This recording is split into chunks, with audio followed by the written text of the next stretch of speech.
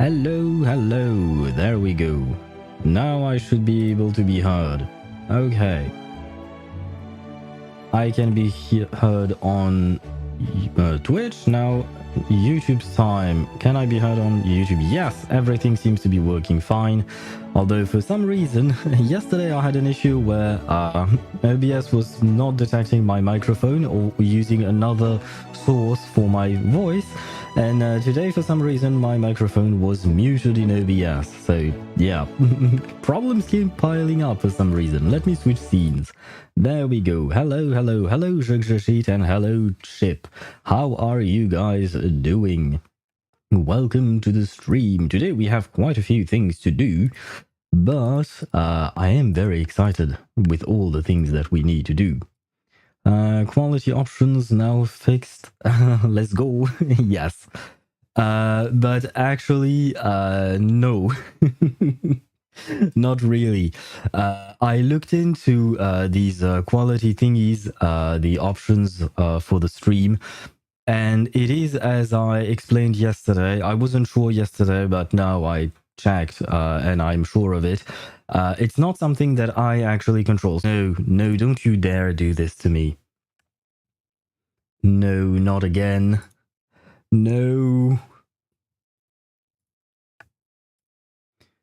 Oh my god, my OBS decided to disconnect from my Twitch channel for some reason. It hadn't happened for a long time, so I was quite happy with that.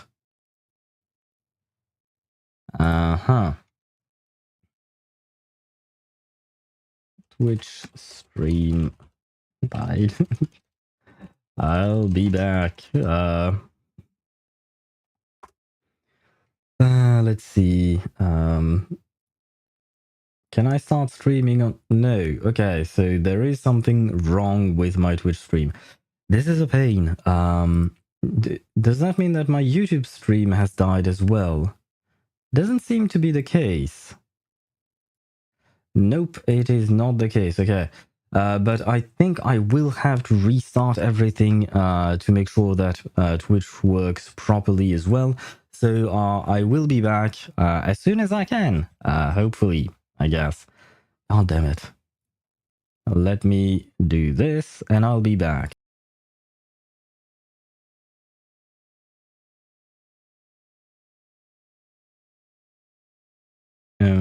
Am I back? Is this working? I think I might be back, guys. I think, but I'm not entirely sure. Let me check. Yes, I am back. Okay. Hopefully this is not going to happen again. I cannot guarantee it. I do not know what makes this happen. It hasn't happened for me in a very long time. So I don't really know why it does this. Sometimes my OBS decides to disconnect from my Twitch channel, which means that I can't broadcast to my Twitch channel. But I should be back. Ça marche là? Ok, merci Marjolaine et bonjour à toi. J'espère que tu vas bien. Faut que je t'envoie un message, mais j'arrive pas à trouver le temps. Mais j'espère que tu vas bien. Oh no! And now, Twitch, because I restarted my my stream on Twitch, it wants to push back ads again. Oh my god, seriously? I came up with this idea of pushing the ads before the stream really starts. You know, when I have the starting stream screen, that way nothing is missing, you guys don't miss anything, I'm not talking to you or anything like that. But unfortunately, Twitch has decided to restart some ads, so I am very sorry about that. I have to let them roll out. They will happen in 4 minutes. But it's kind of annoying when you're just about to say hello to everyone. Oh my god, this start of a stream is not good, is it? Oh my god. And let's see. So hello Chip, hello Jigjigit, hello Marjolaine, hello Satru, hello everyone. I hope everyone is doing well. I am not, obviously, because things are not working properly for some reason. God damn it. I thought that everything was going to go fine today, but no, it didn't for some reason.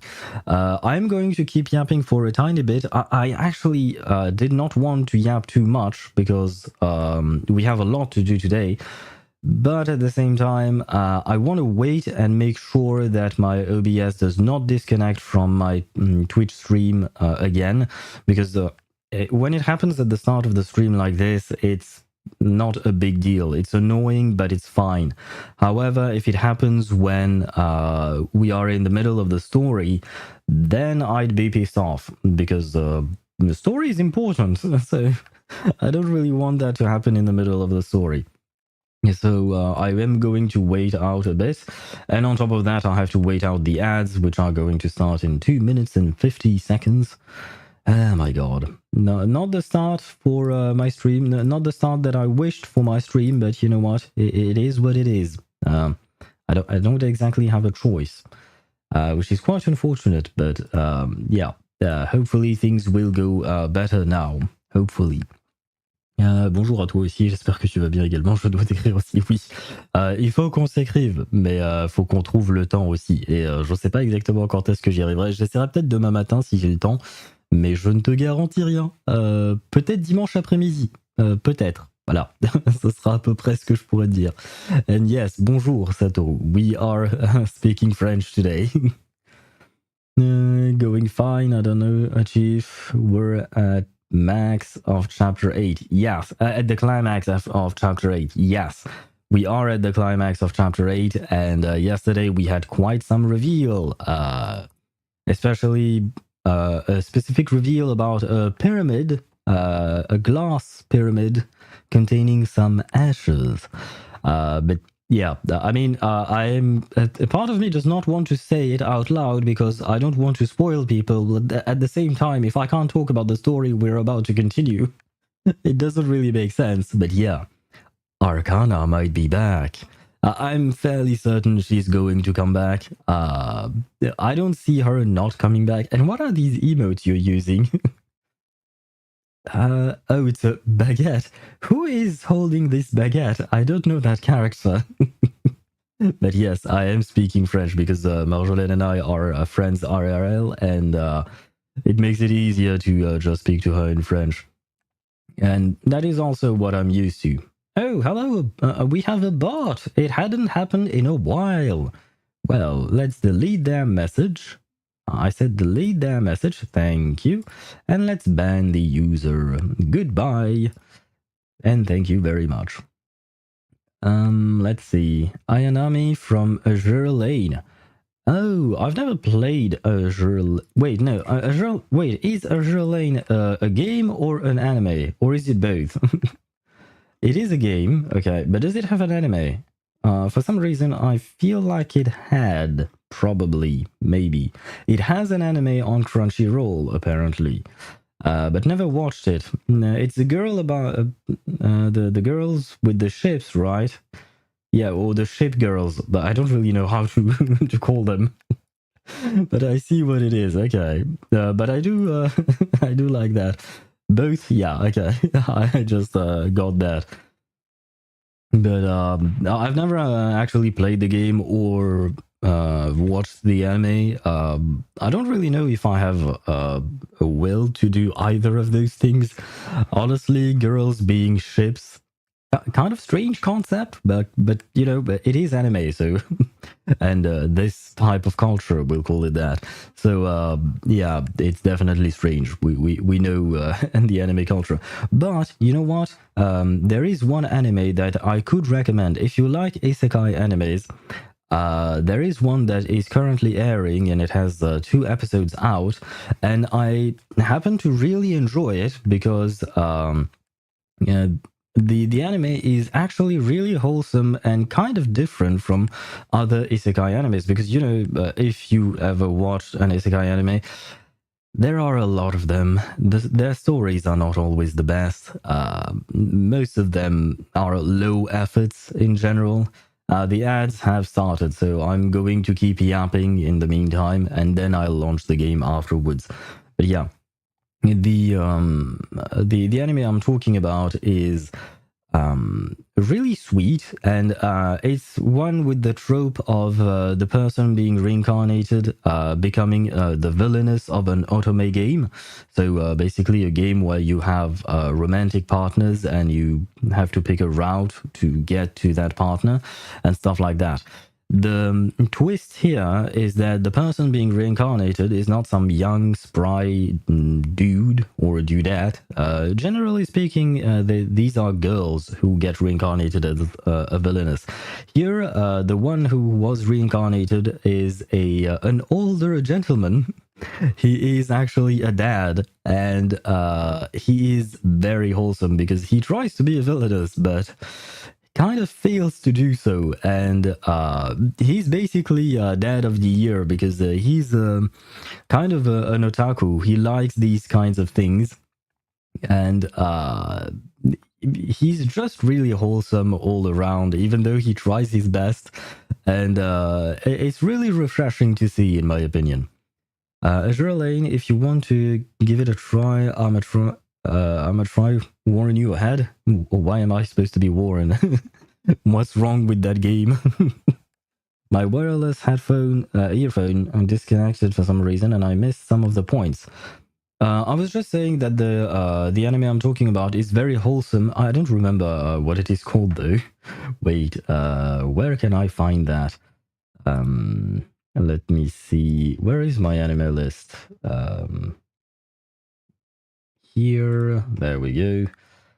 Can I see it on my profile? Maybe? I can, yes, okay. It is called From Bureaucrat to Villainous, a Dad's Been Reincarnated. And in Japanese, it is called Akuyaku Reijo Tensai Oji-san. Sorry for the accent, I do not speak Japanese. But yeah, it's a very good anime. I don't know on what platform it is. It might be on Crunchyroll, maybe? Maybe. Oh no, it's on High Dive, an anime digital network. Sure, more services. And Bahamut Anime Crazy and Bilibili Global and Loftel. That's at least what my anime list is telling me. But yeah, the anime itself is really good, at least so far. It's only been a couple of episodes, right? But it has been really wholesome and just quite refreshing to see a different take on that thing. Sounds familiar. Unfortunately, I'm tired of isekais now. Yeah, I can understand that. There are a lot of isekai coming out each season, and unfortunately, most of them are not really of any good quality, let's be honest. I do watch them still, even if some of them could be considered trash. I still watch them. Just because I know that these are the types of anime where I can just turn my brain off and enjoy the ride, if the ride is enjoyable. Although I will say, I have been angry at some of these anime because of how low effort they were. Either the animation wasn't good, like it was almost like watching a PowerPoint slides, or the story itself made no sense. And, well, we can't do much about that, unfortunately, because I guess, yeah, the choice we have is not to watch them to show the animation studios and executives that we are not interested in that. But let's be honest, people are still going to watch them, so there is that. But at the end of the day, there are still some really good isekais that still kind of are out there, in my opinion. Some of my favorites are Overlord. That time I got reincarnated as a slime. It's pretty nice, honestly. Although the last couple of seasons were very slow and very yap heavy, which I mean, I am myself very yap heavy because I keep yapping all the time, but that's not the same thing. Got some anime recommendations I don't know if you've watched these, Yuru Camp and Bartender Glass of God. I have watched Yuru Camp Season 1, but I have I started the second season, but for some reason I kind of disconnected from the second season, and I only watched one episode. I will go back to it because it was really cozy and I really enjoyed it. Bartender Glass of God, I believe I watched a couple of episodes. It wasn't bad, but the same thing. For some reason, I just didn't continue. But it's not like there was a specific reason, like I didn't like the anime. Overall, I quite enjoyed them both. But yeah, no, I will have to return to those anime at some point. Usually, when I start something, I try to finish it, but sometimes the stuff happens, I suppose. But I will try to get back into those, especially Yuru Camp season 2, because I really enjoyed season 1. It was really cozy and. Yeah, it is a slice of life, so nothing much happens, but it's still a nice story to get into, if we can call it a story, I suppose. It also has a season 3 now. God damn. I'm going to have some catching up to do. But to be fair, we have a few good animes, in my opinion, this season. There is a Solo Leveling season 2, and only 2 episodes have come out at this moment. And my god, I love that anime. Honestly, the animation is great, and the character is even more badass than he was before. And overall, it's just very enjoyable. The story itself is nothing grandiose. It's not something groundbreaking or anything like that. But it is very satisfying to watch, at least in my opinion. And an upcoming season 4. Goddamn, wow. They're going all out. Are they going to adapt the entirety of the... I don't know what the source material is for Eurocamp. I don't know if it's a manga or a... what would you call that? A light novel? Or is there something else usually for sources? I don't think so. Sakamoto Days, 1 I would recommend. Sakamoto Days, it rings a bell. No, it's not the Sakamoto... Sorry, my voice is going somewhere for some reason. Sakamoto Days. Okay, I have not watched the anime, but I've seen the existence of it. Is it good? It has pretty good ratings, at least. But what is it about, though? That is the question. Because I was thinking of the other Sakamoto. What was his name? Haven't you heard I Am Sakamoto? That one I watched and was very funny. It was very stupid, to be fair. Let's see. Adaptation. There you go. Sakamoto Desuga. Yes. That one was very stupid, but goddamn was it funny. It has a theme of organized crime. I enjoy these types of anime, so I would be interested. Sorry, and it is airing right now. Okay, but I didn't remember all of it. But okay. The main character is the dude with the green apron. I see. Oh, but there is another main character. I'm not going to read the synopsis on stream, but yeah, it's about the greatest hitman of all time. Interesting. I will check it out. But yeah, we have a handful of good animes this season. Let me check what other anime I am watching currently and see if I would recommend some of them. There are some I know I'm not going to recommend. I will say that straight away. Let me see. Yeah, no. Nope. There is a Tasokare Hotel, which is kind of strange, for some reason. For obvious reasons, no. I mean, yeah, there is one I will not recommend just because it's very strange. It's called Behe Neko. The elf girl's cat is secretly an S-ranked monster. And it's about a dude who reincarnates or into his own world, but at a later time, maybe.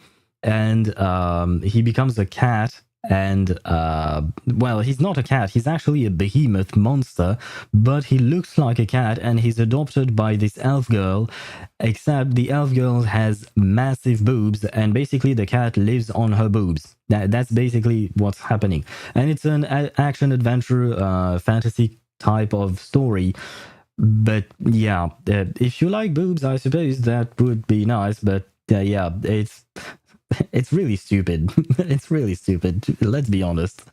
But I enjoy the cat. The cat is kind of cute. So, and I mean, I'm not fond of these types of drawings for female bodies. It's way too much, in my opinion.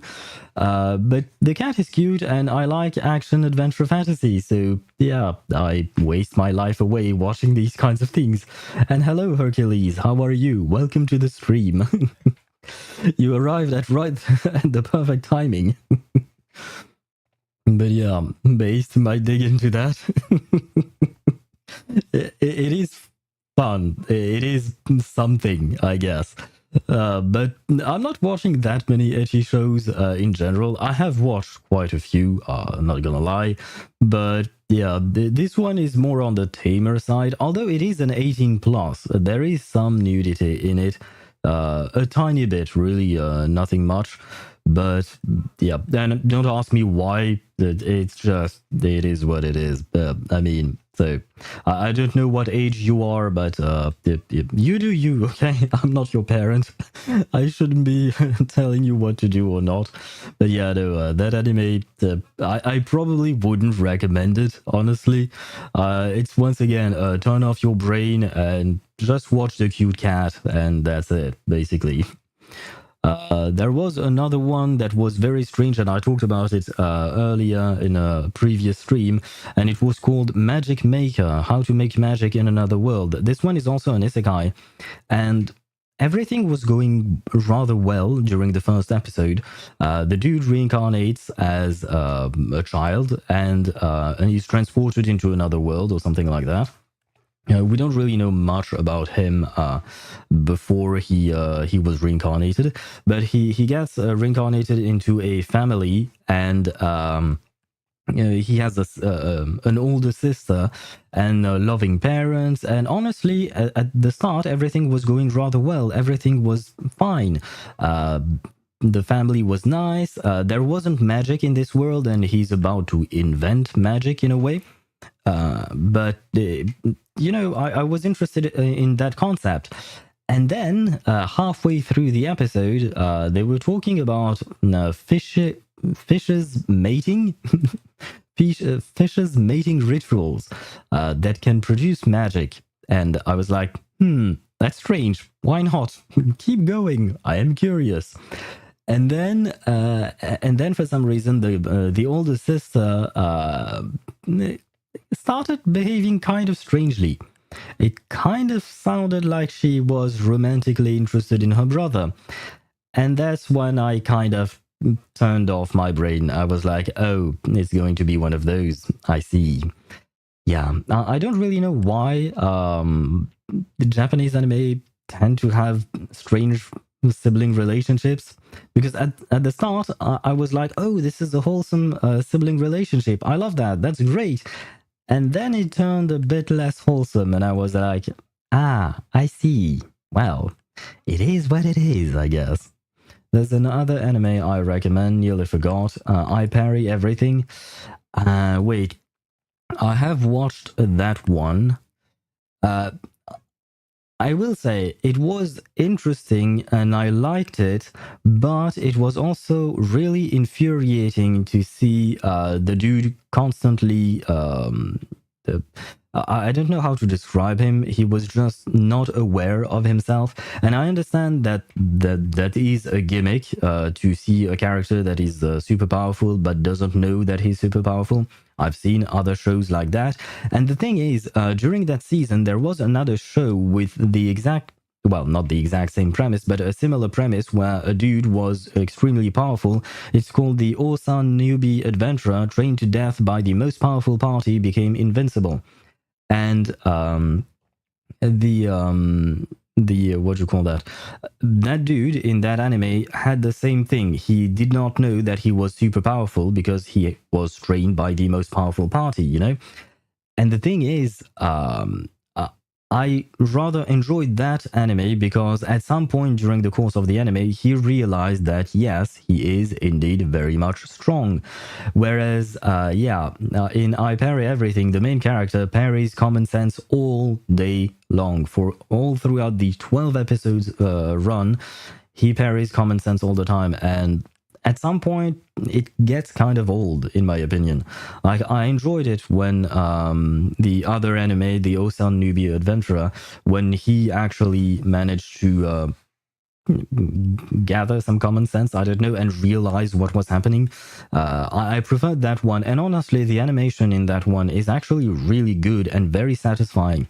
The fights are very satisfying. I did not expect that to be the case. I was expecting just yet, another turn off your brain kind of anime, and yet it was really enjoyable, in my opinion. Never stop yapping, redeemed by Jit. You are absolutely right. I should never stop yapping. There are just a couple of things that I want to mention before we get into the game, because we do have a lot to do. Let me see. I have some notes. So yes, today we are going to try and finish the entire story. Tomorrow we have to pull for Sitlali, Jade, and Miyabi. That's all done. Right. Next week we are going to switch to Honkai Star Rail because we are going to do the entire story, and from what I read, the story seems to be really long, so I will probably divide it into 4 streams for the entire week. I already said that yesterday, but this is more or less a confirmation of that. The one problem with that that I have is that 37's anecdote is going to be gone by the time I come back to Reverse, because I am going to come back to Reverse. I am going to do Anjo story quests at some point, and I would also very much like to do 37's anecdote. The problem is that it will be gone, but I believe that anecdotes, I can do them over again. I mean, I just have to unlock them first, I think, and then I can redo them whenever I want, right? I would like confirmation on that, just to make sure I don't miss out on 37's anecdote, because I do really want to do it because 37 is adorable, and she always cracks me. Oh, but wait, the anecdote itself is not going to have voice acting, which is too bad, because honestly, 37's voice actress is amazing at voicing 37. I don't know if she does any other work in voice acting, probably. I don't know who she is, by the way. Probably should look that up, but she's amazing as 37. She's very adorable, and she always cracks me up. I absolutely love it. So yeah, unfortunately, I will be the voice actor for 37 going forward. At least for her anecdote, so I'm sorry in advance. But yeah, there is that. I guess we're switching to just chatting now. No. We are going to get into the game in just a tiny moment. Someone had made a playthrough of Amphorius. Please correct this. Yeah, it is Amphorius, I believe. It ends with an S, and it was a whole 10 hours and a half. Yeah, that is basically what I've heard, what I've read online. It's about 10 hours of story, which is kind of long, and a lot of people seem to complain about the story, but maybe it's because they tried to do it all in one go. So I decided I'm not going to do it all in one go, especially because I know that I take a lot of time. So if it's 10 hours for regular people, it's going to be 20 hours for me. So let's be honest, I can't do that in one sitting. So I have to do the regular, I have to just schedule it properly and enjoy it bit by bit. So that is exactly what I'm going to do with that. I'm back and you're still yapping. Yes, I am always yapping. I mean, the scene I am on, you can see on the screen, it is called just yapping. But I am going to get into the game very soon. I dozed off while doing that quest and deleted the game. Yeah, you told me that you didn't like it, but you also told me, Satoru, that you were going to come back to Honkai Star Rail when Maide is going to get his drip marketing, and I thought I saw his thingy on Pridewin, so I'm guessing he might be coming soon. Let me see. Where do I see characters? No, it's Fion? Are you sure? I'm almost positive I saw. Yeah, no, My Day 3.1. He is. Oh, it's Fion you want? For some reason, I thought My Day was among the ones you wanted as well. And unfortunately, yeah, no, Finon is not anywhere here, at least not on the Pridewin website. And I do trust Pridewin because in general they are not, they only publish official information that they have. So at least that's, confirmed because it's official. So that's good. But well, I suppose you will have to wait. But then if you start playing the game, you do know that during the live stream for Honkai Star Rail, they said that every single patch for the 3.x series is going to be a story thingy. So you're going to have some catching up to do once you start back playing the game. It's going to be a bit of a doozy. You are going to have a lot to do. I haven't even finished Sunday's jailbreak. Wait, when are you? When did that happen? Oh, was it just 2.7 then? Or is it 2.8? I don't remember.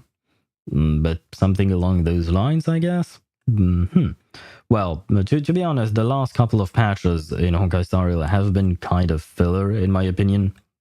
So, there is that. My Day is not to my liking. From now on, I'll only play for collecting characters. Fair enough. Fair enough. I like the Pridewin's banner names on its banner and duration. Yeah, I have seen those. I have seen that they've had some fun with these things. Let me check. Pure Fiction, Maho Shoujo for the Herta, yes. The Lacking General? Wait, that's mean. Don't talk about Fei Xiao like that. I'm a healer bot for Lingsha. Step on me. They call the banner for a Jade Step on me, and I am going to pull for a Mother Step on me, so there is that. Oh my god. It is funny. Again, for Robin. Deadly Seamstress. Oh, they didn't go too wild with Aglea. Howdy, partner, for for Boot Hill. And what am I doing here? Oh, for for Silver Wolf. Okay. Yeah, they are having fun. At least on the Honkai Star Rail one. I don't know if they are doing it for the other games because I know that they do it. They have the website is also used for what do you call that, for Zenless Zone Zero. They have several different games on Pridewin. I don't know if they name these things for other things, but yeah, it is very funny. I would rename Robin Chicken Wings. No, that's her brother. Remember, that's Sunday.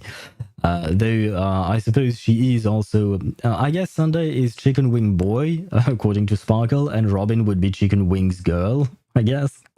Silver Wolf relatable. She is actually. She's a gamer just like us.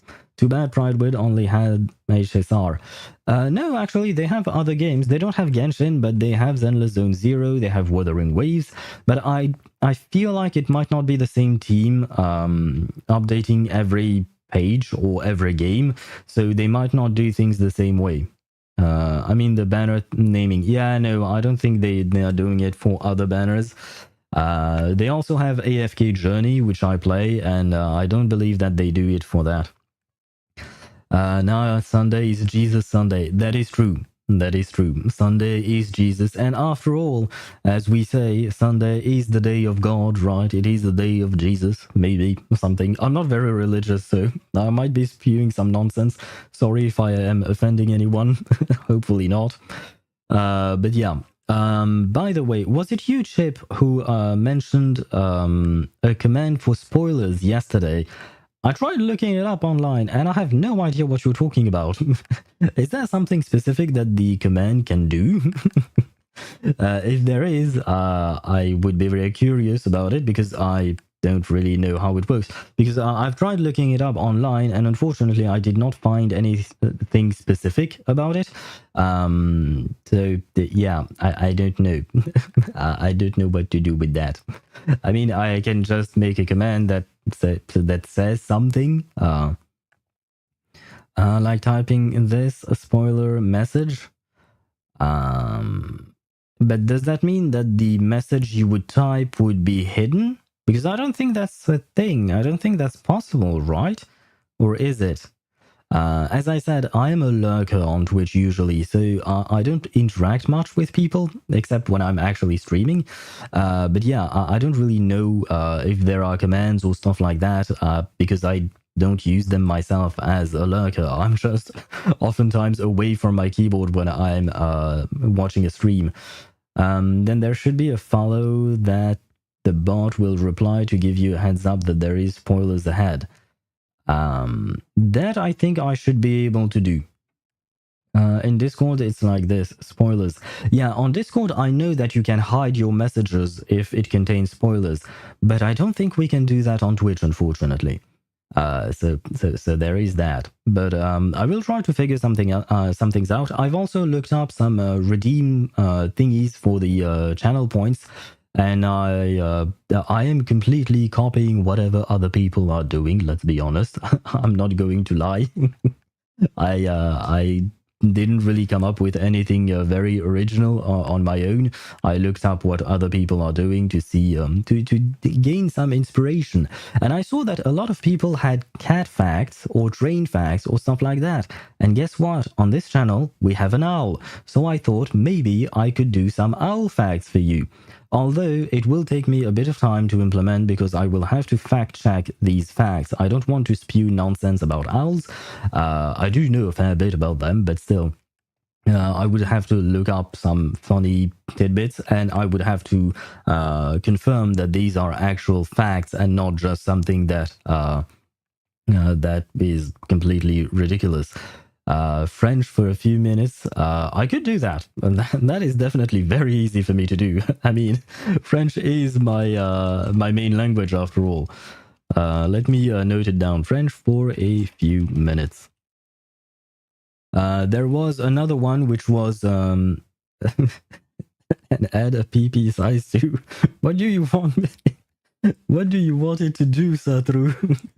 I'm not sure what you want from me here. Or you can mod someone to remove the spoiler messages. You really want to become a mod, Sadru? I see. I see you. I mean, for now, I think things are fine. But if you really want to, I can I can give you mod.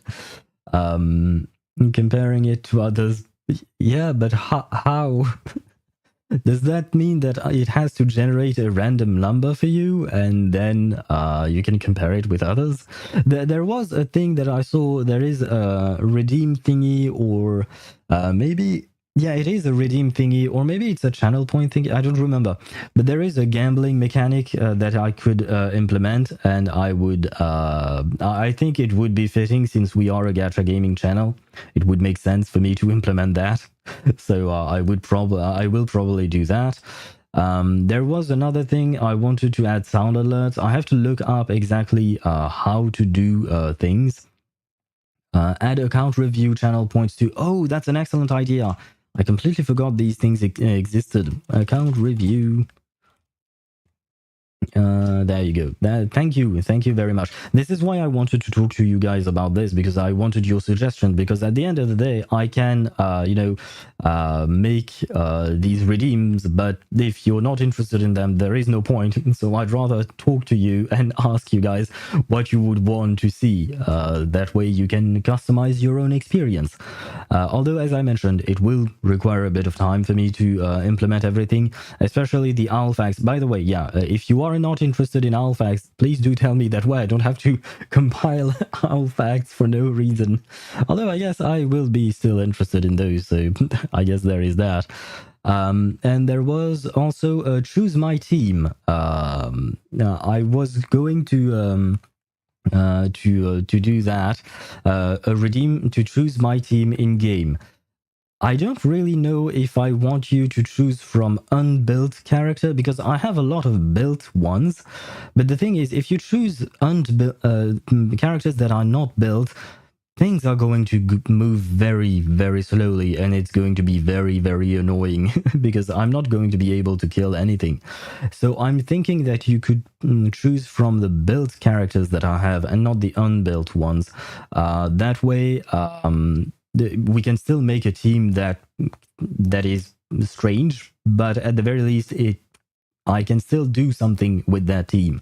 Like, even if you if you put Layla, Zhongli, Sitlali, if I do get Sitlali and Toma together, might be a problem. Oh, you know what? No, actually, we could still make that a thing, I think.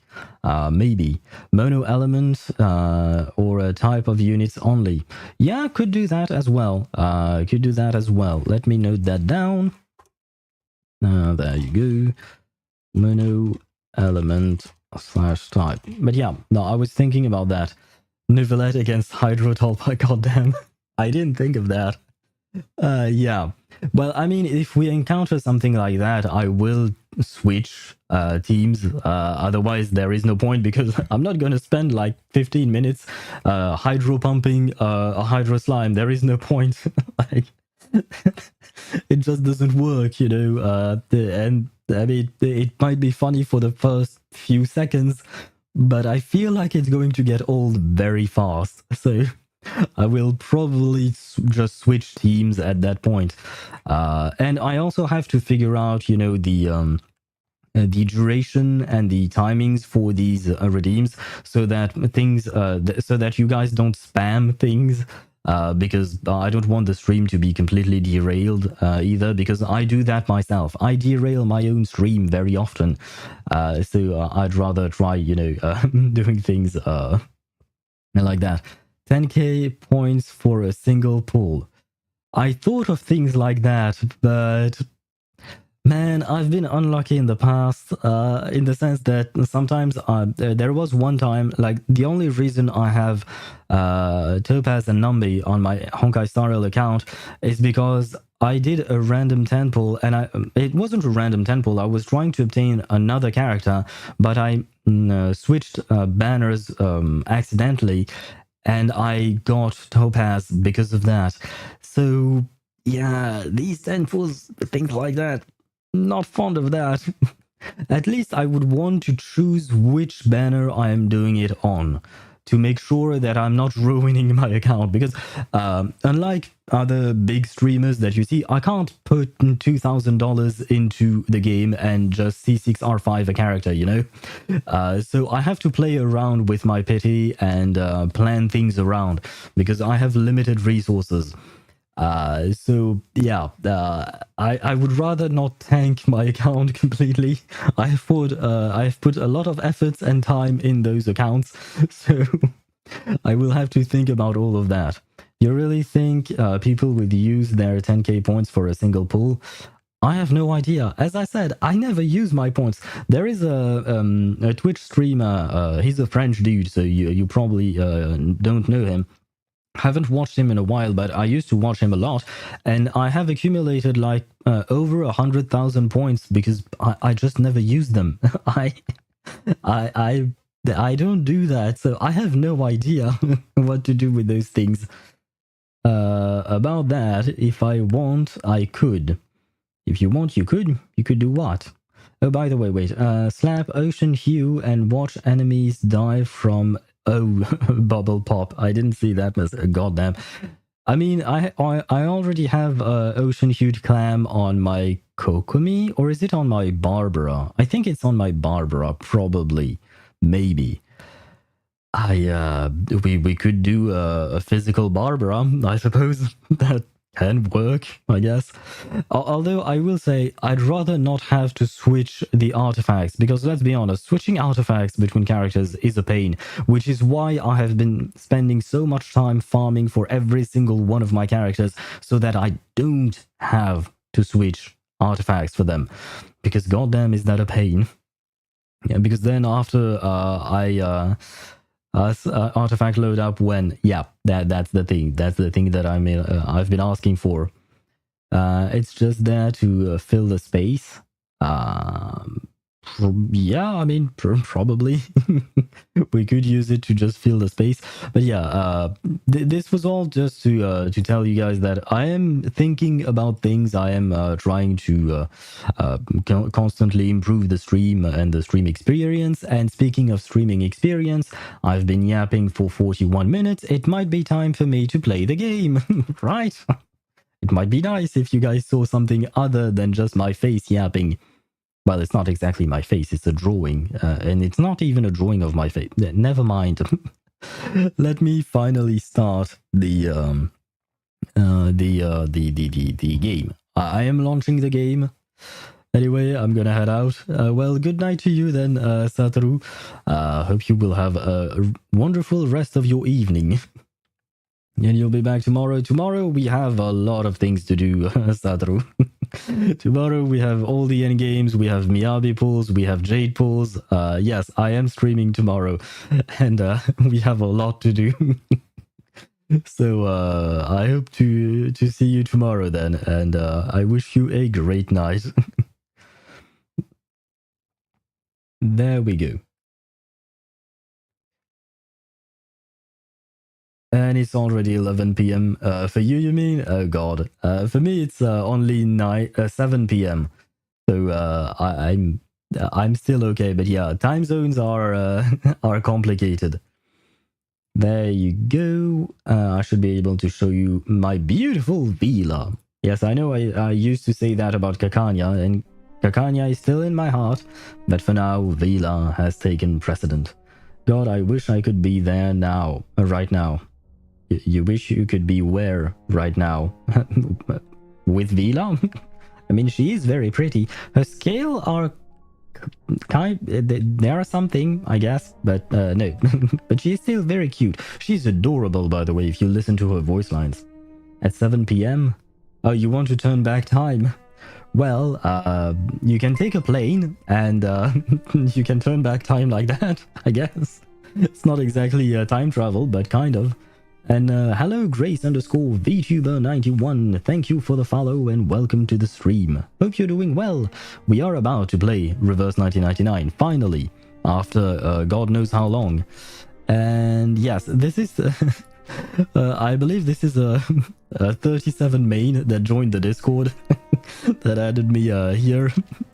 And I'm just laughing because I love 37. She always cracks me up. This girl is really funny. Let me grab all of the things that I need to grab very quickly. I'm not going to do my dailies. I'm going to get into the game straight away. And by get into the game, I mean get into the story straight away, because we've wasted, quote unquote, wasted enough time because I've been yapping way too much. Let me grab... What is this? I want that. Yay, thank you. Oh, my critters want to talk to me. Yeah, I'll do that later on. Let me check. Can I... Wait, why is my wilderness upside down? There we go. I want just to check if here I can do anything. I can! Yay, I can trade! Thank you, finally. I made some money. Never mind, I won't be able to make much more. I can trade here, I guess. There we go, we have 42k. Okay, I will do all of the rest of this later on. I just wanted to what do you call that? Always feel most at home to in the water. Unlock these things. There we go. 37 main but Ains R15 P5. I mean, it's a lot to ask for people to R15 and P5. And I actually don't know if they are 37 main, by the way. It's just because on Discord they have, you know, that little quote that you can use to customize your profile, and it is "Welcome to the world of numbers," which is the ultimate line for 37. And I can always hear 37's voice in my head even when I'm thinking of these voice lines. Also, thanks for the ad in reverse. Yeah, no worries. Oh, it was you. It's you, Chip. Okay, I did not recognize the name, that's why. That's why I did not know, because on Discord you're just .37, so it's kind of hard to match Chip to that, in terms of naming. But there you go. Now I understand. Now Firefly still has my heart and my foresight kicking in. Oh, I see what you mean, Satru. We'll see. For now, nothing You just happened. taught me a lesson.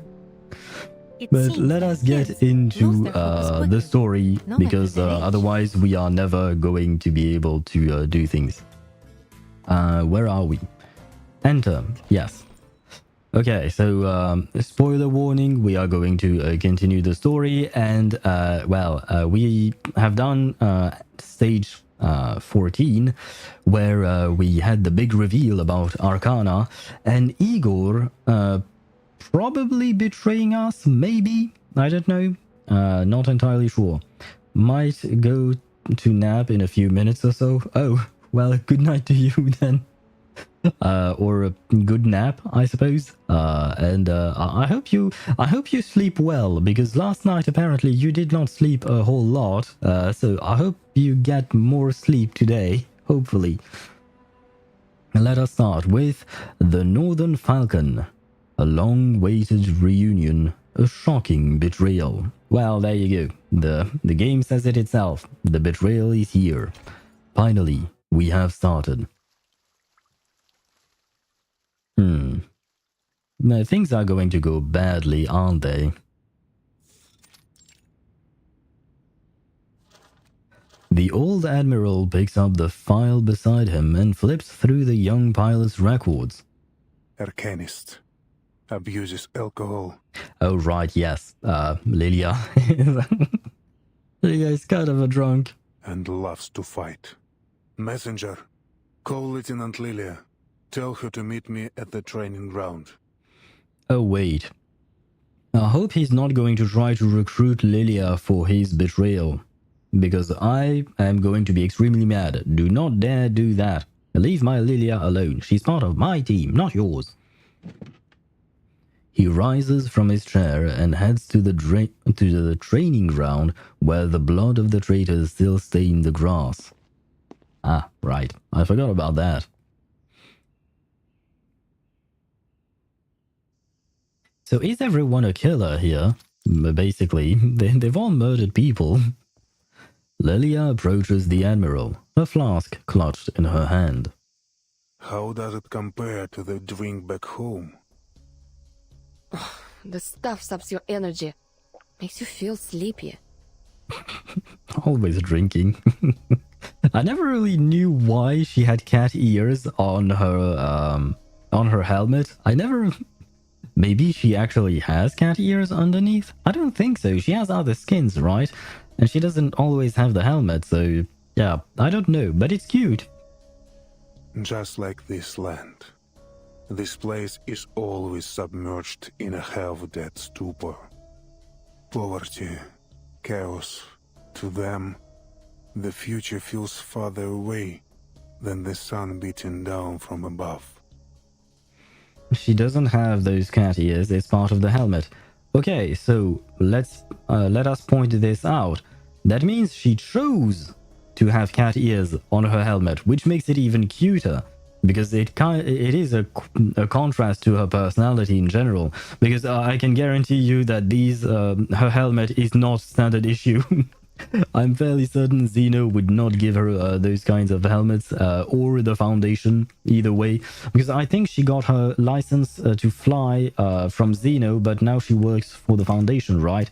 So yeah, no, neither of these organizations are going to give her a cat ear helmet, so she chose that on purpose. While the sun casts its light from above, many choose to dance in the darkness of the sewers. Tell me, Lieutenant, what do you think of the Foundation? Forest safety standards, shake my head. I mean, do I need to remind you what Constantine did to the kids that accompanied Vertin back in chapter 3, I think? I think safety is not a concern for for the Foundation, let's be honest. Is this some kind of test? No.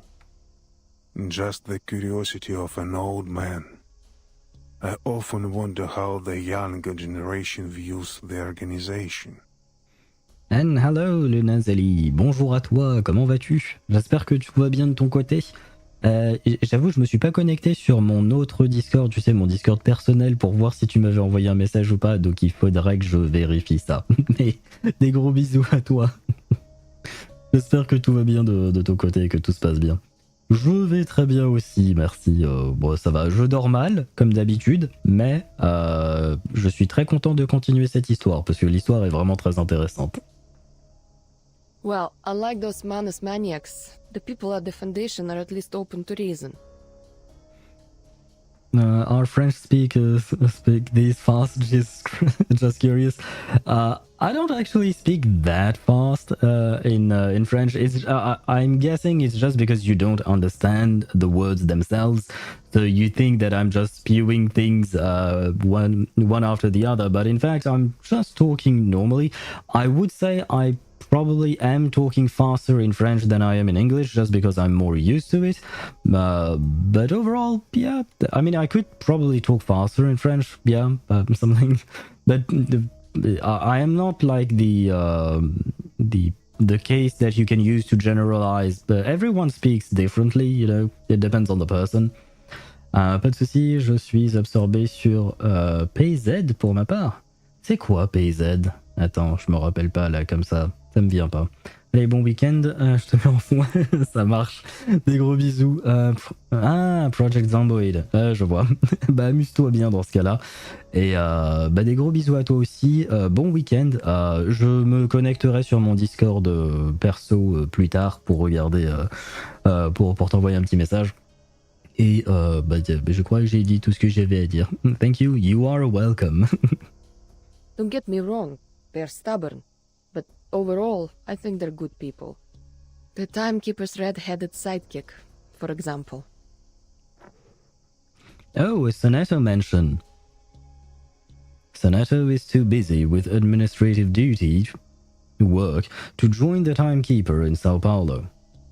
She's a stickler for the rules, but it's so boring to follow all the regulations. That being said, it would probably be even worse without them. Total chaos, actually. Ah, it's interesting. I like the fact that she actually understands that, because, well, following all the rules like Soneto is doing might be a bit annoying, not gonna lie. But at the same time, if we don't have rules, then, it would be a problem. Although I guess some people, the rules don't apply to them. Well, let's not talk about the real world. Hey yo, bilingual W. Hello, ShinyBot TV, and yes, I am indeed bilingual. I do speak French and English fluently, both of them. And I can spew out a few words in Spanish because I learned it in school, but I don't remember much, to be honest. And I've learned a few words of Japanese because I've been watching anime, so there is that. But once again, not good at it. Certainly not fluent in either of those languages. And I also know a few words in German because my brother lives in Germany. But yeah, never mind. Let's not get into those things. Anyway, at the end of the day, someone has to do the thankless jobs, and the people at the Foundation are the only ones willing to do them. A subtle hint of approval flickers in the Admiral's eyes. As the Foundation's most loyal partner, Xena has always been committed to creating a brighter future for both arcanists and humans. As the Foundation's most loyal partner, does the Foundation have other partners? I'm not entirely sure. And by the way, did I say hello to ShinyBot TV? I remember replying to you, of course, but did I at least say hello? Hello and welcome to the stream. I do try to be polite, still. You said hello, okay, thank God. I do want to be polite with people, so it would have been kind of bad for me not to at least say hello. Laplace, oh right. For some reason I keep thinking that Laplace is part of the Foundation, but no, they are actually something else. an institution, Lorenz. What is that? I don't remember that. Did I miss something? Probably, I'm guessing. But what is the institution, Lorenz? Do we know characters from there? I'm guessing yes, probably. If you could name one, that would maybe help me, if you could.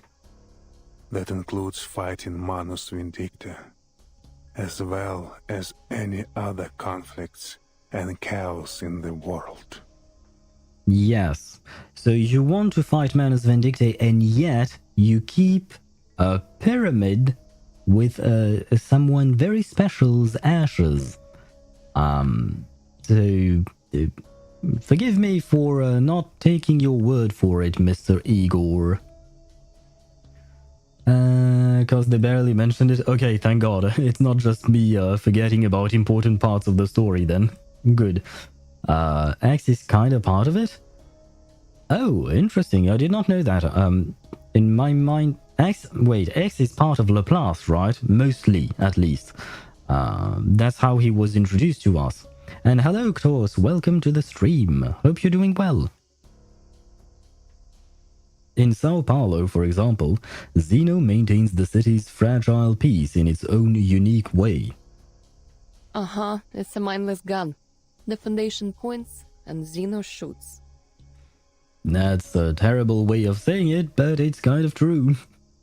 Precisely. Countless soldiers have perished in the storm, and they've all been deemed necessary sacrifices. I have to tell you, I don't like Zeno's role in all this. Neither do I. But an order's an order, even if it sends your soldiers to die meaningless deaths against an enemy they couldn't possibly defeat. 4 days until Arlecchino, then you use the babies emote. Why would you use the babies emote with Arlecchino? Is it because Arlecchino is father and she's taking care of so many babies? He is very different from Tuesday, although I will say that both Arlecchino and Tuesday are very scary in their own way. I do prefer Arlecchino over Tuesday. I hope Mihai is not here. That way he won't be mad at me. Because I know how much he loves Tuesday, but still.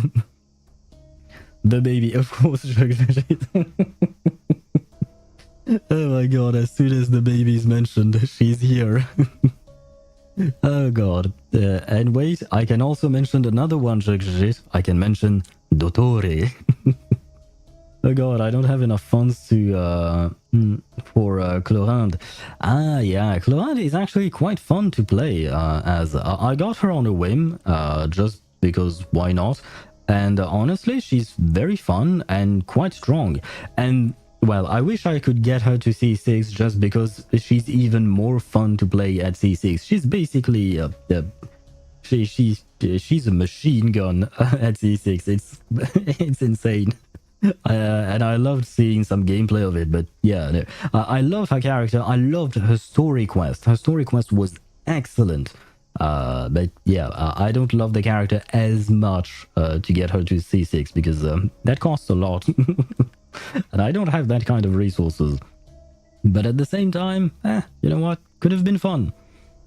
Where was I?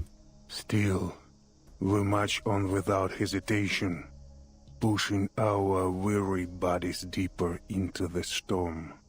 But how much longer can Zeno keep going, Lieutenant? How long until our knees buckle and we fall to the ground? And here it is.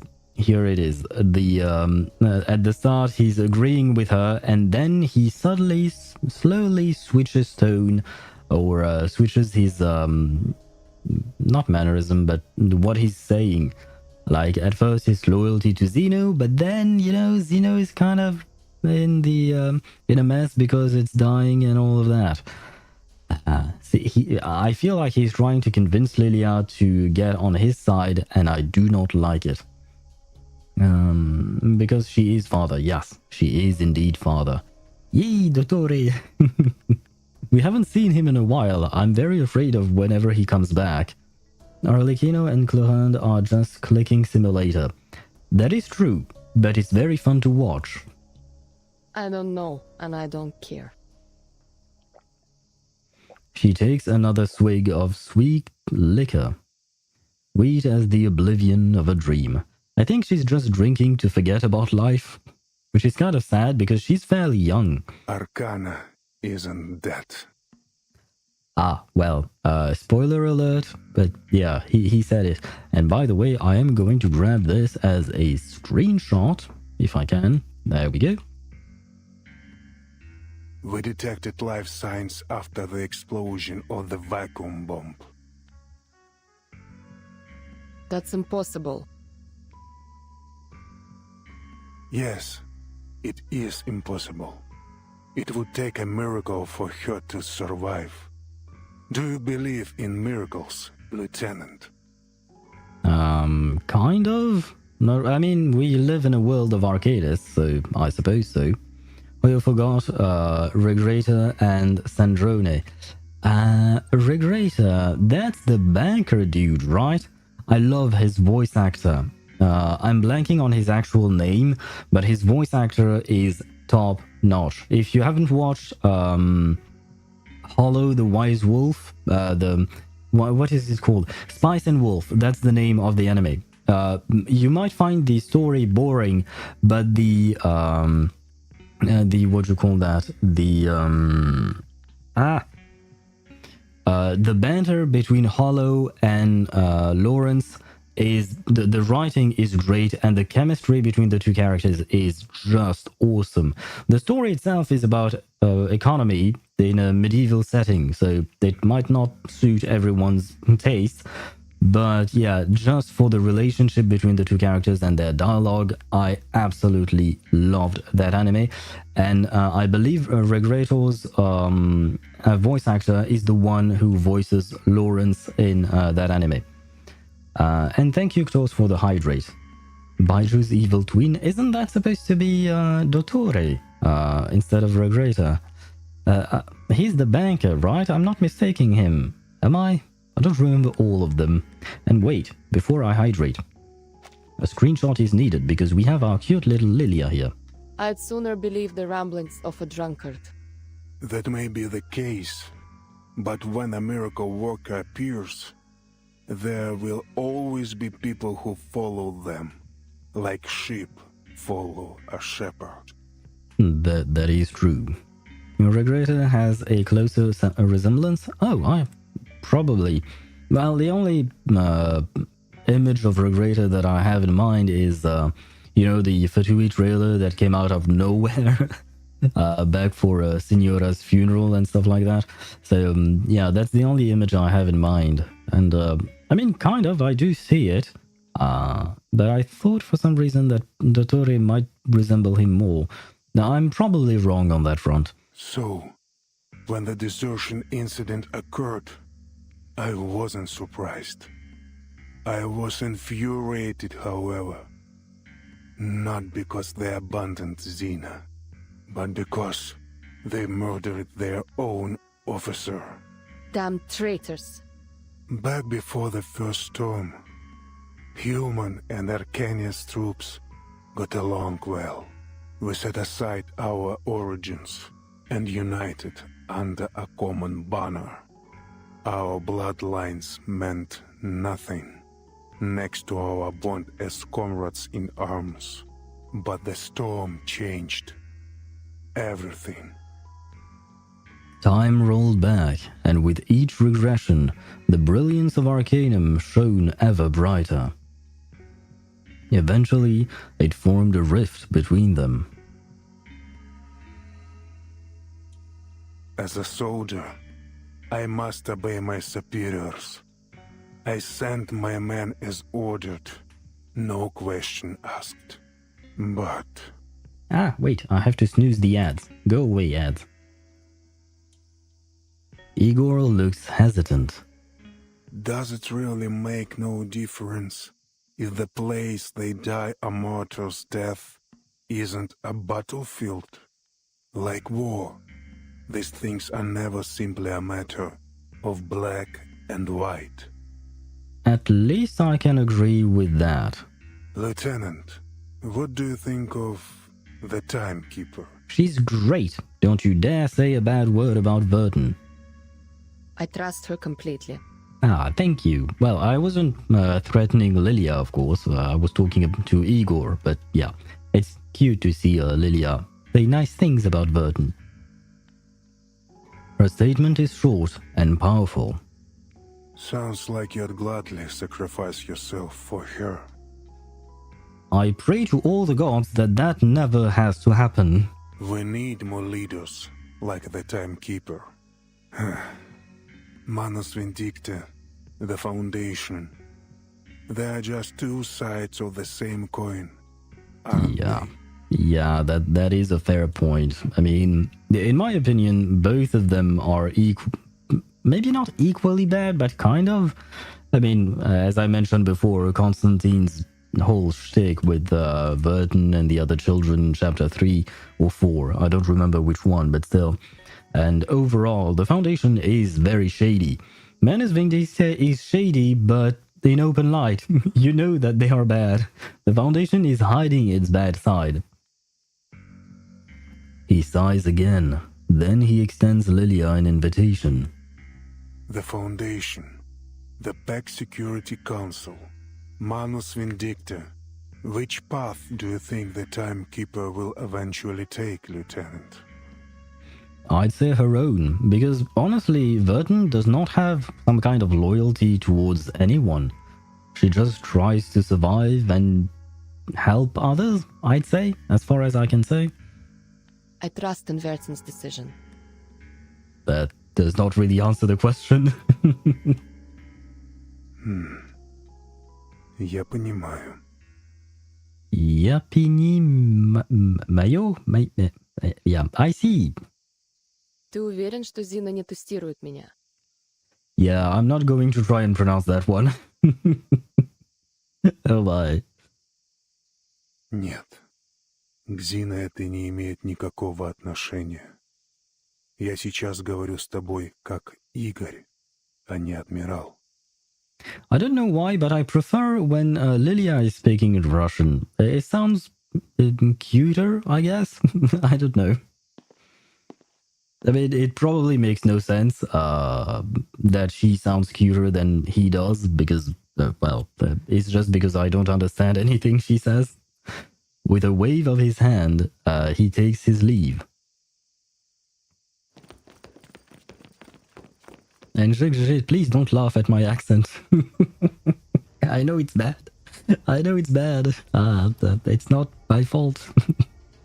As he vanishes under the shadow of the colonnade, soldiers rush into the training ground. They surround Lilia, their guns pointed firmly at her. I am not going to like what is about to happen, am I? What's going on?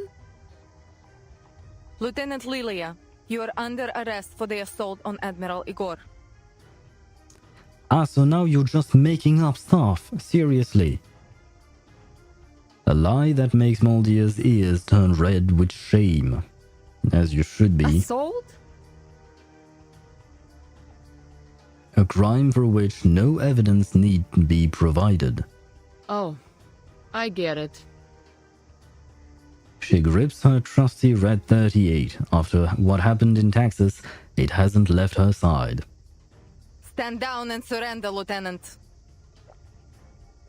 Lilia downs the contents of her flask. Even the booze here tastes lame. Come on then. You're not taking me down without a fight. Soldiers, fire! Oh wow, they are actually going to try and kill Lilia. I see. I shall have my revenge. But we are going to have an ad break because I've already snoozed it once and I try to keep my snoozes because I only have 3 snoozes per stream. Usually, sometimes I have none for some reason, but yeah. I'll only have 3 per stream, so I try to keep them for various points of the stream. That way I don't interrupt the actual flow of the story. But yeah, here I will wait. I'm not going to even do the combat while the ads are running to make sure that everyone can see everything. But we can discuss our team though. Supposed to be there is a Lilia here, weird, as a trial character and cannot be replaced. Well, the only Lilia I have is here. And this is a terrible idea, but I'm going to do it nonetheless. No wingman is needed. We are going to take Lilia with us here because I want her to kick their asses, and I'm going to keep Anjonala. Oh right, wait, I forgot to equip Anjonala with her own thingy. I bought it from the store, from the event store. Where is it? I'm sure I bought it. Maybe I did not level it up. Oh wait, is it this one? I believe that is hers, right? It is. And didn't even level it up, no. I just thought of buying it, but I didn't level it up or did anything like that. It is, okay. Because I had some issue actually recognizing her here. But see, it is going to be leveled up very soon. Crafting the will... Oh, wait. Oh, no. Yes, we always feel most at home in the water. I It hope... falls from the sky, flows into the sea, and I can hear and eventually Vila talking. runs through our mouths and gills. No, Rusalki will never stay away from it for long. Guys, I think I fucked up. Guys, I think I fucked up. Oh no. Oh god. You said it yourself. Well, this is my room, and I may do with it as I please. Well, we'll get back to the story in a moment. And we can ascend it all the way up to 60. Come on, game. There we go. See, it is level 60. I don't know what you mean. Can I amplify it? I can. Do I want to? Yes, probably. It is a limited character, so let's amplify it.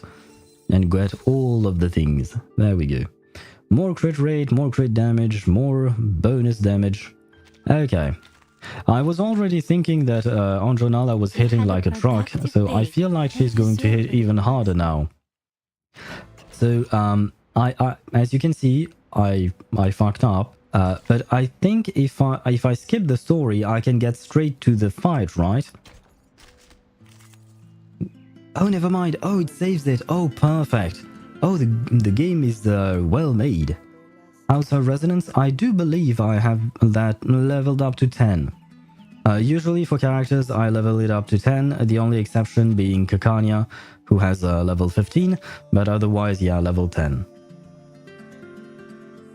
Unless, I mean, Kakania is an exception because I really love the character, but also because I know for a fact that leveling hers up to 15 is not a must, but it is very good for her given how she scales on HP, if I'm not mistaken.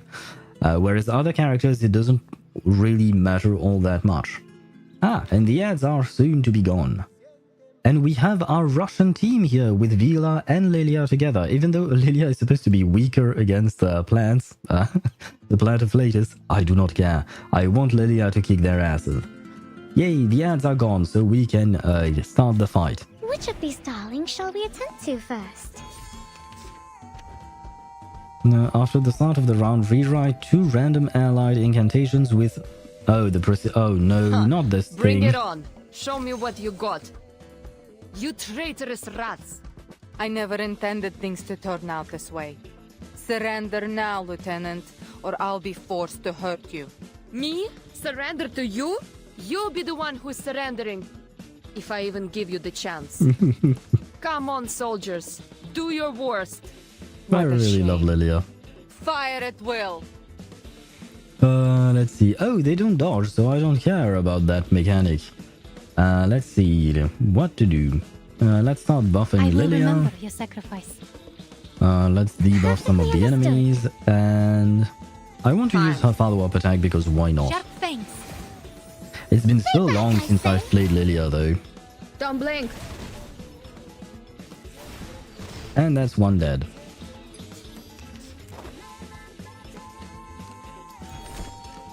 Okay, only one of them wait, what? He can use his ultimate? Oh, never mind. Yeah, no, he is using his ultimate. And he can dodge. I see. Well, I guess time to kill him then. If I can, and I can't. Obviously, I can't. It had to be that way, hadn't it? Okay, I can do that. At least Wanna it will watch the hit aerial one. stunts? Wait, no, I can just switch the thingies. I see. I think admire things are your not courage. going to go Perfectly well. understood. This should Fine. work, I think. Keep up the pace. Flee, mortals! Don't blink. You forgot to channel. Probably. Cheer up. Wait, didn't I just do that? I don't even remember what I did 5 seconds ago. God damn. Oh well. Now I can channel, which is great.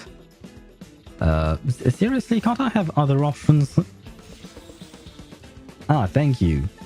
I can Perfectly channel. understood. I can Wanna watch attack. the aerial stunts? Wait, no. I am going to debuff channel and then attack.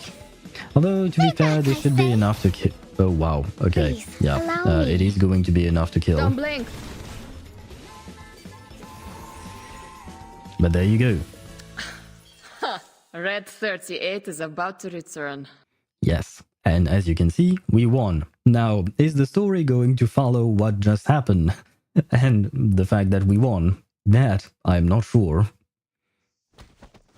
Please let her be okay. I was already worried about her during the last patch. It's useless. There are far too many of them for Lydia to escape. No, I was already worried about her when she was kidnapped by Tuesday last patch, and now this. Why do they always have to put Lilia in danger? Seriously, why? And hello, Dom. How are you? Hope you're doing well. Welcome to the stream. Well, how to phrase it? Yeah, Lilia is not going. She's. I'm afraid now. There is no use resisting, Lieutenant. Is there no one who could help her? No, everyone else is very far away. Oh my. God damn it. Disarmed, Lilia is forced to her knees, and her hands are bound behind her back. Tell me, what's Igor planning? Father will lead us to a future where meaningless sacrifices are no more. The die has been cast.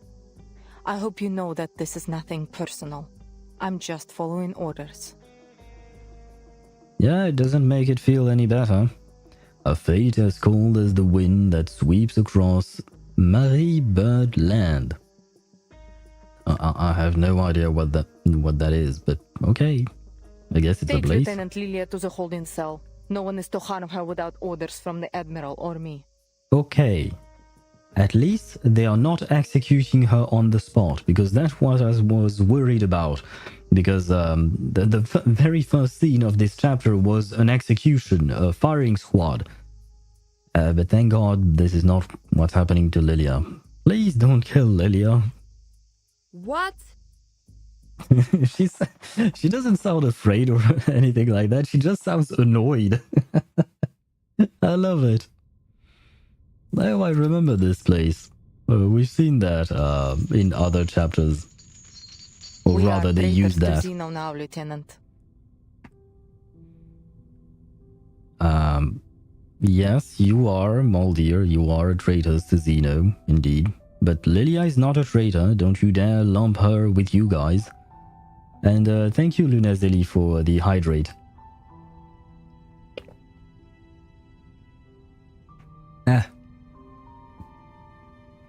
And though these words disgust her, she forces them out. I am loyal only to my father. It's a pity, really. I would have liked to work with you in the future.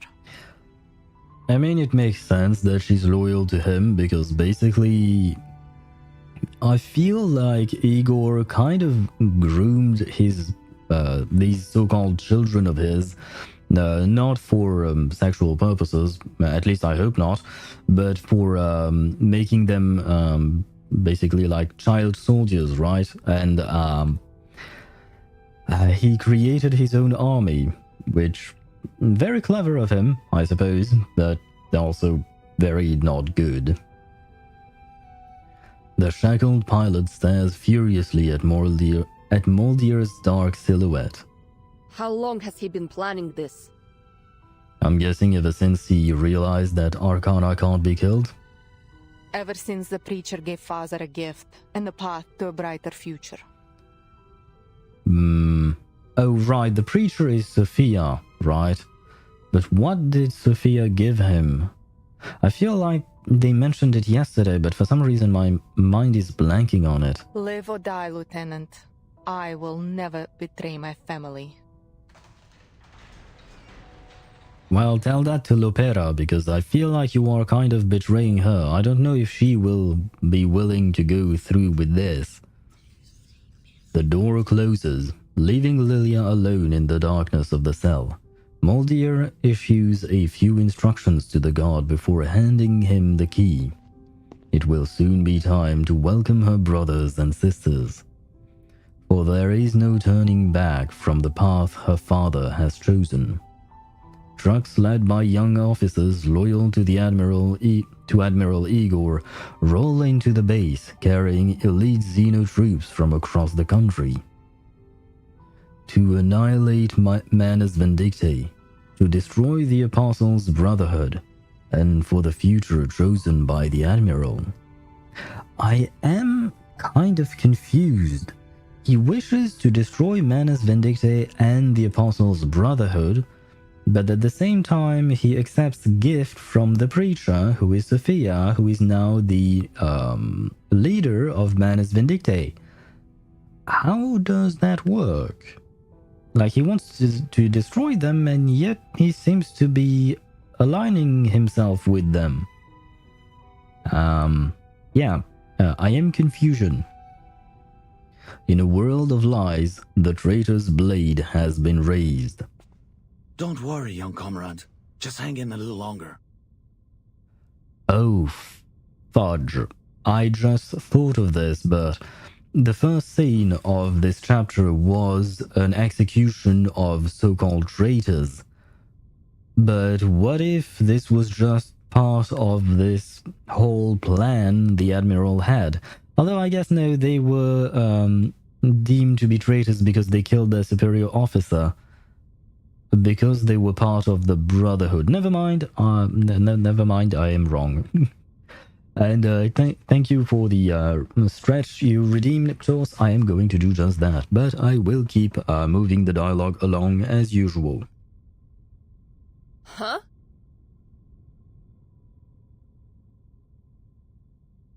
Well, never mind. There is no more dialogue. Of course.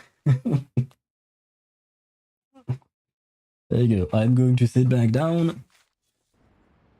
But of course, as soon as I decide to stretch and move away from my microphone, the game decides to become silent and no longer have any dialogue. Great. That's just great. Let's listen to what this mysterious man has to say. All it takes is one lie to set off a chain reaction, and I'm afraid the butterfly effect has reached you. I have bad news. You've been betrayed. I think the expression is no shit, Sherlock. I mean, I think I figured that one out. But there's good news, too.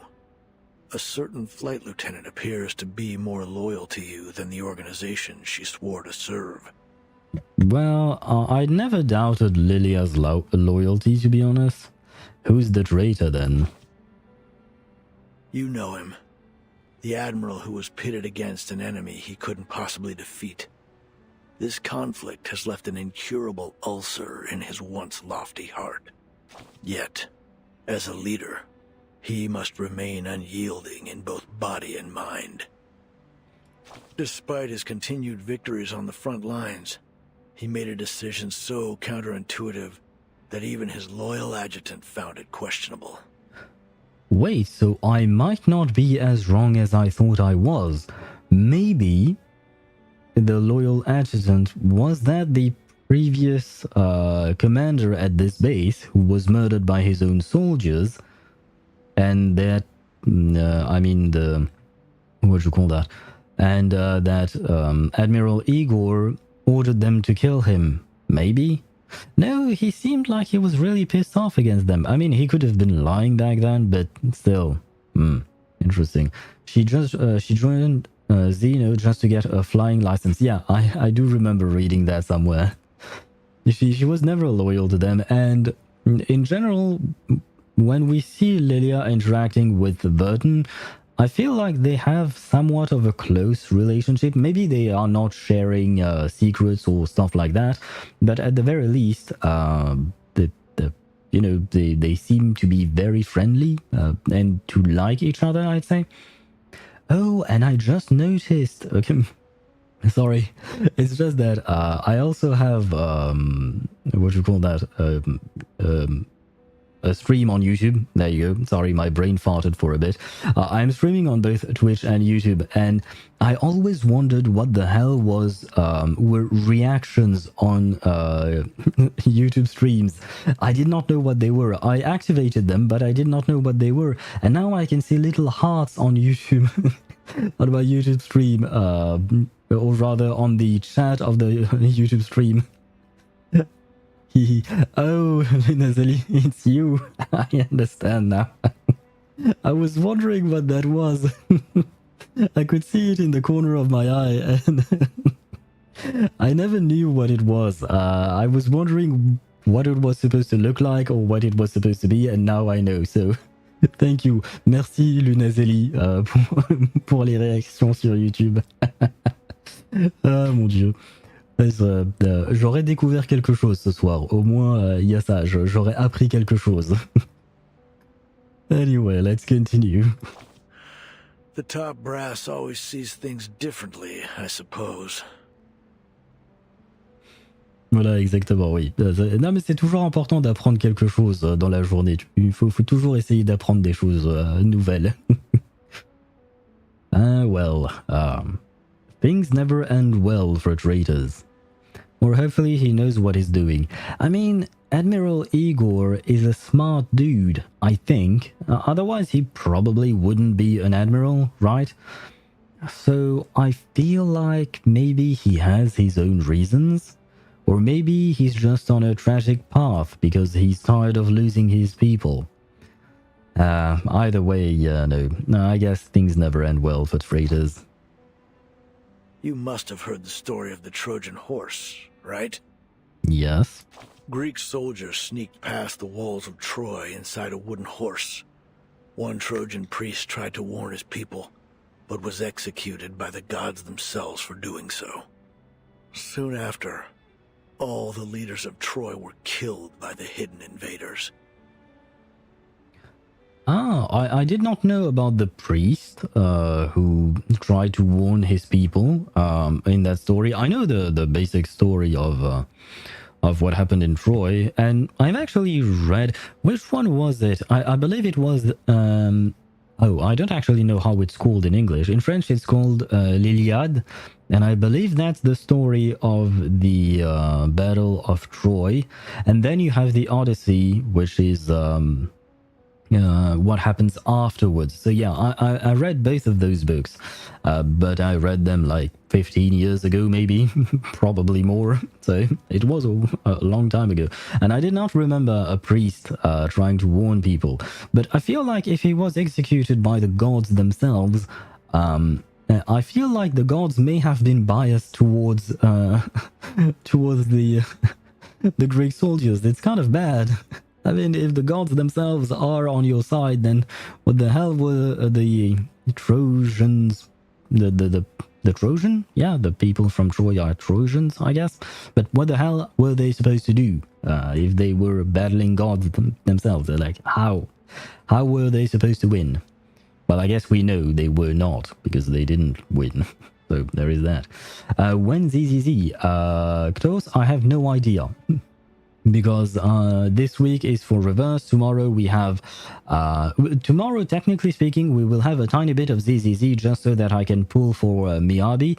I am on my 50-50. I have 210 pulls saved, and I am 20 pulls away from hard pity, so I am guaranteed to get a 5-star. I don't know if I'm gonna get Miyabi or not. I still have to win the 50-50, so there is going to be a tiny bit of what you call that, of ZZZ tomorrow, and after that I don't know, because next week is Honkai Star Rail. The week after that I'm coming back to reverse because I want to do Anjo Nala's story quest and 37's anecdote. Then I also have Mavuika and Carlota's story quest in Genshin Impact and Wuthering Waves respectively. And then we might even have some story quests in Honkai Star Rail as well. I don't exactly know what is happening in Honkai Star Rail. I'm staying as far away from spoilers as I can in Honkai, so there is that. So maybe in a couple of weeks there will be more ZZZ, but yeah.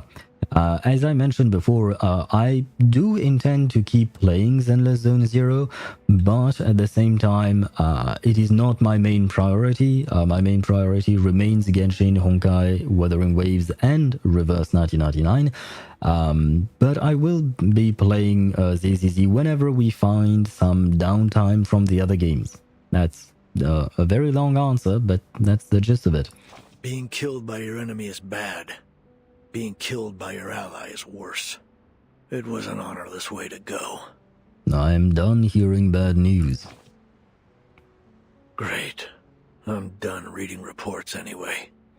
Can you give me some good news? Maybe like Lilia escaping, for instance? That would be I look nice. forward to your wise decisions. We need some good news for a change. I guess not.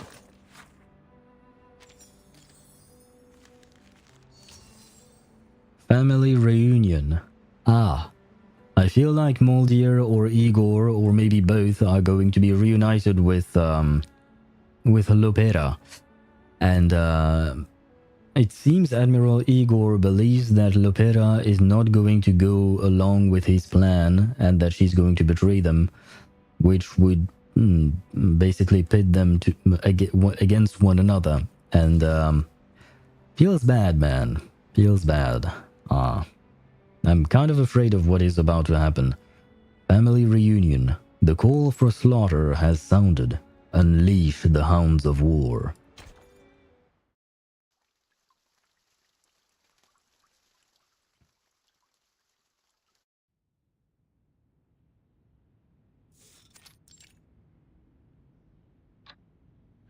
After a long wait, father and daughter reconvene. Father, Ptolemy and the unit have arrived. So here they are. The army of justice ready to eradicate the Manus and the deserters in one fell swoop. He picks up a gift he received from the Foundation. Oh, the During umbrella. the last storm, the Foundation created this thing. Yeah, the thing that Lucy sacrificed herself for. Well, I mean, she's still alive, but she's not in a good condition. Poor Lucy. And with the help of Laplace and the Pera and arcanists, they stole the fire of the gods, just like Prometheus. I suppose so. Kind of. Which side would you choose? Well, okay, I said that the Foundation was shady and all that, but goddamn, between the mask from Manus Vindictae and the umbrella from the Foundation, I would choose the umbrella 9,000 times out of 9,000. Like, seriously, there is no contest between the two.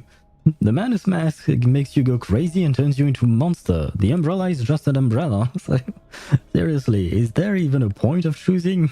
I wouldn't. I would follow. You would follow what? I guess your father? Goddamn, girl. Grow a pair and grow a brain of your own. Follow you wherever you lead. My god. Yeah, I mean, I like Moldier. She's an interesting character, but yeah, no, please. Have your own thoughts. Her loyalty is like a shield to protect herself from her inner doubt. True L Moldier, Send yeah. someone to bring Stefan's belongings here. I don't mind characters being loyal to other characters. It makes sense, obviously. But I personally dislike kind of, because this to me is not exactly loyalty. It's more like blind faith in her father, so-called father, I suppose. And blind faith is, to me, something that is always bad. It never ends well. And I don't like it. At least not like... I like to see it in stories. It's interesting, of course, to explore that topic, but I personally don't like that thing. Does he have different colored eyes? It seems like this one is more blue-grayish, whereas this one is more greenish, maybe? Wait. Yeah, I just moved my head closer to my own screen. You couldn't see that, but I did just that. And I do believe he has different colored eyes. Not that it truly matters, but... The traitor found something important at Tuesday's motel. The traitor. Oh, you mean the dude who leaked the footage of Arcana getting bombed? Ptolemy will find it useful. What did he find, though? I don't remember that. That's all for now. Understood.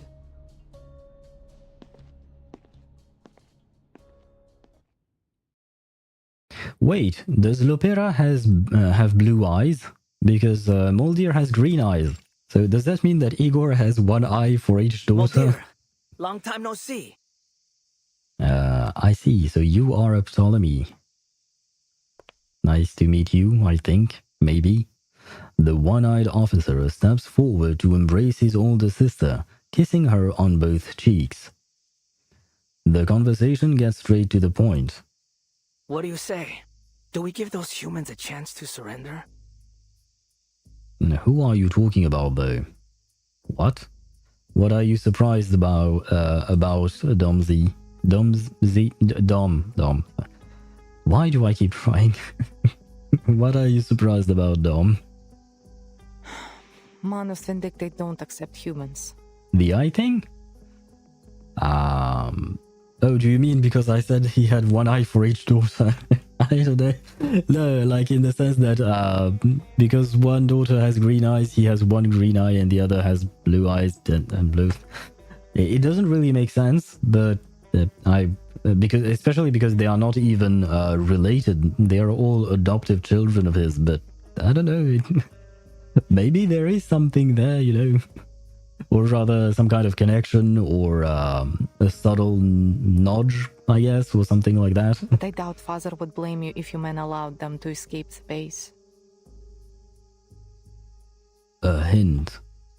Escape the base? Moldier, are you having second thoughts?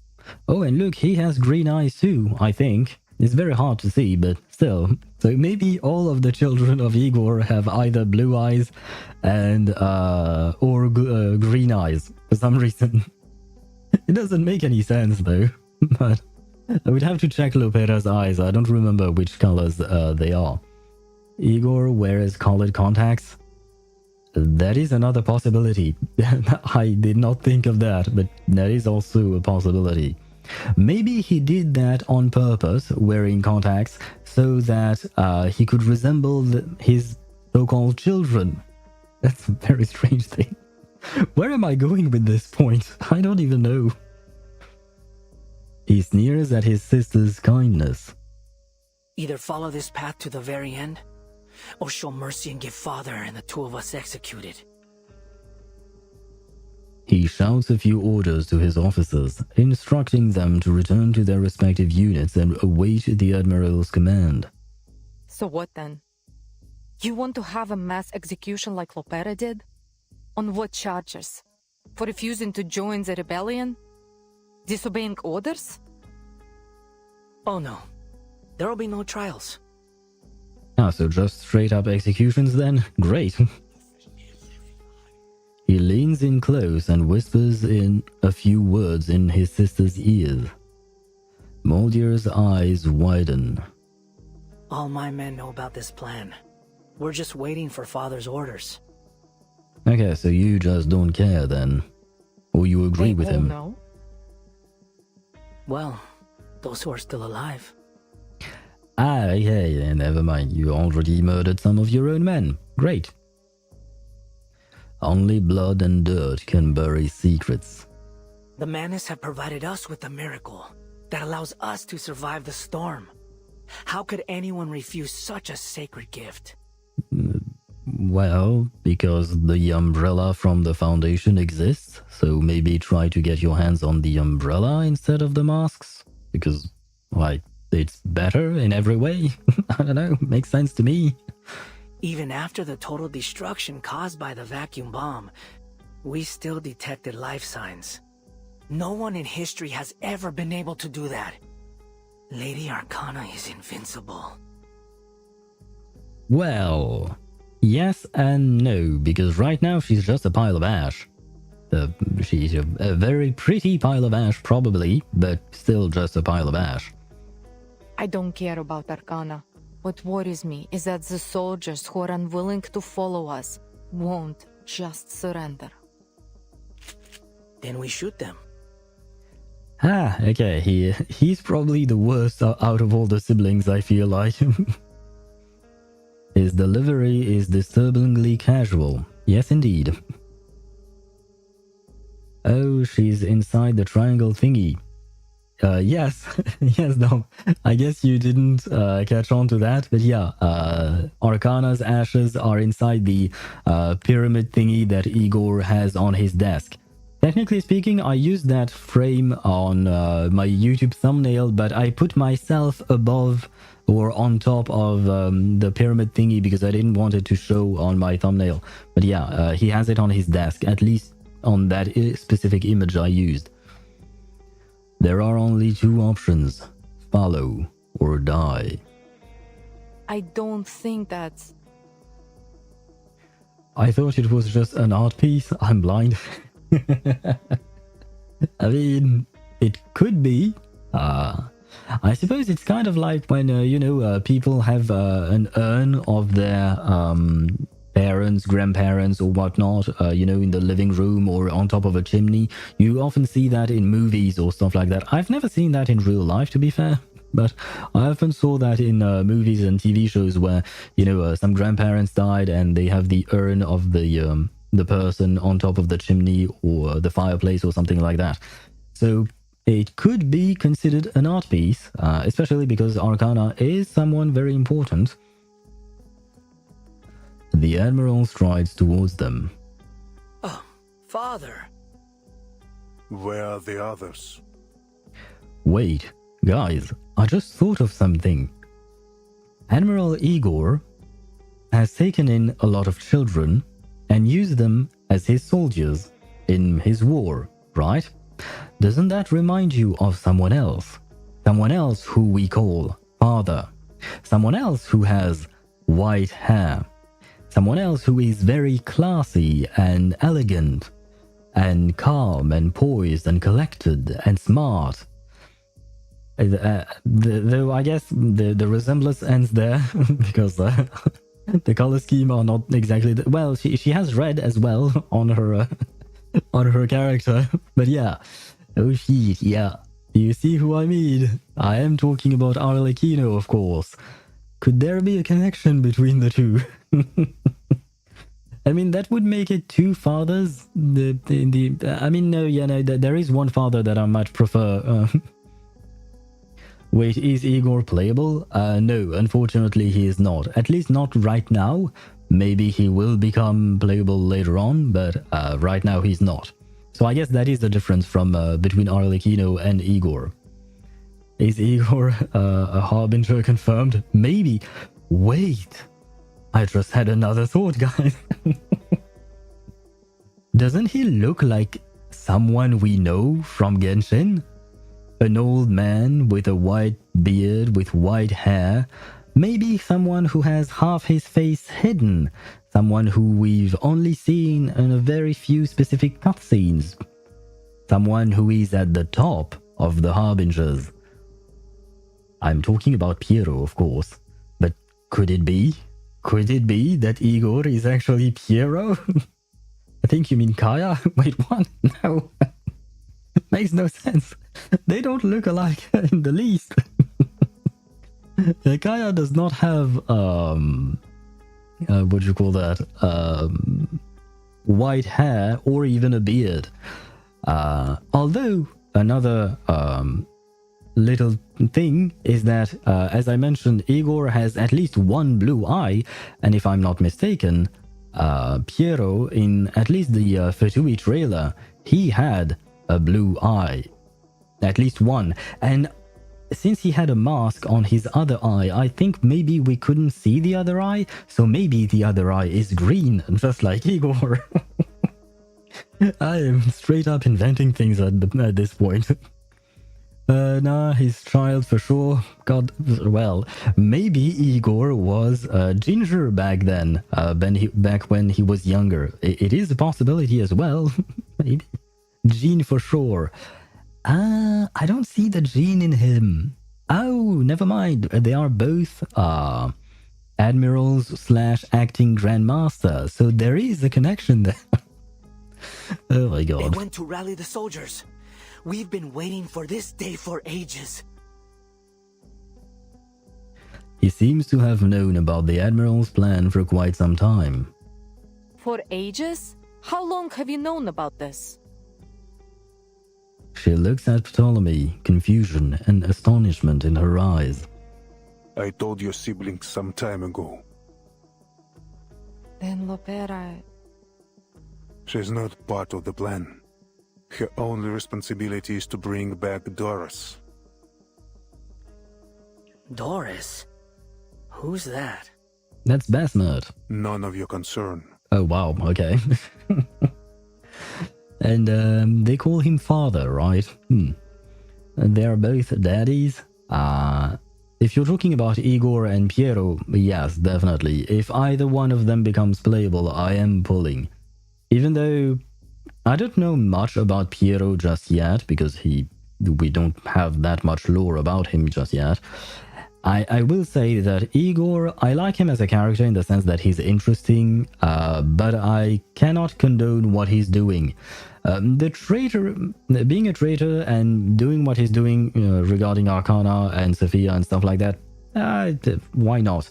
But I don't like when adults take children and take advantage of them and use them for their own gains, because that is exactly what he has done. He has created his own private army with children he has taken in. I mean, I know that Arlecchino is doing kind of the same, but for some reason, I feel like she's doing it in a better way. At least she cares for them and she doesn't send them to their death. Like, if you do Arlecchino's story quest, then you see how she deals with potential traitors and stuff like that. Whereas Igor, he straight up murders them, or asks his children to murder them. So, yeah, there is that, unfortunately. I was talking about Jean and Igor, but him as well. Jean is not daddy. Jean is overworked. That's what she is. She can't be mother, she can't be father, she's just working. There is nothing else in her life. You have other things to worry about. Go issue your orders to your soldiers. Moldir, prepare the aircraft. We're going to Tierra del Fuego. Tierra del Fuego? I'm not sure what Tierra means. Perhaps Earth, because it resembles the word terre in French, which means earth. And fuego, I know that means fire. So, la terre de feu? The earth of fire, the place of fire, the land of fire, maybe? Something of fire. And thank you for the redeem, Kroos. All the way to the southernmost tip of the continent, to a place where he can gaze upon that snow-capped land to the south and feel the icy breeze on his face once again. How many of our soldiers do you think will remain loyal? I'd say about 80%. The arcanist will follow us. There's no doubt about that. But we still have a lot of human soldiers. Don't worry. I'll be sure to deal with them.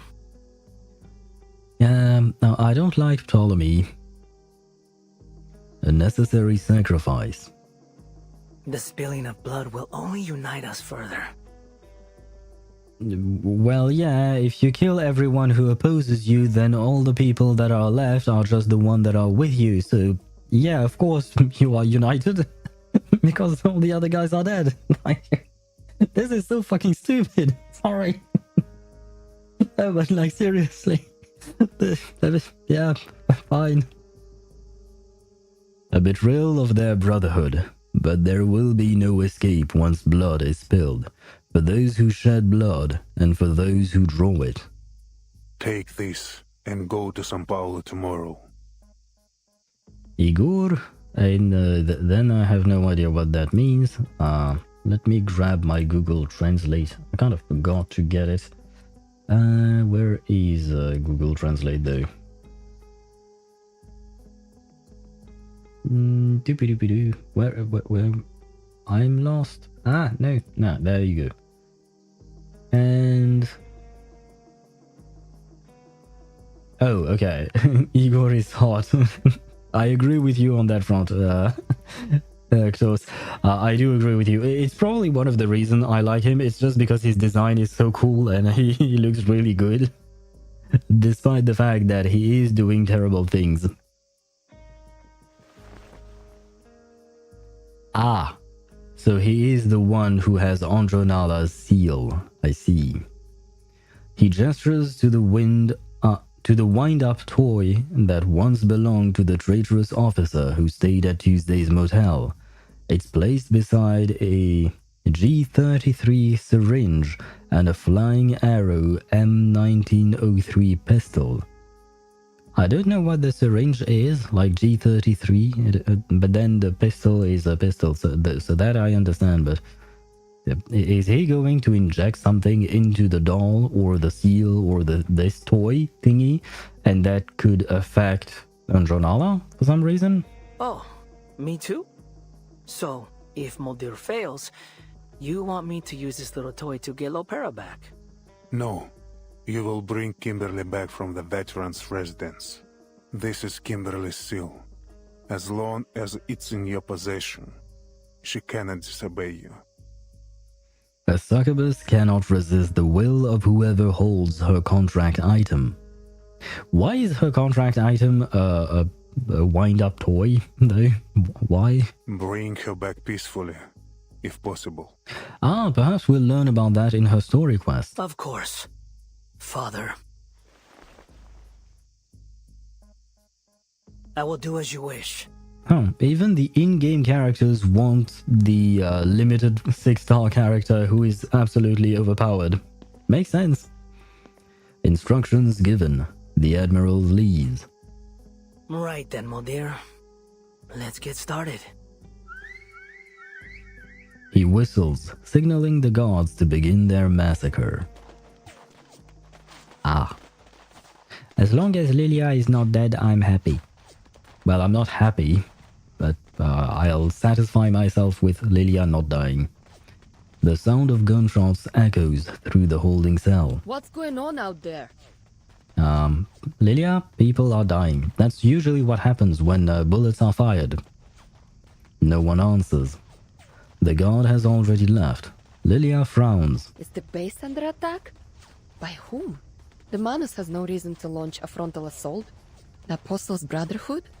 No, that's even less likely. She immediately dismisses the idea.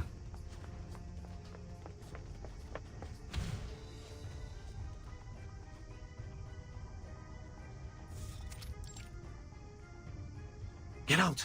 Quick, comrade! Are we under attack? Just take your stuff and go! The guard hands Lilia her weapons just as the rebels catch up. More enemies over here! Oh, I guess it's time for a fight, maybe. It isn't... The heck is that team?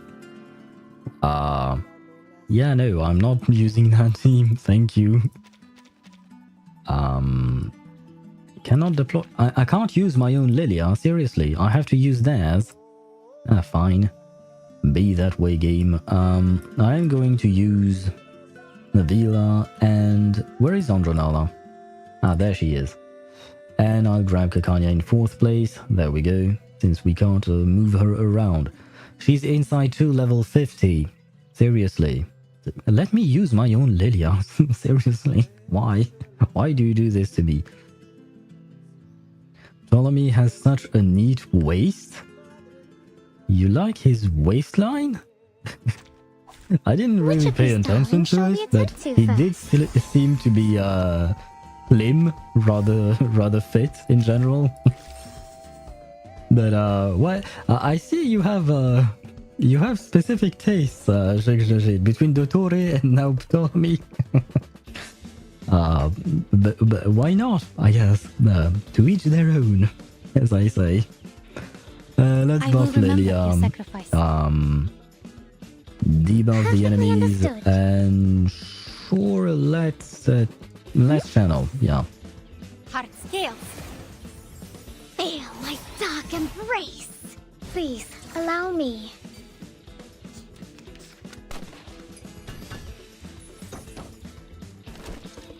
Reflect. I see. I see. What do I want to... Oh, I can't use you. Why, though? Is it because of something they did? Probably. Let me think.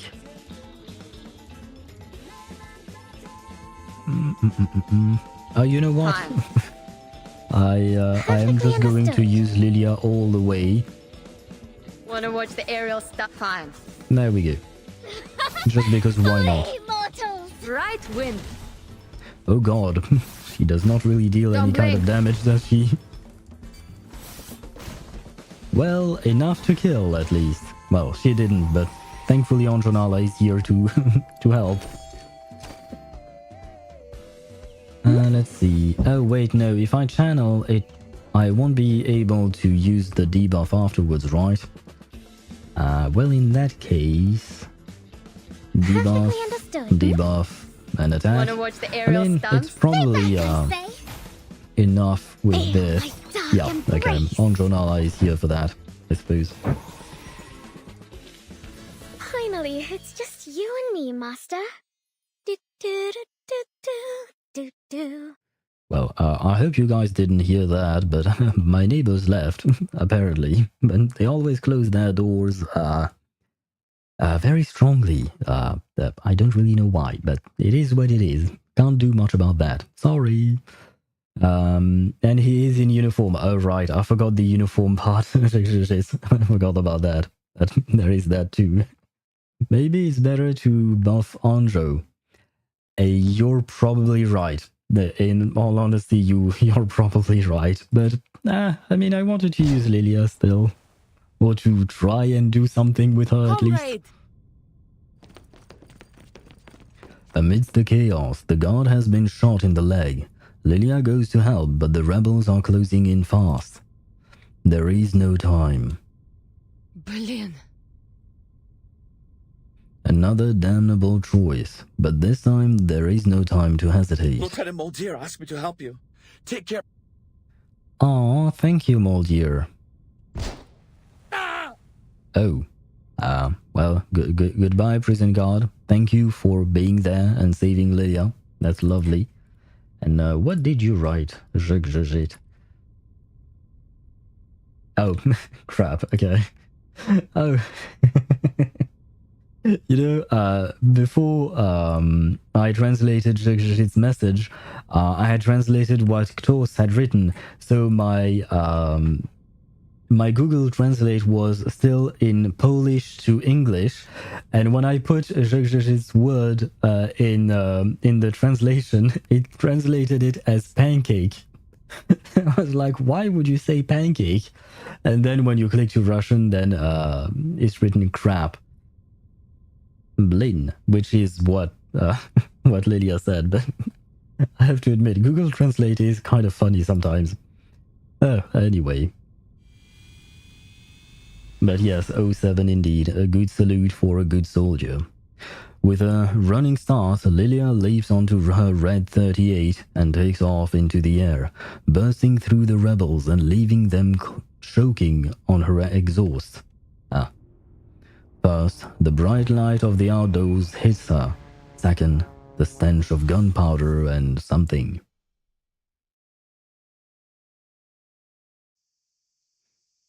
The word is pancake? Blin, I guess. So why, when I clicked to Russian, then it translated it to crap or shit, I guess. So, which would make sense in the context of what she's using. I suppose the word can be used as both, maybe, depending on the context. But it's kind of strange that you would say pancake when something goes wrong. I mean, languages are very different from one another in general, so could be a thing. Traitors and loyalists. Under the sun, their blood glimmers just the same. It's plain to see now that their blood paints the courtyard. Kill them all! He does have a rather slim waistline. I just looked at it. Indeed, indeed. But he looks too thin in my... Not thin, but he looks like he needs to eat a sandwich. Like, seriously.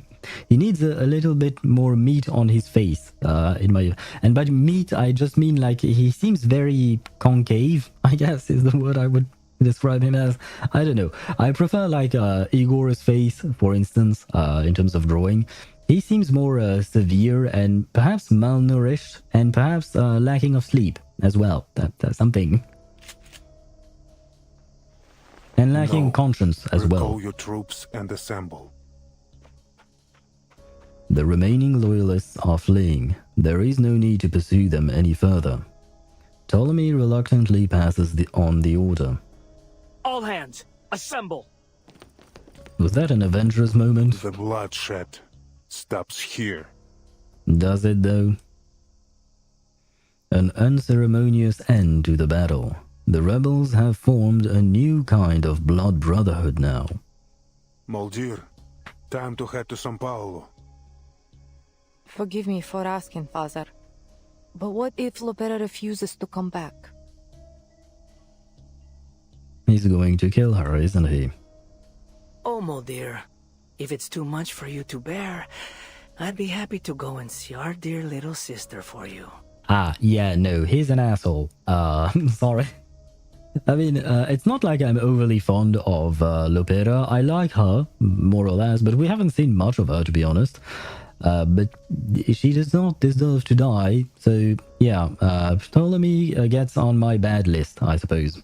Avengers assemble. Yeah, except this one, they're not exactly the Avengers, they are more like the traitors assemble. No need. This is my mission. I will get her to come back. The two of them are still linked via the tracker, but... oh, fuck. I forgot about that. There will be no alteration of the mission. Ptolemy, retrieve Kimberly. I can't type. Yeah, no worries. I understood what you meant. The order is non-negotiable. Ptolemy and Moldir board their boats and head to their respective destinations.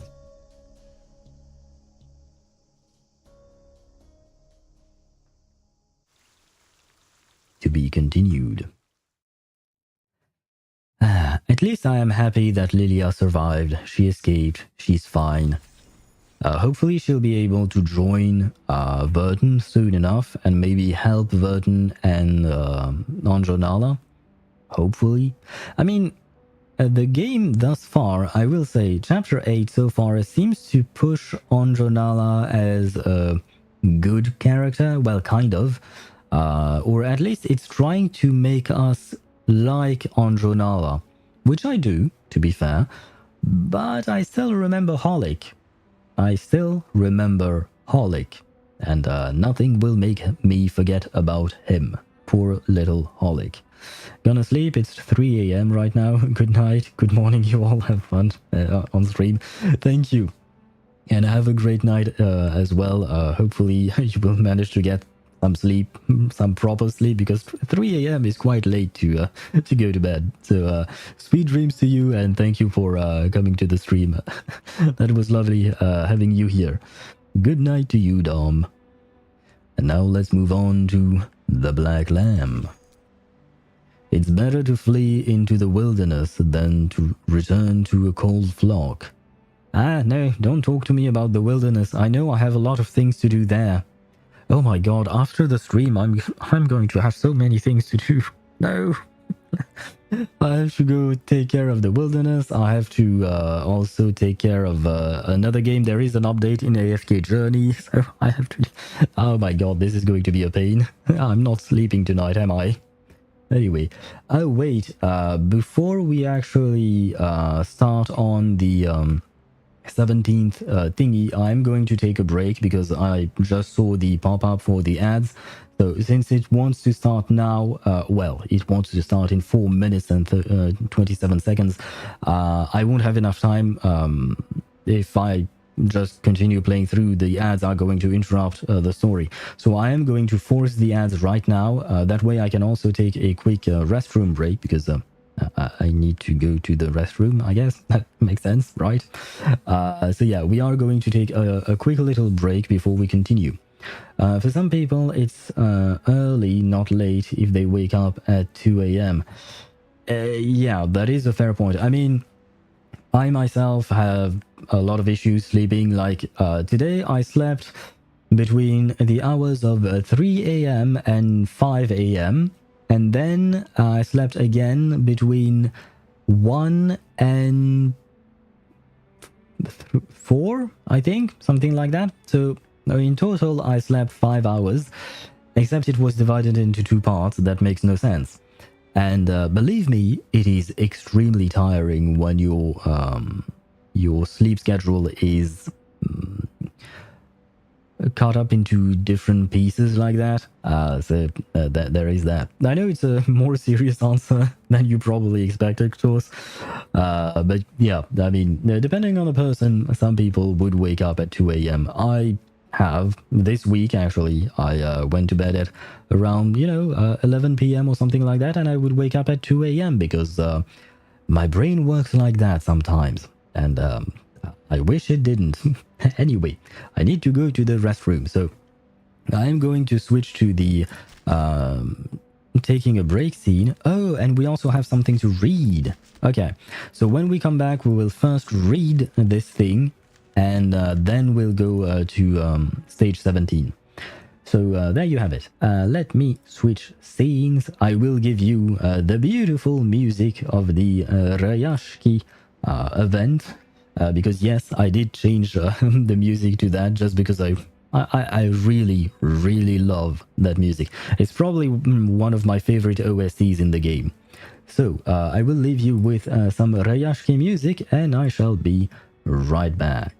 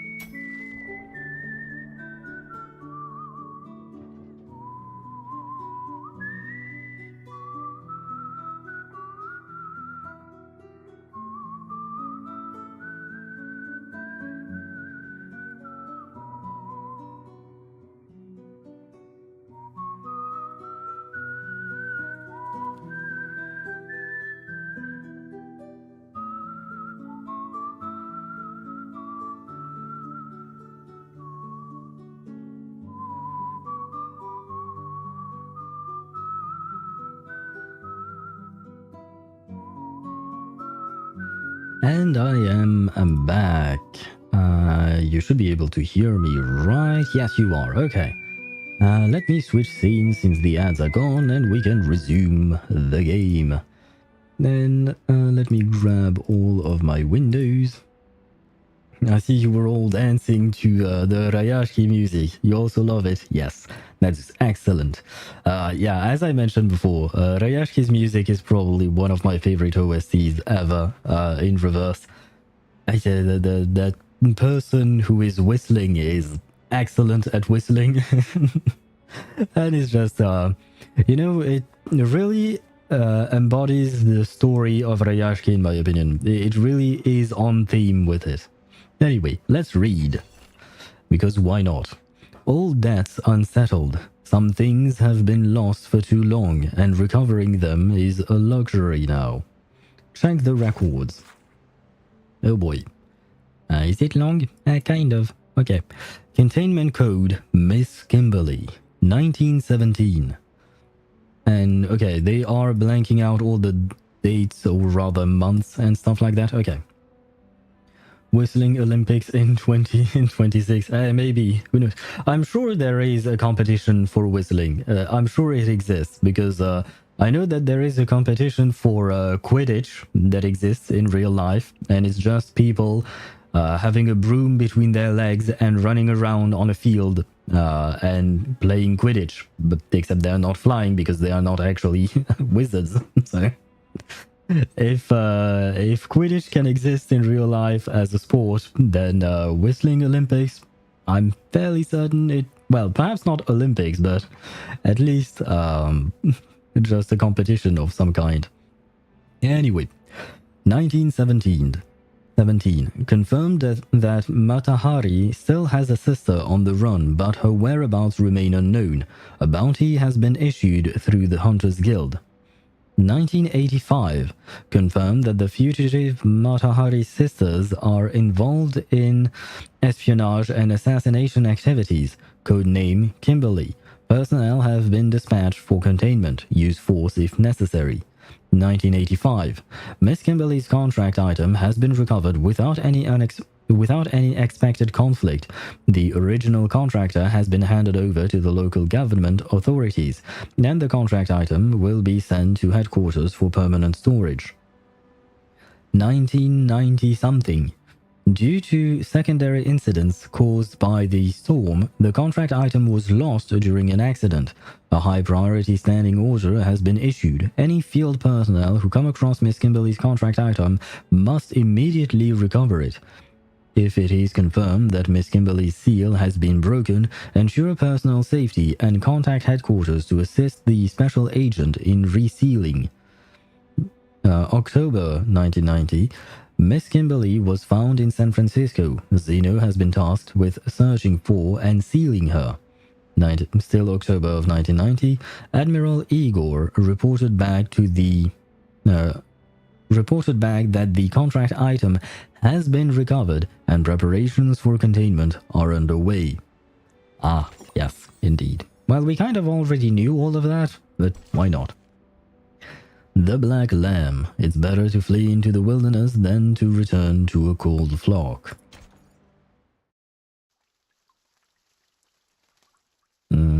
I suppose Lopera is the Black Lamb in this story? Maybe. The pieces are falling into place. Lopera has gone to the Colonel's manor as Admiral Igor planned. If Mr. Duncan moves quickly, he might make it to the manor in time to meet her. The early morning sun scorches the courtyard. White rum is still tucked away in her bottle, fast asleep. Wait, she's a ship. Do ship sleep? Never mind. What are you waiting for? Admiral Igor has sent reinforcements. We were instructed to await their arrival at this location. Ah, right. Yeah. They don't know yet. Hopefully Lilia can come to Vertin and warn her of all of this. We know that Lilia is extremely fast on her Red 38, so maybe she has a chance to warn Vertin on what's to come. Some time has passed. The sun has now risen well into the sky, but the reinforcements are yet to arrive. Igor? Guess what? I just got new sands on set for Arlecchino. Guess the stats. Well, ideally you would want double crit lines on it, but knowing the game, it's probably double defense lines on it. I mean, let's be honest. How many of these have we had before? She tenses up at the name. Do you know him? No, I don't. And I don't want to know him either. I want nothing to do with those Xeno madmen. Main stat, defense, attack percent, flat attack, and EM. Oh wow, that's well, I wouldn't advise you to use that sans on Arlecchino. To be fair, I don't even know who the hell could use that thing. So, I guess it's going to go into the trash. That's all there is to it. She knows him. She's hiding something. Stay away from them, Vertin. Trust me, They are here. A young man with an eye patch strides into the veteran's residence, followed by a squad of soldiers, all armed to the teeth. So things are going to get worse. Greetings, Timekeeper of St. Pavlov Foundation. I'm Ptolemy, the commander of Igor's Sentinel unit. Ptolemy? No one at the base has mentioned such a name before. Are we setting off now, Commander Ptolemy? Of course she trusts him. Vertin, please. Please don't be so naive. Setting off? No. It's Lopera's mission to take care of the doctor.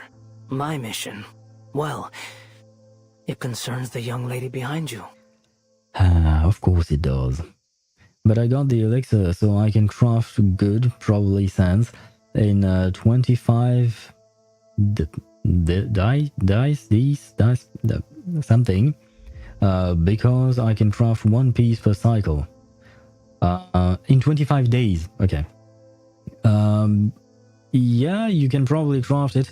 Then the question is whether or not... Well, you can choose double crit lines on the substats, which is great, and you can also choose the attack main stats, which is also great. But then there are two substats that you won't know about until you craft the item, and then you have to pray that that things go your way and that the substats go into crit rate and crit damage. Hopefully. I certainly wish it for you, because it'd be disappointing otherwise, but hopefully it will happen. Huh? No. I wasn't informed of this. What does she have to do with Xeno? Is it because of what happened at Tuesday's motel? As far as I'm aware, the Xeno officer at Tuesday's motel committed suicide. Kimberly had nothing to do with it. Oh, Stefan? I couldn't care less about him. At least Ptolemy is not hiding anything, he's just straight up saying things the way they are, which I approve of, I guess. I still don't approve of his behavior, but still. I'm gonna get double defense and max rolls in flat defense.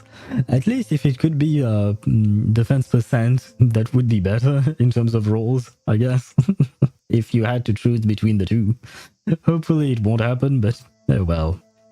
You know how the game is. If that's the case, then why is he here? The door opened all by itself. What door?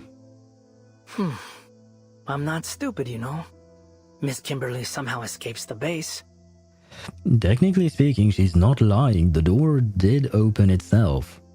And suddenly I find her with the Timekeeper, who I hear took a detour to a certain tower before she left. Yeah, so that's the thing. The Timekeeper kind of opened the door without trying to, if I'm not mistaken. But I suppose he has the right idea. So, Timekeeper, care to explain why you helped Miss Kimberly, a member of Manus Vindictae, escape? I feel like he's just trying to look for an excuse to just execute Vertin as well. Oh, so the captive in that tower was Miss Kimberly. She gives him no answer. Per the Admiral's orders, I will now escort you back to the base, Miss Kimberly. And please, don't make me resort to violence. No, I'm not going back there. She takes a step back, her body trembling all over. She's too frightened to run. Ah, wait. I have a problem. And I can't deal with it right now, unfortunately, because we are in the middle of the story. It's just, what do you call that? I do remember what we saw in the trailer, and I believe that what we saw in the trailer for this patch is going to happen right now, probably. The problem is, that is a cutscene, and I just recently learned, quite literally yesterday, that cutscene sounds are actually, what do you call that? Controlled via the music sound in the system. And unfortunately, I have toned down the music in the system because sometimes during some events, the music would blast through my ears and I had to just tone it down. Which means that now I understand why usually when I listen to cutscenes and stuff like that, the sound is very low, but I don't really know what to do about it. So unfortunately, the sound is going to be really low for the upcoming cutscene. I'm guessing there is going to be a cutscene. This is just a guess of mine. I'm not entirely sure. But yeah. You'll kill me. Just like those Xeno soldiers. Let me see. Maybe I can try doing something about it. Yeah. I think it's just hearing issues. No, it's not. I don't actually have hearing issues. This is just a little annoying thing about the settings. But, oh well, it is what it is. Ptolemy's soldiers raised their guns, just as the others did when they executed the deserters. Now. Let's just get along, shall we? This isn't an arrest, Miss Kimberly. It's an invitation. He reaches into his pocket and reveals Zeno's sincerity. Right, the toy.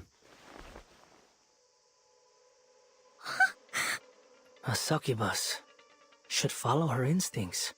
Come on, obey your master. A toy, unremarkable, even ridiculous, yet utterly terrifying to her. You know, you were close, Kimberly. You almost found it. It was hidden at Tuesday's motel, just like you thought. Stefan thought it was just a wind-up toy. What a fool. Give it back! Yes, that's the spirit. Come with me, and I'll... Don't. He's not going to give it back to you. Oh, so you'd rather stay with the timekeeper. I guess you need a little reminder of who your real master is. Soldiers, prepare to fire! Oh, I guess we are fighting then. No need for a cutscene if we are fighting. Great, at least that solves my problem with the volume. I am going to grab Lucy back though. No offense to Lilia, I love you, but number one, you're not in that scene. And number two, you're definitely not as strong. At least not yet. But I believe it is in patch 2.5 that they are going to start buffing all the characters, or rather they will put in place some kind of system where you can use some resources to buff old characters. Not all of them at once, but they are going to implement that soon enough. I gotta go eat. Haven't eaten since 1945. Ah, so you haven't eaten since before you were born. Anyway, bon appétit to you, Klaus, and thank you for redeeming the stretch. I will do just that. But bon appétit to you. There we go. My bones are cracking. Well, it's not the bones themselves, it's mostly the and the joints. Join with us, comrades. Ah, no. I once again did something I was not supposed to do. My headset's wire got tangled up with my microphone. Hopefully it didn't make any kind of noise for you. Let me sit back down properly. Let's buff our dear Lucy. What is this? Dodges any non-ultimate attacks, dispels the effect after attacking. Ah, okay, after they are attacking, not after being attacked by us. So I guess I have to wait for their turn. I see. Well, in that case... Ah, wait. I could use this... Perfectly understood. I suppose. Doesn't really help, but why not? I guess. No, it's a start. Stay back, I say. Yeah, okay, we can do it. Allow me. But it's not going to kill, and I don't think Andronala is going to use a follow-up attack right now. Don't worry. Okay, so we can kill one. Never mind, we can kill both Loading. of them. Let me buff I admire Lucy. your courage. Charging. I do believe we should be able to kill both of them. Because Loading. these attacks are precision Keep up the attacks. So they are going to hit The light the that hidden illuminates all. soldier. Yeah, there you go. Flee, mortals! Ah, well. Barrage. I wish we could have used it, the first Feel Lucy my attack. dark embrace. Never mind. It's fine. And, well, I suppose Charging. let's kill him. Perfectly understood. Sure, Loading. let's go. Aim and shoot. There we go.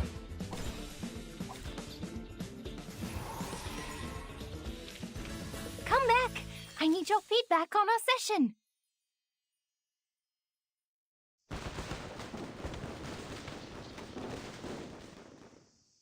Kimberly barely moves as she struggles against the command of the seal. Meanwhile, Ptolemy and his troops have taken control of the courtyard. Pick it up, timekeeper. He's tossed a pistol near her. I hold no grudge against you, and I'm not going to shoot an unarmed civilian. So you are going to shoot an armed civilian that you gave the weapon to? How stupid are you, mate?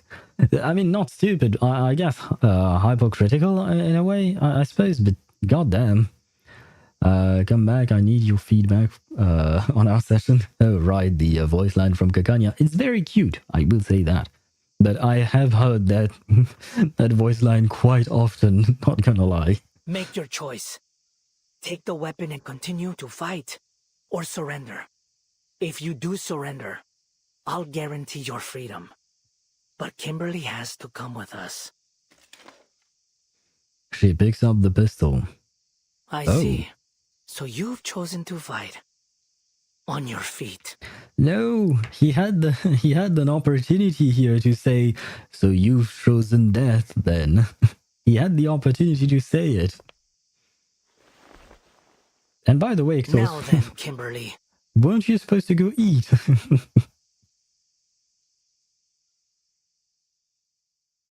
The officer gives a malicious grin.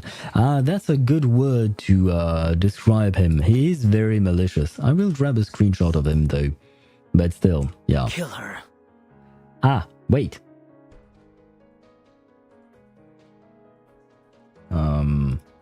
Let's see. Can this work? Hopefully it will. You want me to kill Vertin?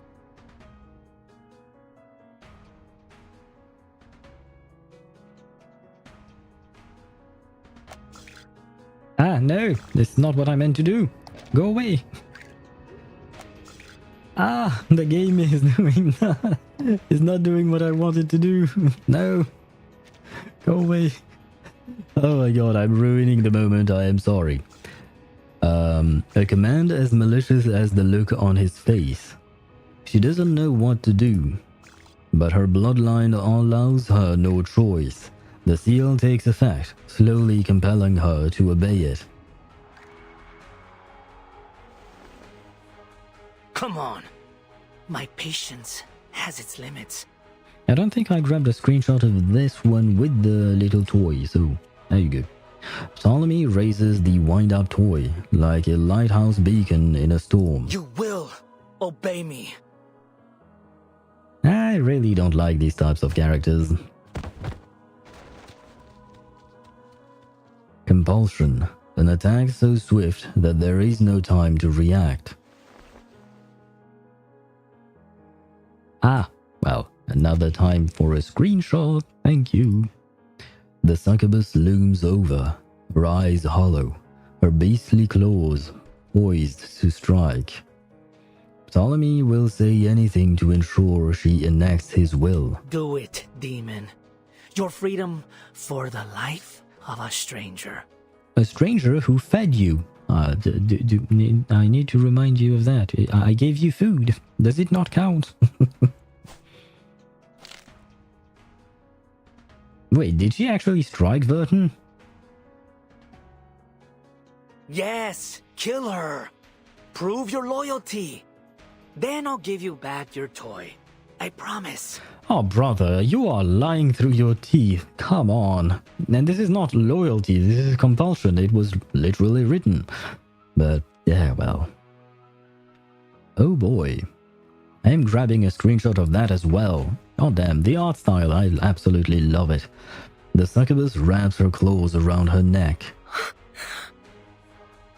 Vertin. I can't. The command has taken hold of her, but still, she's wavering. Meanwhile, Ptolemy, like a sadistic spectator in a coliseum, wills their struggle to go on. Raise your gun, timekeeper. Why would she do that, though? I don't think Vertin wants to kill Anjo or Kimberly. I guess in this particular situation, she does not really have... Oh yes, she does have a choice. She could pick up the gun and shoot... what's his face? Ptolemy, I guess. Oh shit, I did not read. I was so focused on... Anyway, gun, yes. I have a gun. But breathing... strength... It's all... Aim at her and pull the trigger.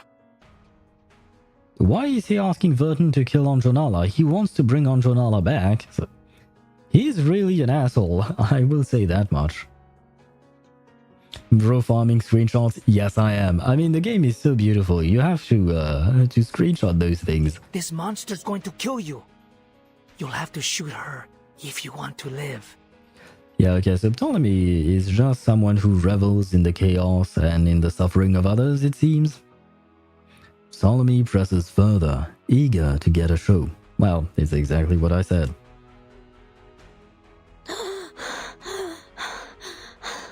Oh, the detail of seeing Anjo reflection inside Vertin's eye.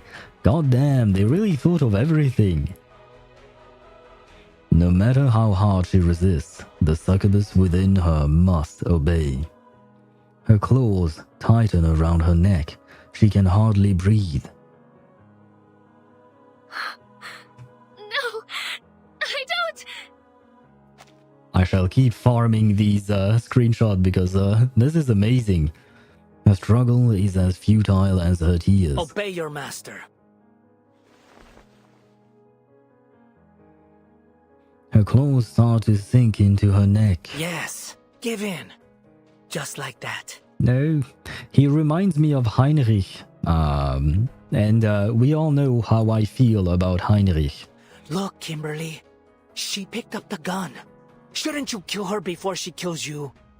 She obviously values her own life over yours. And she won't hesitate to fire a bullet through your heart. To her, you're just a horrifying beast. No, I have a feeling Vertin is going to do what I mentioned before and shoot Ptolemy, or at least try to. I think that would be the right way of doing things, probably. I mean, look at you. You're a succubus. A demon born to be bound to a master. Born to be controlled. My bad. His contempt is palpable.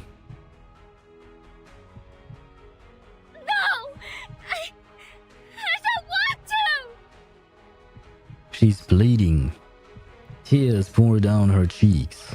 Please. No more orders. No more running. No more. I don't want to be like my sister. Oh. Hiding away for all these years, living no kind of life at all, only to be captured and executed. If that's what you want, then kill her. Break her neck. Now, heed my order and kill Vertin. She does everything she can to resist the command, yet her body is compelled to follow. She raises a claw. It hangs in the air like a butcher's knife ready to slice its meat. End your suffering with her death. I hope he dies soon. Don't think. Just obey. Her grip tightens. The pistol. Get it. There is still a chance. Let go. Let go of her. She is sobbing. Nala. Wait. Did she tell Vertin her name? Wasn't that a conversation between Anjo and Lopera? How did Vertin know of it? Did she overhear it?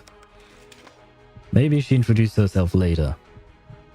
Aim at him. Wait, she's not aiming at him though on the image. As you can clearly see here, she's aiming straight to Anjo chest. Hopefully she will actually manage to aim at him. And she shot. Oh, to be continued. Okay. I guess we are not getting the the cutscene as I thought we would. So at least that's nice. I don't have to worry about that. Good. And we have some reading. Oh, I guess this is the Paths of the Past. It's been a while since we've had one of those. So at least we'll get to learn something new. An intercepted telegram, secrets revealed. Another bullet casing left on the execution ground. I guess there is one thing I wanted to mention. I believe it was yesterday probably that I thought when Anjo said that she didn't want to become like her sister. It wasn't the first time today that she said it. She said it yesterday or the day before. But I thought that when she said that, she meant that she didn't want to die because her sister is dead. She took a bullet to the head. So, right now, I think maybe she didn't want to go through what her sister went through, and because basically her sister was accused of espionage and assassination, right? And I feel like maybe what was going on is that they were both controlled, because I assume that since Anjo is what do you call that, a succubus, I assume that her sister was as well. And maybe she also had a control item, contract item, I believe that's what they call it.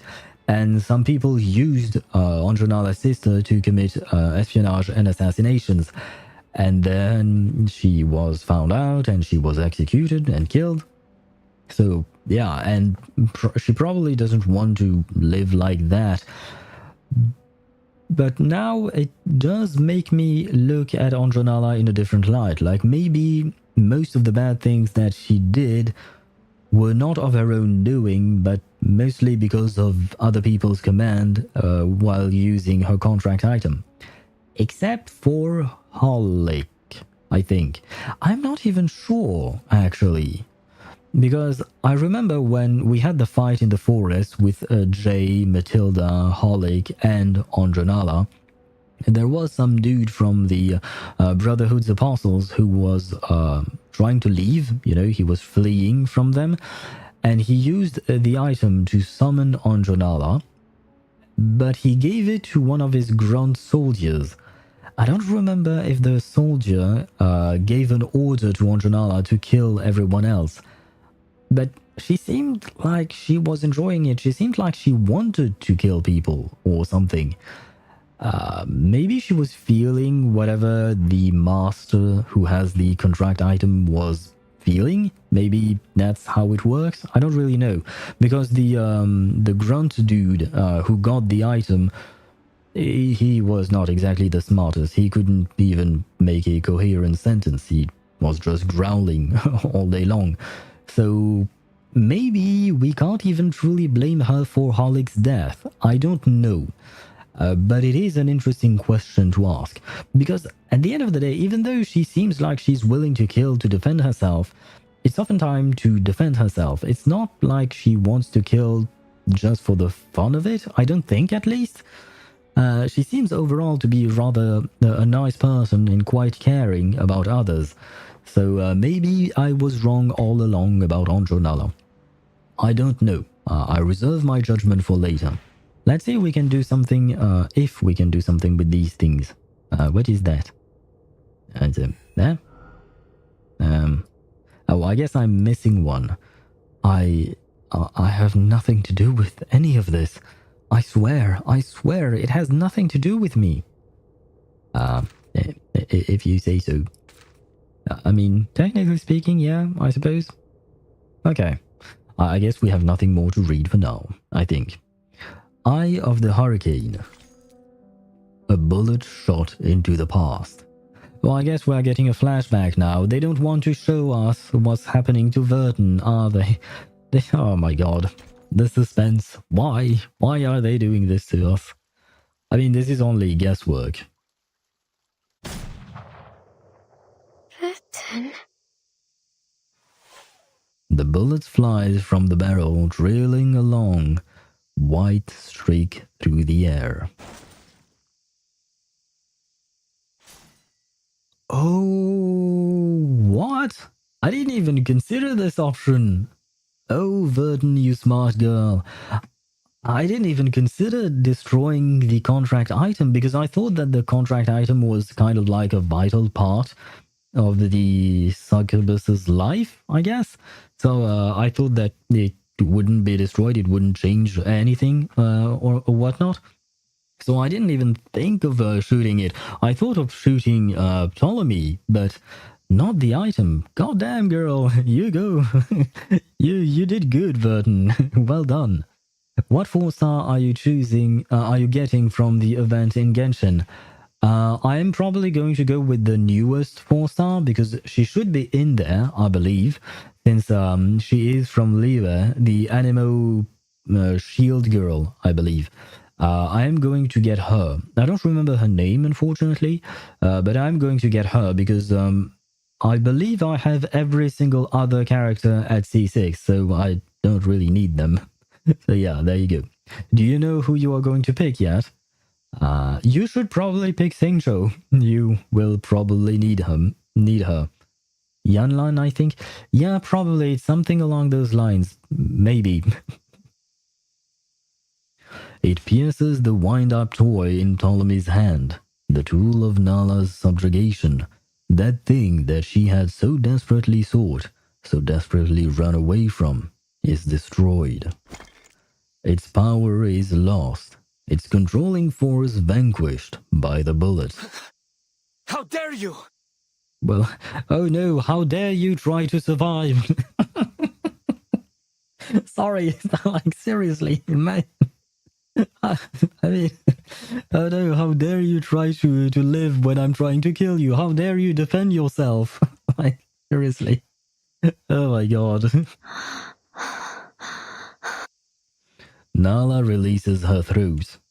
Ptolemy glares furiously at the broken wind-up toy, then shifts his gaze toward them. Looks like negotiations off the table, timekeeper. Well, I mean, the negotiations were over when you tried to murder her, yes? I mean, goddamn. I'm probably going for C1 Xianglin since it's better than C1 Xingqiu. C1 Xingqiu is kind of useless. I will take your word for it. Honestly, it's been so long that I've gotten both of these characters to C6 that I didn't really pay attention. So I don't remember what each of their constellations do.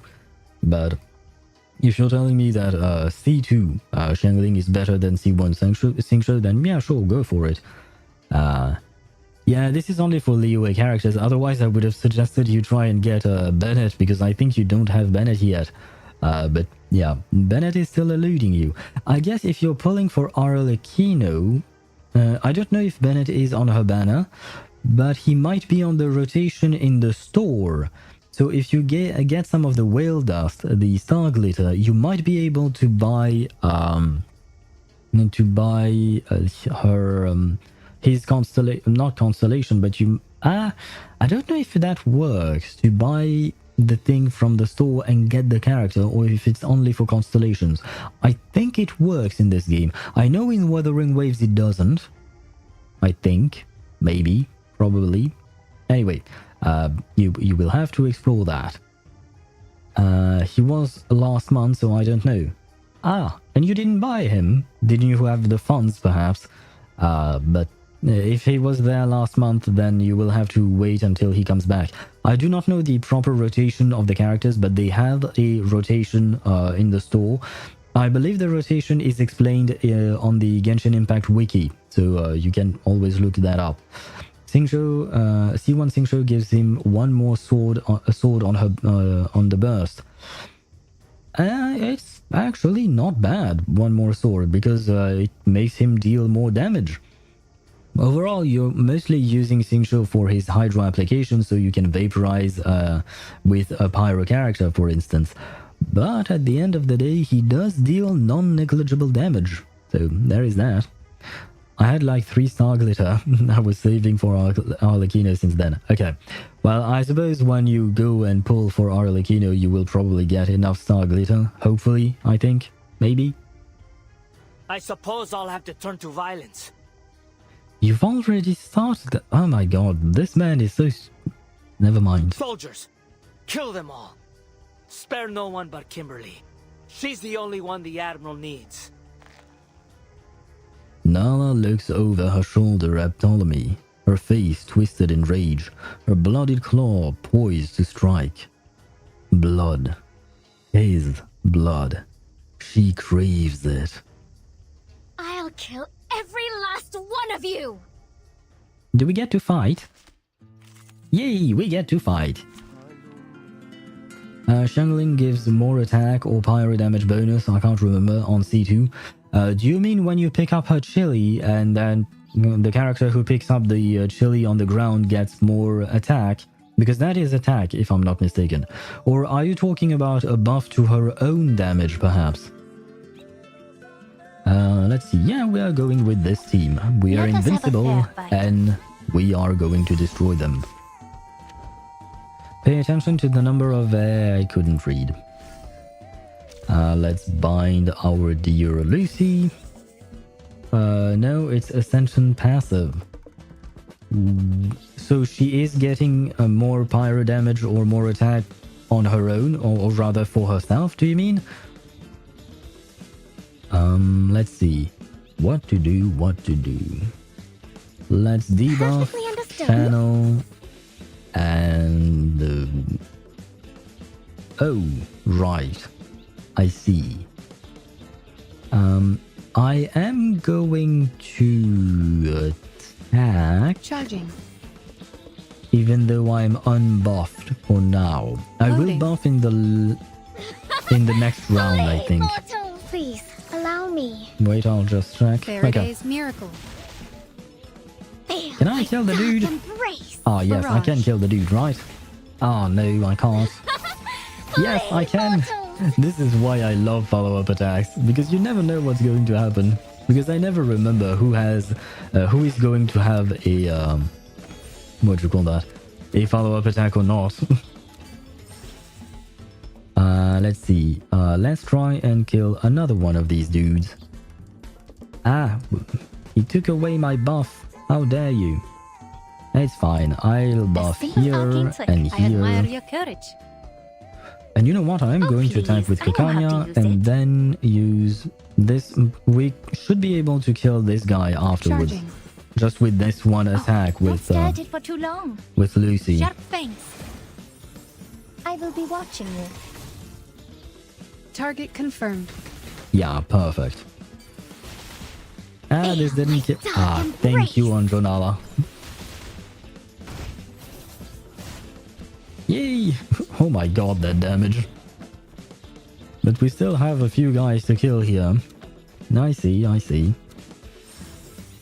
Let's reinforce this. I would like some different cards, because right now these cards are not really that useful. Neither are these cards. But fine, be that way, game. Well, let's see. This is just a heal and sturdiness, I suppose. Do I even need that? I don't really. By the way, did you do your abyss? No, I didn't. I will do it tomorrow, because tomorrow we have all the end games, the stream that I usually do every couple of weeks.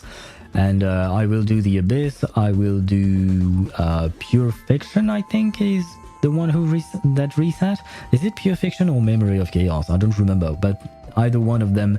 Oh no, it is memory of chaos in Honkai Star Rail, and Wuthering Waves Tower of Adversity, and reverses artificial somnambulism.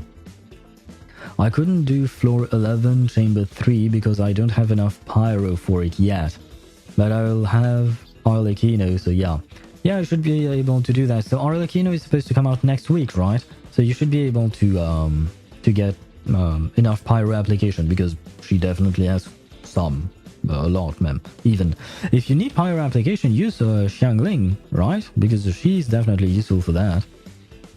Let's attack. Oh wait, almost every single one of my things are. This is annoying. Let me refresh this. Can I use something else? Never mind. It's not really that much better, but Perfectly understood. I'll do what I can with these. And well, I guess if I do this, Andronala gets the Moxie. Yes, she does. Okay. Flee, mortals! Eliminate target. Do have a little faith in That me, is very Master. satisfying to see. Oh, what is this new card? Versatile. What is you? After being detonated by an enemy incantation, all allies take Genesis damage. This incantation disappears after being played, but still consumes 1 AP. Why would I want to use that? After being detonated by an enemy... What? I mean, it is named Explosive Trap, but... Does it mean that I apply it on someone and when I attack the dude, he dies? Or is it on myself? Because, it would be kind of stupid. You know what? I'm going to try it out of curiosity. I know that we are going to kill the dude right away. Master. And, well, it's not like I can do much, so, let's do this I know how and to use it. heal, I even will though remember it your doesn't really sacrifice. matter. My Xiangling has more energy recharge than crit rate and crit damage the good of combined. I see. Well, she does need a lot of energy recharge, so Child of it's good, I think. It's hard to find a balance with her. She really needs a lot of energy recharge. She's annoying, to be fair. Sweet dreams. Now, little soldier, please die.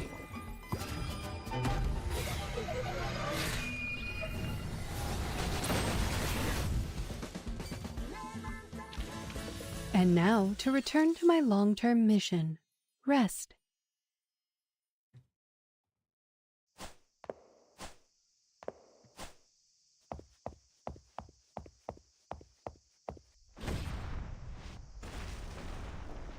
I guess Andronala is kicking their asses.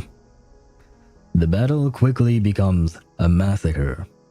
Well, that's what you get for pissing off a succubus. Damn it! What kind of monster is she? A succubus, I just said so. Sir! Maintain formation and fall back.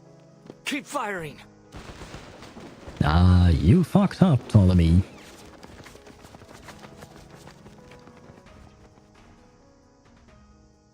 Ptolemy's troops are only equipped with standard military gear. No devices to capture arcanists, no heavy firepower.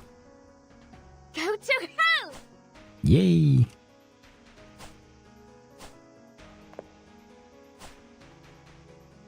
anger is pain, and she needs to release it.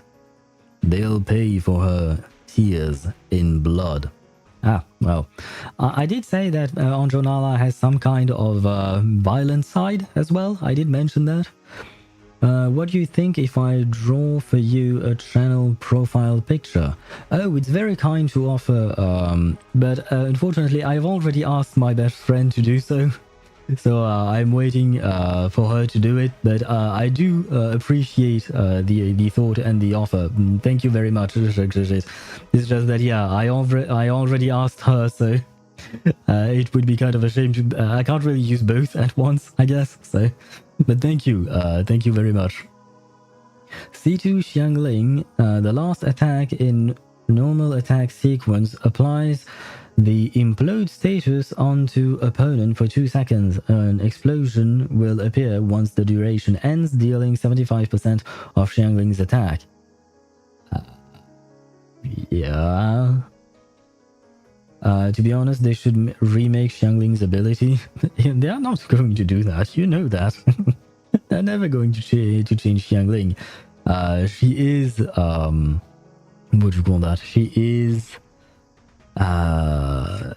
overpowered, and she has been overpowered for from the very start of the what do you call that, of the game. Wow, my brain started to die for a second there. But yeah, no, they are never going to change that. And honestly, it's not really that great, because usually you're not supposed to really use Xiangling's normal attacks. It's not that you're not supposed to. You can, of course.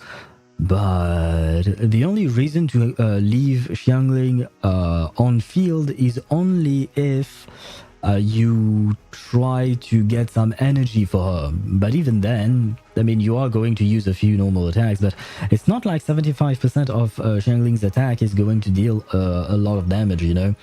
So I feel like it's kind of useless, in my opinion. I would have to see numbers to really judge it and know it, but as far as I can tell, it's kind of meh. One for YouTube and one for Twitch. It's not a bad idea, but I actually prefer to have one across all platforms, just because it makes it easier for people to recognize the thing, the image itself. In general, that's what I've seen as recommended, and I myself prefer to have one that is used across all things, and it's exactly what I've done so far. I've actually made my the same profile picture, the same banner, etc. for every single platform I use. So Twitch, YouTube, Discord, Twitter, and even Instagram, I use everything the same. That way it's easy to find me. That is also why I try to keep the exact same name as well on each platform. It's not always easy for the name, because for pictures you can switch them up, but for the name tags in different thingies, sometimes, you know, they are not available or things like that. She's totally insane!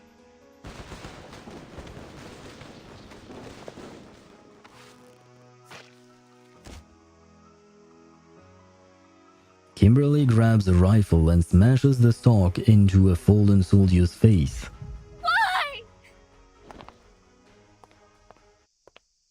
Why? Why what? Oh god. First claws, then teeth. Tearing, biting. Slashing stomachs, ripping out throats. Like a wild cat pouncing on a sparrow. Oh my.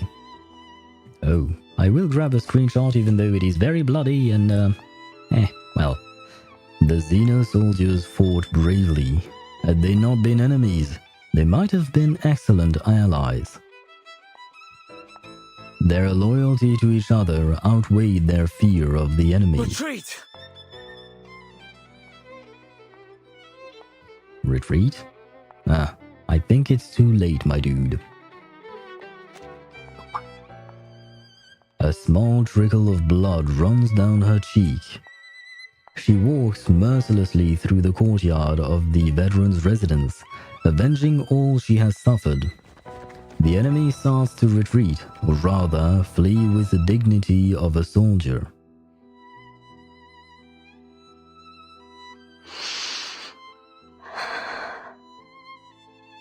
The air is filled with a bitter scent.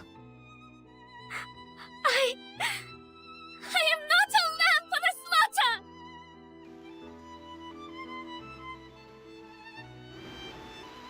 What is that? Why is it raining? Don't tell me the storm is coming. The rain comes suddenly, washing away the blood spilled in the courtyard. It's over. They're gone. She collapses. Wait, no, Ptolemy managed to flee? Oh god, I don't want him to be able to flee. Anyway, could I join you on your next stream in Genshin? I ran out of hilichurls in my world. Perhaps not during the stream, because the problem with tomorrow's stream, because the next time I'm going to play Genshin is going to be tomorrow, right? And tomorrow we have a lot to do, because we have all of the endgames to do, we have all the pulls as well, which is really a lot. And I know that the stream is going to last for a while, but I'd rather avoid having it last for too long. But if you ever see me online in Genshin, for instance, shoot me up a message, send me a message, and I could invite you to my world. That's absolutely not a problem. It's just that streaming time is often limited, so depending on what I'm doing, it can be difficult to manage everything, but there is that. Bro didn't even get the joke. Oh, do you mean because you can't really run out of hilichurls? I mean, it depends on the specific ones that you're farming, but it is true that there are quite a lot of them. How could I run out of hilichurls in Genshin, bro? I mean, if you're talking about the basic ones, sure. But there are several types of hilichurls. I don't know exactly all the names of them, but some of them, there are still plenty, but I'm fairly certain you can run out of them. Perhaps, as I said, not the basic one, but the others maybe.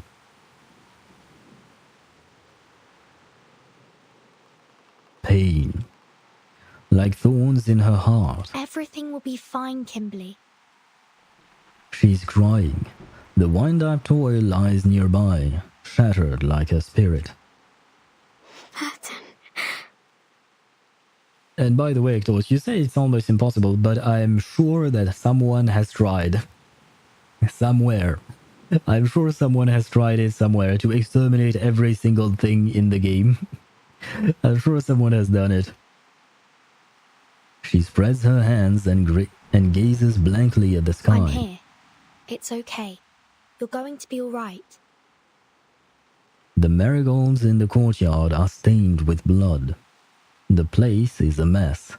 Mamai Mariana's cat's den has been blown to pieces.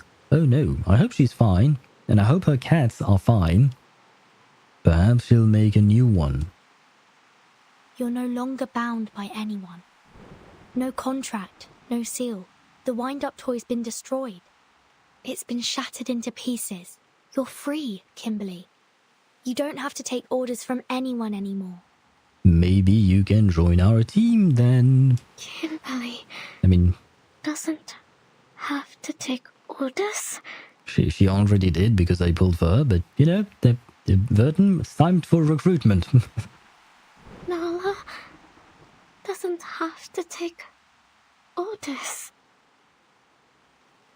She repeats her words as if she's drowning, and they're the only pieces of driftwood to cling to. Come. The rain subsides, and the sun shines again. If you've got nowhere else to go, you can come to the Foundation with me if you like. Yes! I knew it. Vertin is in recruitment mode now. Crazy how I pulled 40 times on Mawika's banner, but still not Bennett. I got 2 Dionas. C4 Diona could work with Arlecchino, I think. Probably? I'm guessing? I don't really know. I don't play Diona. I do have her, but I sincerely dislike her. So I refuse to build her and play her. But yeah, I do have her, and I don't really know how to play her. I guess her cryo application is pretty good with her burst, probably. So could work for a melt Arlecchino, I guess. And she has a pretty decent shield, I think. But yeah, getting Bennett, I do wish you good luck for that, because it's hard to get 4-star characters on 5-star banners. Yeah, unless they give you the character for free, through an event or something like that. Shouldn't they give you Bennett for free in some kind of event? I don't remember if they do that. I know they give you a Barbara, they give you a Xiangling, I think. And maybe even a Cookie? I don't remember. Isn't there an event to get Bennett for free? Huh. I'll let them know you risk your life to protect me from the Xeno rebels. Anyway, the choice is yours. Nala breathes heavily.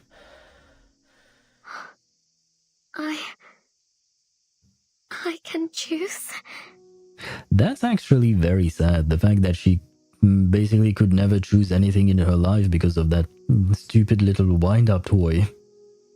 Her confusion matches her pain. Yes, whatever you want. No one can control you anymore. You belong to no master, only yourself. Belong to myself? She looks down. She's covered in blood like a newborn baby. Like when my sister died? The first time I left home? Yes, I suppose so. Like when I fled to Sao Paulo during the war? Like the old days? That heartfelt home? Real, yet distant memories. To her, it's as if those times have been rolled in the sweet nectar of happiness. For a moment, she almost forgets why she's been running all this time. Yes. No longer reliant on or under the control of anyone. Just think about who you are, what you want. And enjoy your new life, Nala, starting today. Aww.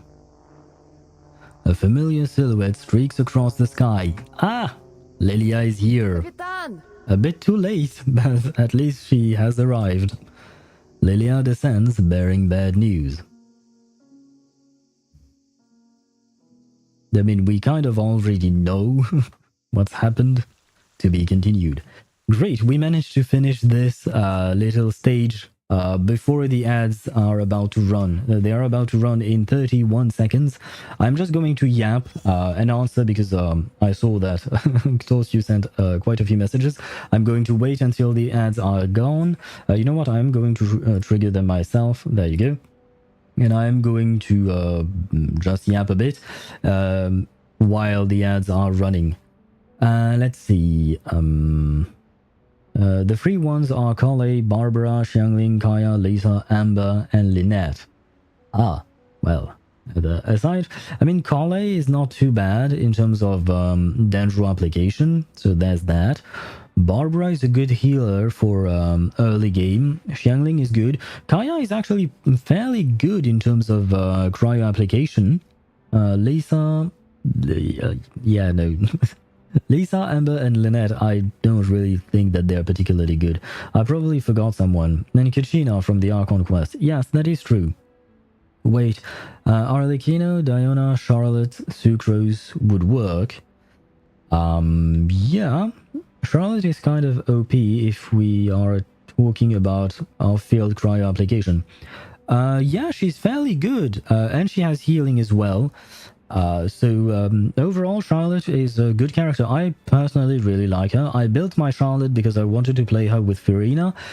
Although, to be fair, nowadays I play Furina with Xian Yun or Jean, mostly, or Shilonen. But Charlotte is definitely a good option. Though I don't know if her cryo application is very consistent to make sure that Arlecchino could melt everything. But if you have Diona as well in the team, plus Sucrose, who could infuse cryo... Okay, so that means that you would have to be careful. You have to apply Pyro once with Arlecchino in order to use Sucrose's Viridescent Venera and shred the resistance to Pyro.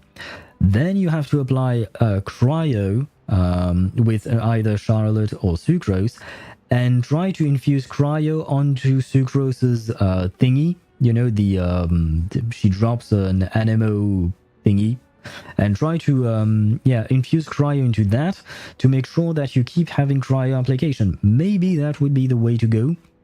And then you switch back to Arlecchino in order to melt all of these cryo applications from either of the other characters. I think that would be the way to go. I'm not entirely certain because I've never played Melt Arlecchino, but it should work, I think. Lisa is good because she's a mommy. I mean, fair point. I do like Lisa, to be fair. She's an interesting character. We don't really see that much of her. She has a very strange way of talking to us, but still. Xianyun in 2025. Yeah, I mean, why not? She's a very good character. She's very useful in Overworld just to move around. I do enjoy playing with her. And she has a very good buff for plunging attacks. I use her with my Diluc, for instance. Now I can just do Arlecchino, Sucrose E, Cryo Sucrose Burst, all the other stuff, and then Arlecchino. Yeah, I think that would be the proper rotation, probably. I think that's more or less what you would be doing to maximize damage output. I'm trying to think if there is anything else, but I think no, that's pretty much it. Let's get back to the story. I just saw that the ads are gone, so we can get back to it. What is this? An ugly little wind-up figure and nothing more. I think we might have all of the pieces for Anjonala's thingy. Yes, we do. I think. Wait, is it this one then? Yay, we can connect it. There we go. Anjonala's Path 3. Feathers fall to the ground. The white goose in her arms is gone. Through the endless days and nights, her stomach growls constantly. Sometimes she mistakes ochre stones for chunks of meat, nearly breaking her teeth onto them. She licks the cuts in her mouth from the stone's sharp edges, the warm blood flowing into her stomach. Well, that's kind of, not good. Occasionally, she dreams of the mansion, but that was so long ago that she starts to doubt whether any of it was real, or just a long dream. In the dream, she runs and jumps at her sister's banquet, tapping guests on the shoulder. They drink and toast to a bright future, but no one pays attention to her. Confused, she leaps onto the table. Still, no one notices her. She's lost the ability to distinguish her memories from fantasy, and nameless grievances ignite sparks of anger within her. She raises a torch, and the mansion in her dream burns away like a dry leaf. Like dry leaves until ashes fill every corner of the dream world. A memory have become a collapsed ruin, past faces shattered, experiences peeling away like old paint, impossible to piece together. Everything returns to dead silence.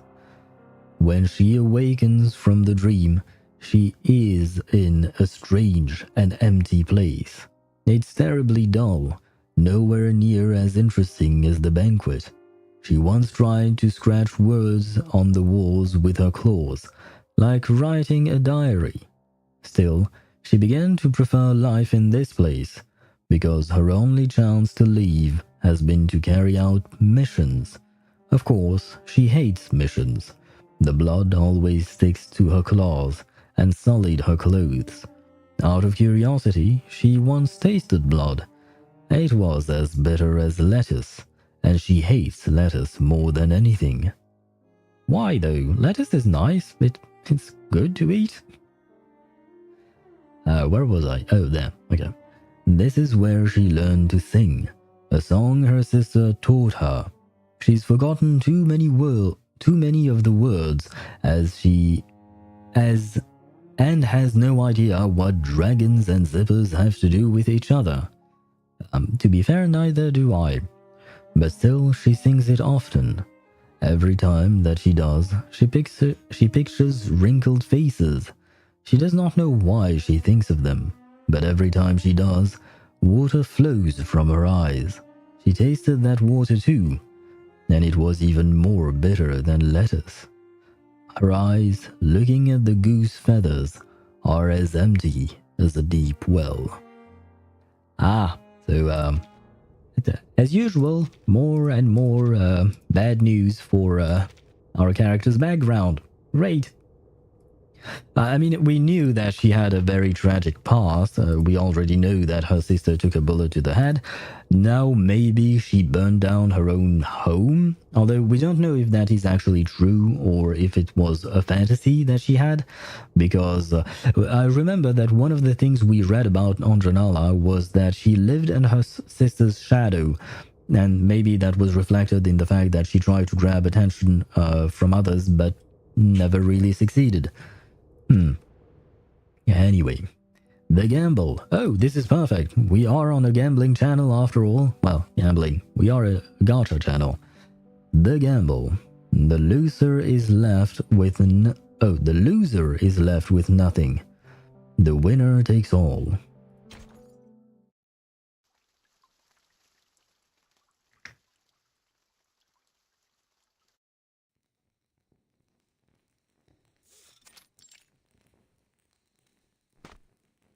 Are we back with the Manus dudes? Because I think this place is where the Manus dude are. Did I hear gamble? See, I told you, we are a bunch of gambling addicts here. Oh my god. The master of the manor sighs. All this time, waiting for Zeno. I really want nothing more than to clear up this little misunderstanding of ours. And yes, we are going... Well, we are not gambling in reverse today because we already did that on Wednesday. But tomorrow we'll have a lot of gamble. And goddamn, I have 3 50-50s to win. Can I, though? Can I win? There's no benefit to me hurting you. I hope only to peacefully return you to your friends. And in return, receive mine. Oh right, I forgot that he had kidnapped Basmat, or Dr. Dores. After all, this city and its false era will be washed away by this storm before long. Ah, so of course a storm is coming.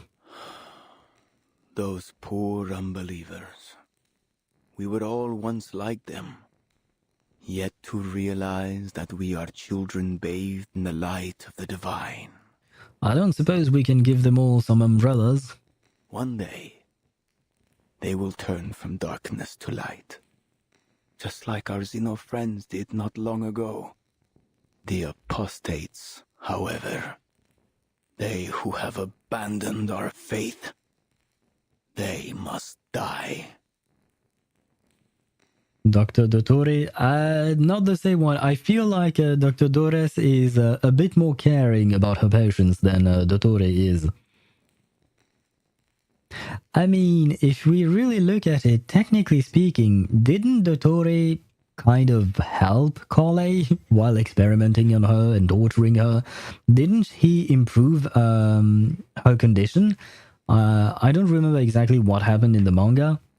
Yeah, we'd have to reread it, but technically speaking, didn't she feel kind of better afterwards? I'm trying to find good points about Dottore, but it's kind of hard. I feel like you, Shikshashit, could probably manage to find ways of complimenting him much faster than I can. The doctor, yes, this is the doctor. I don't have an emote for the doctor, I only have one for the baby. And to be fair, I have already filled up all the slots for my free emotes for followers and stuff like that. The other slots that I have are for subscribers only, but you could get them. I believe yes, because I was looking at channel redeem points, and there is the unlock one random emote from subscribers, but I think there is also choose one emote from subscribers. So I will try to make more emotes for subscribers, but you should still be able to use them with the redeem points of the channel. So there is that. That's just, wow, that's yet another thing that I need to do. I have a to-do list with at least 20 to 25 things I need to do. God damn, it's gonna take me a while. Bro, my friend has 99.6 crit rate with 208% crit damage. On which character? On Arlecchino? That would be great. Does he have EM though? Having EM would be nice as well, but almost 100% crit rate, that's lovely, because that means she's basically always critting, and she crits hard. Heretics and Oathbreakers, the most detestable of all. I'm still curious, you know, about who attacked the manor. On Mawika? I hope that means that he has 59 crit rate, I think. Because she gets a 40 from her artifact stat. So if he has 99 with substats, he would go overboard with crit. And yeah, no, if he has 256 EM, he probably has 55 crit rate or something like that. Yeah, okay, that makes more sense. But the 256 EM, does he have an EM sans by any chance? Because it feels kind of high if it's just substats, given the other substats like for crit rate and crit damage. I feel like he probably has an EM sans. I don't know which one is better between the EM sans and the attack sans, honestly. I'm guessing they're both kind of equivalent, probably. Who disturbed the meeting between the Apostles' Brotherhood and the messenger of the great Manus Vindicte? I don't know. Oh, was that what happened during the 2.0 story? With the whole ritual that they were trying to perform? Was that supposed to be a meeting between you guys? Who came here? He kicks a small stone at his feet. And took away my people. Yeah, I didn't notice. He has EM sans, so yeah. Okay. I do wonder if he lacks attack. I mean, it depends. If he's playing Arlecchino, if he's playing Mawika with Bennett, then you could justify the use of an EM San because you are going to get the attack bonus from Bennett. So it kind of makes up for it. But if you don't, then I don't know if it's worth it. I don't know if the trade is good enough. I don't know how to run all of that math, so I can't really tell you for sure. Zero EM on Arlecchino. That I feel like is kind of bad, unless you play Monopyro Arlecchino, which could be a thing. I mean, you could do a Arlecchino, Shilonen, Kazuha, Bennett team, and it could work. But I usually see Arlecchinos with EM, so she can vape or melt. He's probably playing Mawika, Citlali, Farina, Bennett, or something. Yeah, in that case it works because you get the attack buff from Bennett, you get a shit ton of buffs from Farina, some rest red, and buffs from Citlali. So yeah, I'm guessing his Mawika must hit hard. You okay, Vertin's mom? The potion has locked the blind doctor's throat. She cannot speak. What did you do to her? I wouldn't be surprised if Marcando's already messed things up in the favela. But... well, at least you know him really well. He turns his back to the door. as long as he continues to recruit young arcanists, it doesn't matter. Well, he can't really do that anymore, because Mr. Duncan killed him. I believe he slit his throat or something like that, or stabbed him maybe? But yeah, I do remember we witnessed several murders yesterday. People like him are useful. tools to be used to our benefit until they're lost to this storm. Isn't that also how Zeno uses their soldiers, Doctor? As currency to be spent and lost? I mean, yeah, but what does the Doctor have to do with any of this? She's just trying to help people on her own. I mean, I guess maybe she's receiving help from Zeno, and that in turn helps her help the people, but oh well, you're just pulling her into your own war and into your own conflicts, Santos. A chip may roll away from the gambling table, but it will only find itself at another. All the world's a casino, and all the men and women merely chips. We have no choice but to take our place at the table. Wait, did the narrator become Aventurine? Because this is exactly something that Aventurine would say. I don't know what you said. Let me translate this.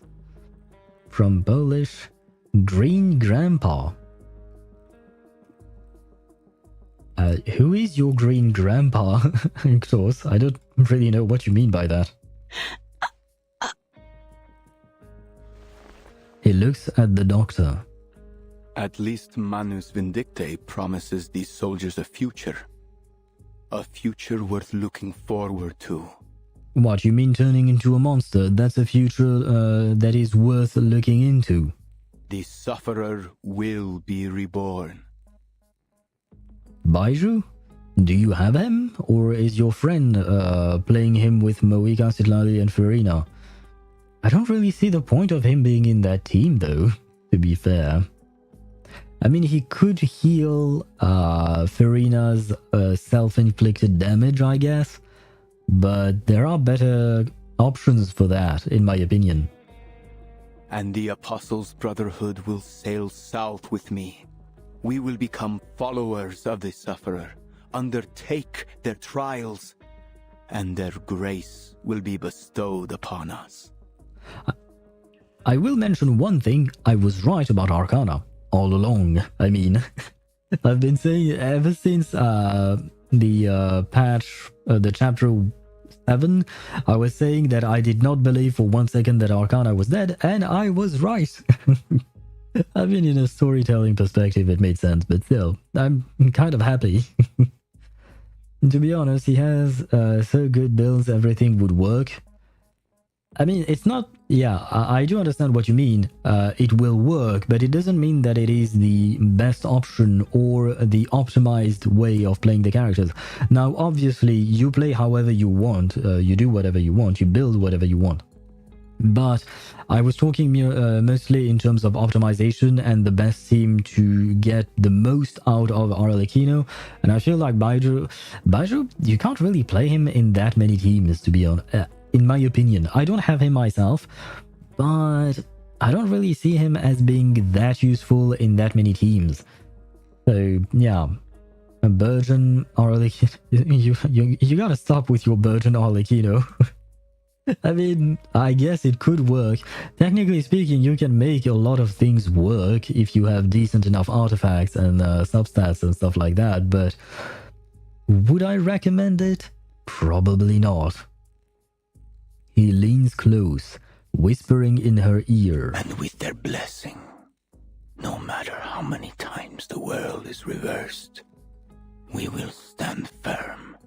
Well, that was creepy. For we will be immortal. Yesterday is within our reach, dear lady. Tank Tartaglia? Is that an actual thing? Are there people who build Tartaglia as a tank? How does that even work? Lopera crouches in the bushes by the manor, observing the guards' movements. The place is surprisingly light on security. 7, maybe 8 guards. No way to get through. Damn. Cautious footsteps approach from behind. Who's there? Oh, sweet Mary. I finally found you. I bet you didn't expect to see me here, did you? An unexpected ally. Duncan? How did you know I was here? Keep it down now. Our friends at the veterans' residence told me everything. The timekeeper said you were going to the manor alone. Would you look at the beautiful greenery? Are you heading to that chapel? Well, yeah, we have to save the doctor. Amidst the distant greenery, just past the building before them, peeks the chapel's bell tower. Yeah. If the doctor's in there, I have to find a way to break in. We should probably wait for Vertin and Nala to come here, because Nala is strong as heck. I mean, we just saw what happened with the soldiers against her. They had to retreat. So if we just ask Nala nicely to save the doctor, maybe she could do it, you know? It could work. Do you have any plans? Reinforcements?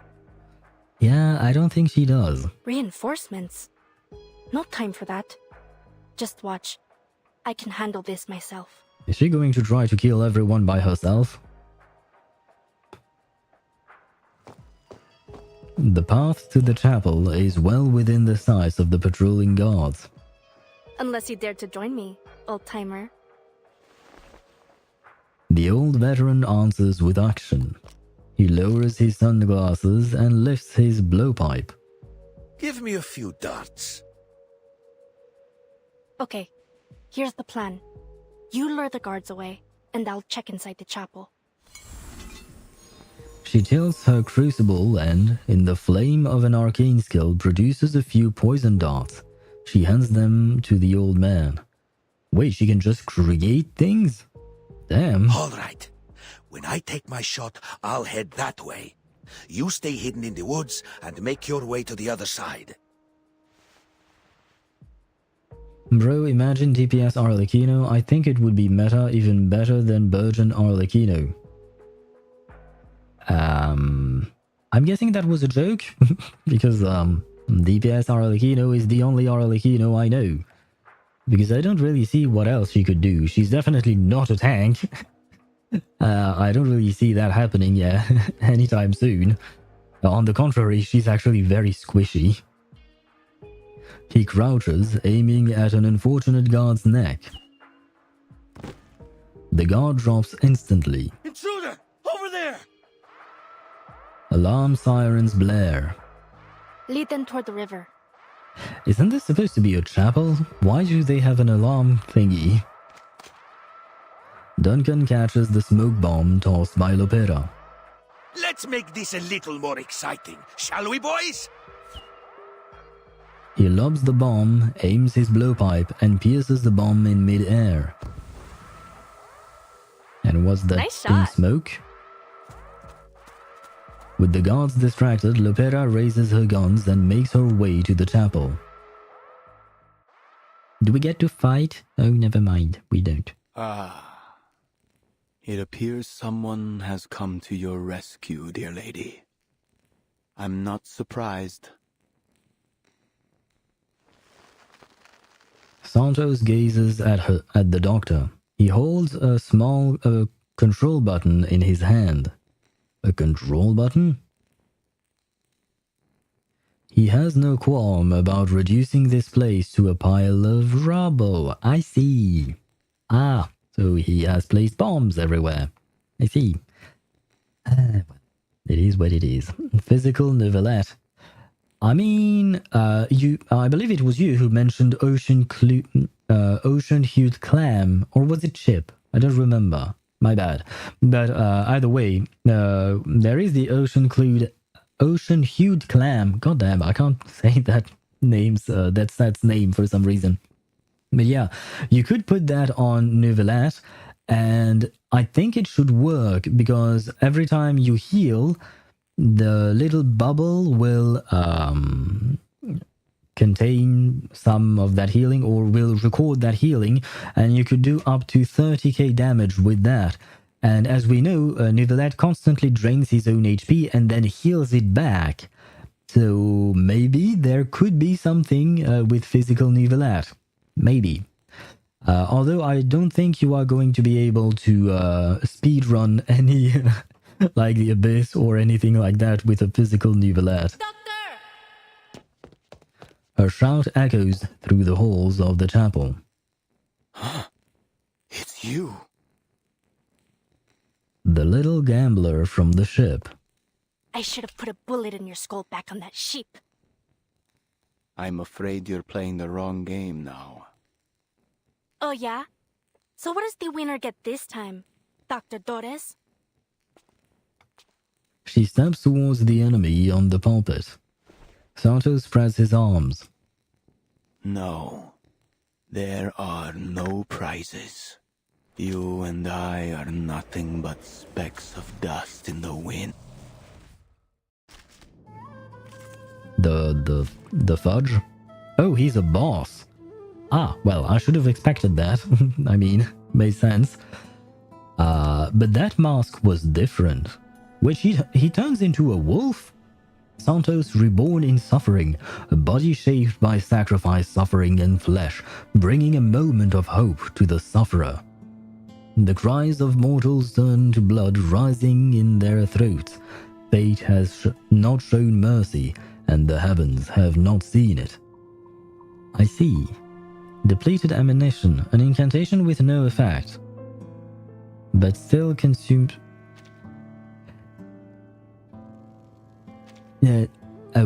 what?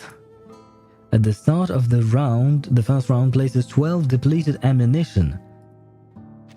So the hell am I supposed to do with that? At the end of the round, inflicts 1 stack of bloodthirst on the enemy in character position number 1. Plus 10% attack, damage reduction minus 10, leech rate plus 10. So that's good, I guess. I mean, the damage reduction, not so much, but I can live with that. If he's buffing me, I'm not going to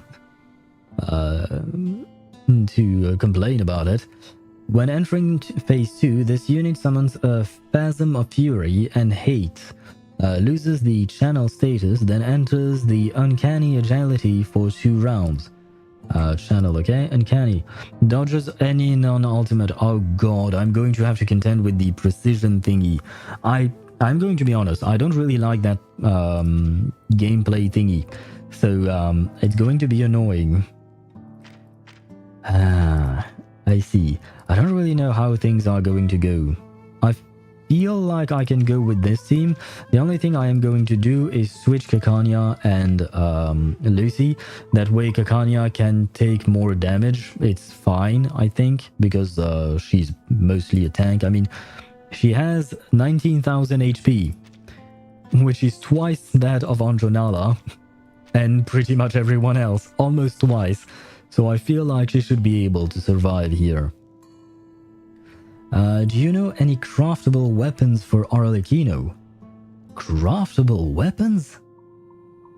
I have no idea. I have never looked at any of the craftable weapons for Arlecchino specifically. And it's been a while since I've looked at any of the craftable weapons, period. Because usually... the gacha weapons are better, and I'm not just talking about the 5-star weapons. Like, obviously her signature weapon is best in slot for her, but I mean just, you know, other weapons in general. What is she, a polearm user? I mean, even then I don't really know what else she could use. You could go to kachingmains.com. I think it's .com, I'm not sure, but Kaching Mains, if you look that up, they should have a guide on how to build Arlecchino, and usually they have several different options for the weapons she can use, for the artifacts that she can use, and stuff like that. So maybe look that up, because right now I don't really know. So he turned into a dog? It was you, wasn't it? You came to this sacred place and attacked my people. Yeah, and I'm ready for round 2. And this time, you won't be leaving with your life. Fate has brought us together this day, just as it brought you victory in that bet. Program activated. Oh, we get a Lopera as well. Wait, what? This is the first time we've ever had a 5th character, I think. Right?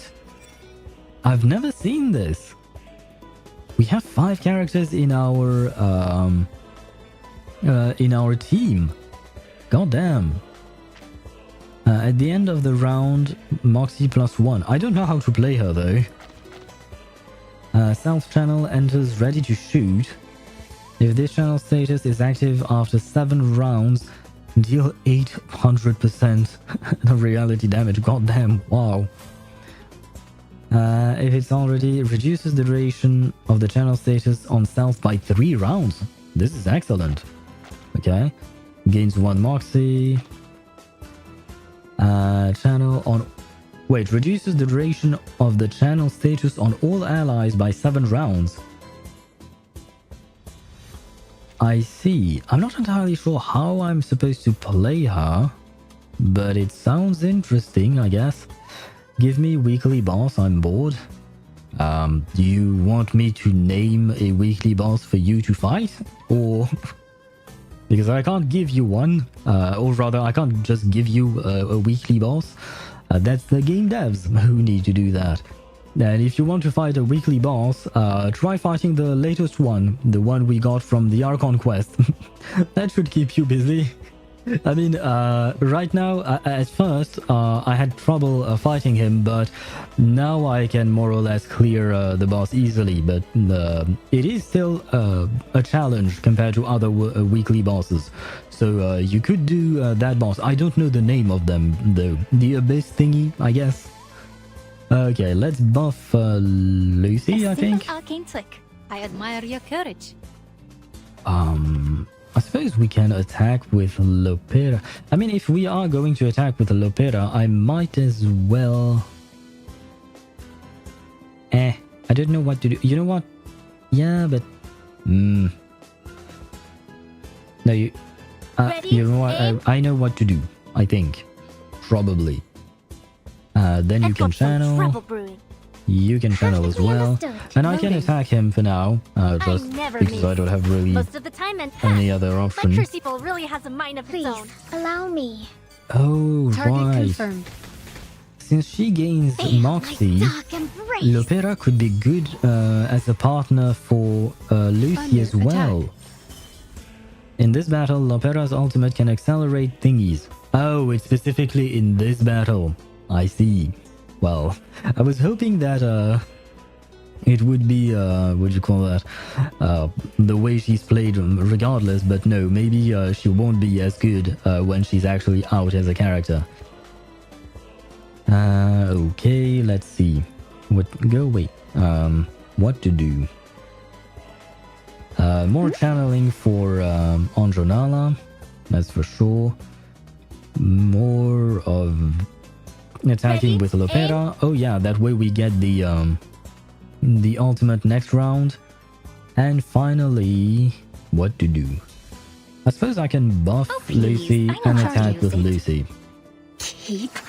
Let me bring my OP Kinage. Well, good luck with that. Oh, don't stare at it for too long. Faraday's miracle. Flee, mortals! I don't actually know how good Kinage is against that new boss. I've never seen that. Oh, we managed to control him. Yay! So, versatile. What is this? An incantation with no effect. What's the point? I guess this is what he gave us? Oh, the 12 cards are all summed up into this. Because you need 2 to become... 2 rank 1s to become 1 rank 2. 2 rank 2s. Okay, so I'm guessing that's what they meant. So it's just 1 3-star character that they... No, 3-star... 3-star rank incantation, I guess. Okay, so I guess I'm going to use this. I think. No, wait. Before we do that, I am going to buff Lucy. Remember your sacrifice. And wait, no, I need other cards here because I have nothing. I don't like it. I still have nothing of interest, at least. Come on, give me some Lucy. Oh my god, you really don't want to give me any Lucy cards, do you? Fine, be that way, game. I'm going to buff Lucy again, but this time with the two... Why am I even bothering with this? He's going to die anyway. Oh, never mind, he has a second phase. Oh well, too late I guess, but The light that illuminates all. we'll be fine. Wait for the pop! Is she shooting with her eyes closed or her eyes covered? I would not advise that. What is that? Blood can only be paid in blood. Kunichi is good against everything but dangerous slimes. Fair enough. Fair enough. Well, I'm still not pulling for him, but fair enough. I do have his weapon though. Ah, I have his weapon though. Stay back, I say! Oh, we can attack this thing, I guess. I mean, there is nothing else we can do, so we might as well.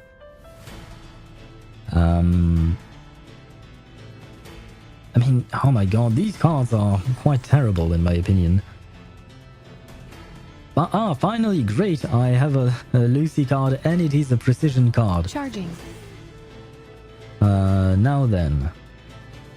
Oh, well, this doesn't really change anything. I can channel with Lopera.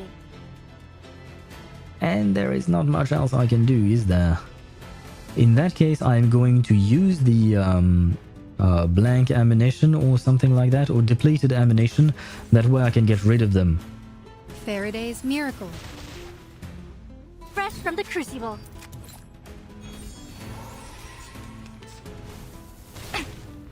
Well, he gave me another one of these cards, but still.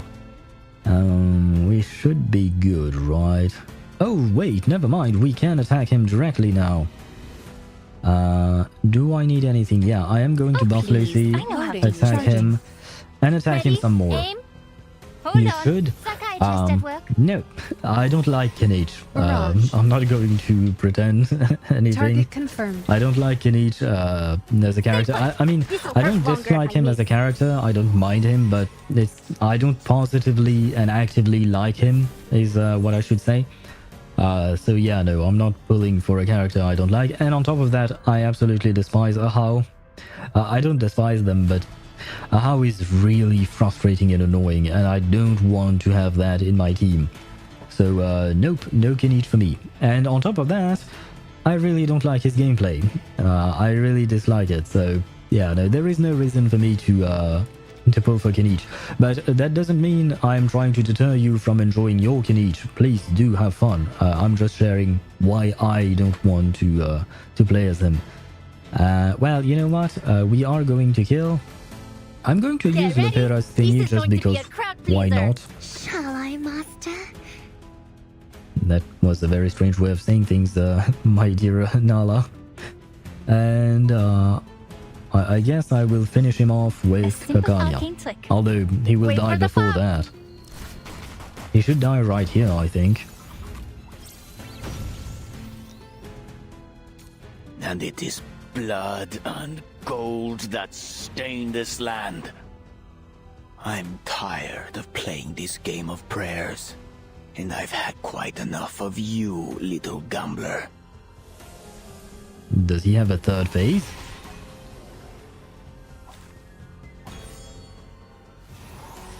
No, we should be done, right? Yay, we are done. For our dream, comrade. Yes, for our dream comrade. I love her, she's really adorable.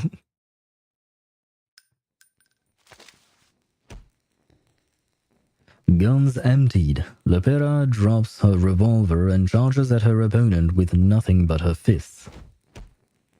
Are you sure you want to fight that thing he turned Looks into? like I win again. Oh, never mind. Congratulations, Lopera. She kicks the weakened Santos to the ground, pinning him by the throat, her fist poised. Yes. Yes. You won this round. He lies among the rubble, blood trickling from his mouth, smiling as Lopera's fists hover above him. But I'm afraid there won't be a table left to play the next. Ah, what a sore loser. He's going to press his button and blow everything up. So long, little gambler. What? Perhaps it's time you paid a little more attention to your friend.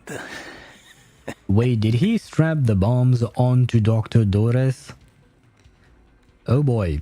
I hope he didn't do that. He presses the button in his hand. After a loud bang, the chapel starts to crumble. In Lopera's moment of distraction, Santos kicks her away. He vanishes amidst the chaos of the explosion. Seriously? Oh my god. Fine, be that way. Now there is no one but Lopera, the doctor, and the building that's about to crush them both. Mierda! Yes, mierda indeed. She grits her teeth and runs to the pulpit, freeing the bound doctor. She still can't talk, right? She tries to speak, but the effects of the potion still hold her throat in a tight grip. We can talk after we get out of here. She hoists the doctor onto her back and carries her through the falling debris. Ah. Well, at least she will save the doctor, right? I think. I hope. Thank God I don't have to farm this weekly boss because my phone is about to blow up while fighting the boss. I mean, fair enough, yeah. Every time there is a new content in the game, it makes it harder for phones or even computers to run the game, but overall I'd say Genshin is still quite well optimized, I think. At least I haven't run into major issues, except when I'm streaming, but it's because I am streaming, so there is that. Streaming is quite taxing on my computer. And all of the programs I have opened up as well, but yeah. You don't have to farm for this weekly boss? Oh right, you don't have Moika, so you're right. And Sitlali needs Arlecchino's material, so at least, you know, that's something that you should have in spades, because I know I do, unfortunately. The worst part is that I'm going to get the PS3 for my birthday, but Genshin is for PS4 and 5. Ah, well, that's kind of too bad, I guess. Yeah, I don't know the prices for PS4s and PS5s because the last console I owned was a PS2. My brother bought it for both of us. It was kind of a birthday, not a birthday, a Christmas gift for both of us, and he bought it himself. And we used to play it quite a lot back when we were younger. But yeah, that should tell you that was the last console I had. Yeah, since then I've just been playing on PC. I prefer it. But for some reason I have more ping and less FPS in Wuthering Waves. Like, I don't see the reason why does it need so much. It's because they are not running with the same game engine. I believe Genshin Impact and Honkai Star Rail and all the Hoyoverse games run on Unity, I think? Or is it the other way around? Yeah, no, I think Genshin runs on Unity, whereas Wuthering Waves runs on Unreal, maybe? I'm not entirely sure. You would have to check that. But either way, they don't have the same game engine, that I know for sure. And Genshin's game engine is kind of more optimized, and it helps alleviate performance issues, whereas Wuthering Waves engine is less optimized but allows you to do more and to draw out more resources and to give more details to your game. So yeah, that's the reason. Wuthering Waves is actually using more resources than Genshin. On top of that, Wuthering Waves is more recent, so usually more recent games tend to draw more resources from computers and devices in general. So there is that. But there is a fundamental difference in the core way of how both of these games work. A photograph from the 1961 peacekeeping mission in the Congo with the photographer, exact date and location all lost to time. I wonder whose that is. Do we know though? Oh, it was with Duncan. Oh, and we got everything, I think. So we can add them. And now we can read something about Duncan. Mr. Duncan's path. The night at the veteran's residence is alive with laughter, as well as the farewell party for Mr. Duncan unfolds, as planned. Empty wine bottles on the table pile up like fortifications, as Galeno spurs the crowd on, urging Mr. Duncan to share some tales from his younger days. Haha, that's a fine idea. Don't worry, old Duncan might have had a few drinks, but he's not about to spin yarns just to fool you all. Mr. Duncan chuckles, rubbing the white stubble on his chin. Whether it's pink dolphins, headless mules, or treasure maps inside giant snakes, it all happened exactly as I told you. A barrage of adventurous stories hits the listeners like a volley of cannonballs until late into the night, when Mr. Duncan signals for everyone to settle down. He pauses for a moment, then begins to speak slowly. Next is a story that is not so cheerful, one that I saved for last. I'm sure my oldest friends here remember the 1959 Lufthansa flight incident. Yes, it took my whole family from me. Looking back, I was like a training dummy knocked down in the field. Nothing left intact except a pocket full of medals. 2 years later, in the peacekeeping forces in the Congo, I met Don Mariano Martinez. The officers called him Rookie, but he fancied himself the proud lead singer of the military songs we sang. In his language, those two words sounded quite similar. Eventually, everyone just called him Lead Singer Martin. At first, I didn't want to get too close to the Argentine. Argentine? I don't know how to pronounce that. But I ended up being lead singer Martin's roommate. He was born with the gift of the gab. His thick lips were always flapping like wet palm leaves. Back then, I was still young and foolishly thought that I could quiet him down with nothing but my silent protest. But gradually, he wore me down and I became talkative myself. Once we got to know each other, we often argued about football, politics, and customs. But he always followed his officer's orders. Then our lead singer's voice was forever silenced.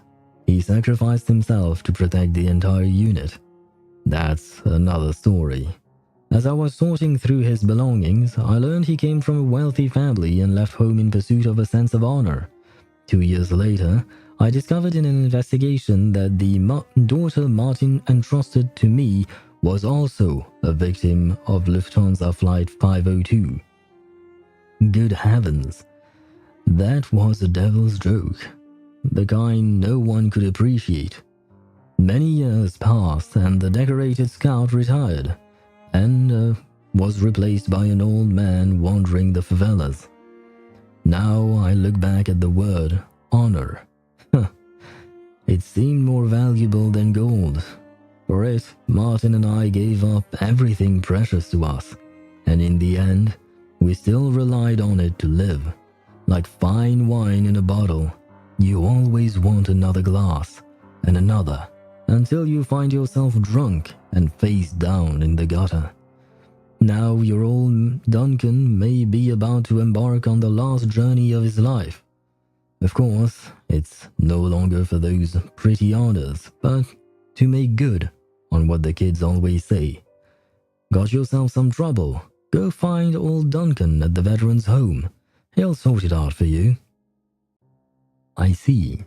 So now we got a bit more of a fleshed out reasoning or background, because we knew that he had lost... okay, so I guess this Martinez? Was that the name? Where was he? Mariano Martinez. I see. That dude was the partner that Mr. Duncan mentioned before and that he lost, and that person left him a daughter. Okay, so now everything is starting to click in my brain. Still a very sad background as usual for this game, but Oh well.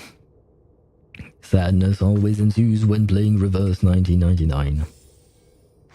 All we are missing is Lopera's Path and Dr. Dores. Okay, but we are getting closer towards the end, I assume. I mean, yes, we are at 20 out of 24. Thank God. Oh, more reading. Religious Reform. This book isn't a history text, but the change in writing style suggests that there was a change in authors. Skim a few pages. Please don't tell me this is long. Okay, this is quite... it's okay. 5. They are greedy. They are cruel. They want us to slaughter our own people, so we stand up. 6. We aspire to kindness and mercy.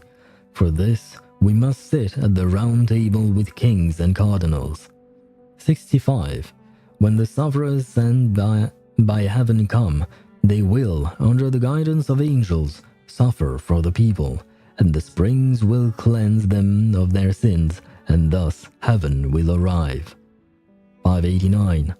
Let those willing to be redeemed join us, and let those unwilling be crushed by crumbling stone. 590. Be loyal to your kin, protect the interests of your kin, and say nothing to mankind. 591. Respect your elders, for their wisdom far exceeds yours. 605. Make the shaping of order your lifelong work and never cease. The heck is this? Is this like an excerpt of whatever the Manus Vindictae Bible is, I guess, maybe? Or something? Ooh. Rewards. Yay. Farewell, Pera.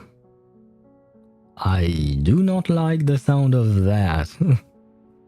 I mean, I don't think she could die. She's supposed to be a playable character. She's supposed to be upcoming. But it does sound bad. Unless it's her sister who's going to die. Oh no. No, please don't do that to me, game. I actually kind of like Moldir. I mean, I wish she would think for herself a little bit more and follow her father's ideas a little bit less, but I actually enjoy her character.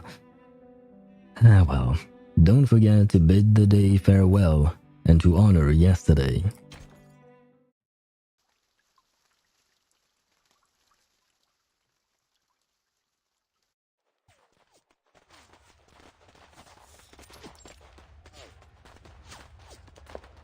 Eliminate all hostiles.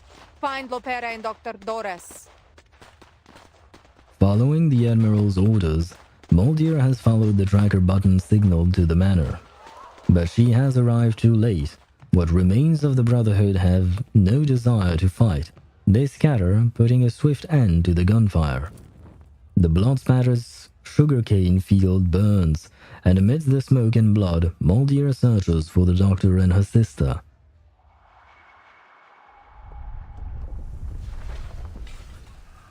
Just as the chapel collapses, Lopera makes it through the front door. Huh? Where have the Brotherhood guards gone? Neither Duncan nor the Brotherhood guards greet her. Wait, where is Duncan? Molly! Pera, thank goodness this tracker button still works.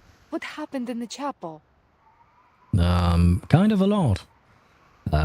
Close you redeemed and never stop yapping, but I'm actually not yapping. I just read things, and now we are listening. So, I am technically not yapping? I had the fight with Santos, but he got away. Weren't you supposed to go to the veterans' residence?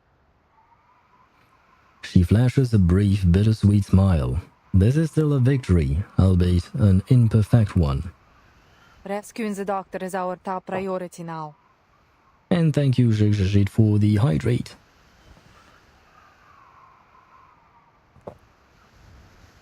But of course, as soon as I bring the cup next to my lips to drink, the game wants me to read. Yeah, of course, it had to be that way. Dr. Dores sits on the muddy ground, cradling her typewriter. I am so glad to see you safe, Doctor. Great job, Pera. Let's head back to the base with Dr. Dores. What about the timekeeper? She's on a new mission assigned by the Foundation. It's got nothing to do with us. Well, dear, why would you do this? You know you can't lie. Your ears are going to go red. Ah. Father wants me to bring you and the doctor back to the base as soon as possible. What do you mean? Why the sudden change of plan? What's going on here? No one told her about this. Just come already. We're evacuating Sao Paulo. Evacuating? Since when was this the plan? Evacuating? To where? Just follow your orders, Lopera. The Admiral sent me to pick you up. That must be Why didn't you tell true. me any of this? I don't know. I'm sure he has his reasons. In her hurry, she presents a reason her sister cannot argue with. Recognizing her hastiness, Moldia sighs. Fine. We're heading south, to Tierra del Fuego. They've made preparations for us. Come on, Pera. Come with us. You, me, Father, Telimei, everyone. We'll all be there. Bro, imagine if Ninja got low taper fade? I don't know what that means. Everyone? Why didn't anyone tell me about this? Because... Pera, you can ask questions later. We don't have much time. Lopera knocks away her sister's extended hand, taking 2 steps back. No. Why are we going to Tierra del Fuego? And why are we running out of time? What are you planning to do? Who's waiting for you in Tierra del Fuego? She grips the revolver on her side. She hesitates, fear and confusion flashing across her face. Her gun is safe. Her gun is reliable. As long as she holds it, she won't be hurt. You need to watch more TikTok, especially brain rot. No thank you. I never watch TikTok. I don't even have a TikTok account, whether personal or for streaming or whatever, I don't. So, yeah, no thank you. I've seen things, from time to time. And, yeah, no, I'm not really that interested in that app. So, no thank you. Oh, wait. The ads are going to come out. No, snooze. Go away. We have 5 minutes. She pulls it from its holster and slowly raises the barrel to her sister. With a final crash of thunder, rain starts to pour. Who's behind all this? That jerk Ptolemy?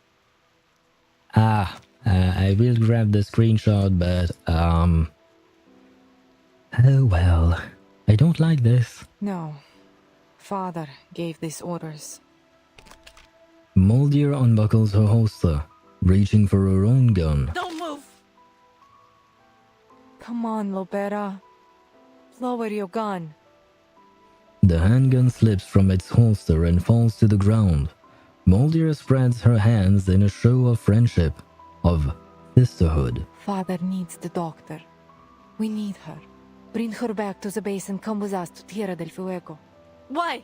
What are you going to do in Tierra del Fuego? Seize the future. A future for all arcanists. Wait, does he want the doctor in order to revive Arcana? Is that his plan? Father has embraced the preacher's promise. Well, there you have it. Manus Vindicte. A betrayal she had never imagined. No. My family are not traitors. Then you got a strange family, my dear, because, yes, they are.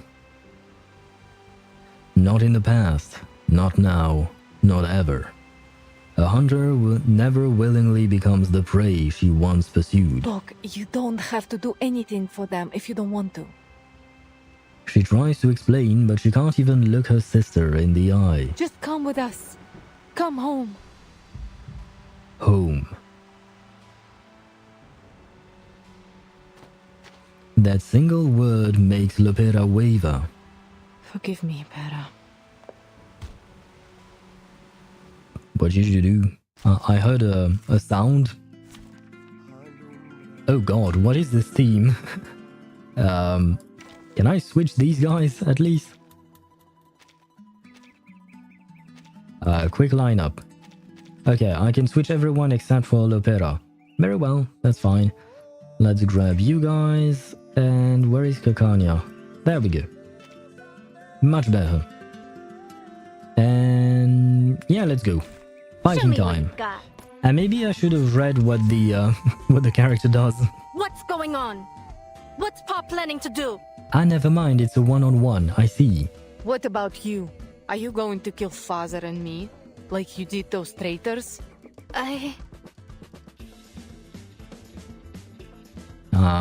Well, I guess so. I've got some trouble brewing. See, I'm shooting at you. Most of the time, anyway. Drop your weapon, Pera. It's time to come home. Why didn't Pa tell me his plan? He doesn't trust me, does he? Did you come here to take me home? Yes. You're lying, Molly. Mm-hmm. I believe this is used when we are not when we are channeling. I am not channeling right now. So I should channel first and then use her burst really has a mind next of its own. round. That's nothing. Enough is enough, Pera. You're wasting our time. You mean the time for your scheme? Taking the doctor back is more important than me, right? No. Pera, I want you to come home with me. Home? You call that a home? With a traitor for a father and a sister who doesn't even trust me? She marks a fair point, right? Anyway, let's use the ultimate. This is going to be a wait for the pop.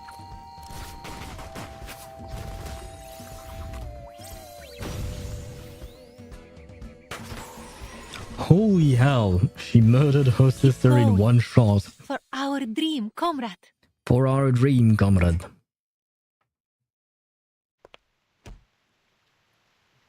Taking advantage of Lopera's moment of hesitation, Moldier launches an attack. As they wrestle, Lopera pulls the trigger, the bullet shooting into the sky and startling a flock of birds. Finally, Moldier wrestles the gun from Lopera's hands and knocks her to the ground. She lies there, winded and in pain. Why is he doing this? The pain is the least of her problems. She simply can't understand how things have ended up this way. For the good of us all, Pera, consider your mission complete. I'll take over from here. Thank you for your service, Comrade Lopera. Several Xeno soldiers returning from their sweep of the manor arrive at the lieutenant's side. What's going on? I'll handle this. Take the blind lady and retreat. Make sure she's safe. The doctor offers no resistance, weakly surrendering to fate as she's taken once again. Moldier looks down at her fallen sister, her gaze cold. I am sorry it has to end this way. Are you though? She raises her gun, aiming at her cherished sister. Ah, so she's going to kill her own sister, or, well, what she calls her sister anyway. I see. Mr. Duncan, please save her. You're supposed to be somewhere around here, right? Farewell, Pera. Ah, well, there you go. We have the name of the stage.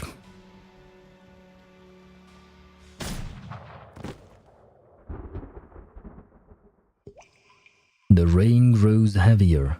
Lopera's soaked body lies in the mud. Crap! Has something gone wrong?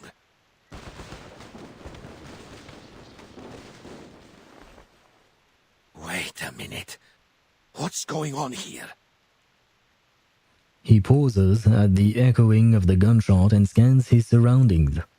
Xeno soldiers. What are they doing here? As an experienced soldier, he knows not to act rashly.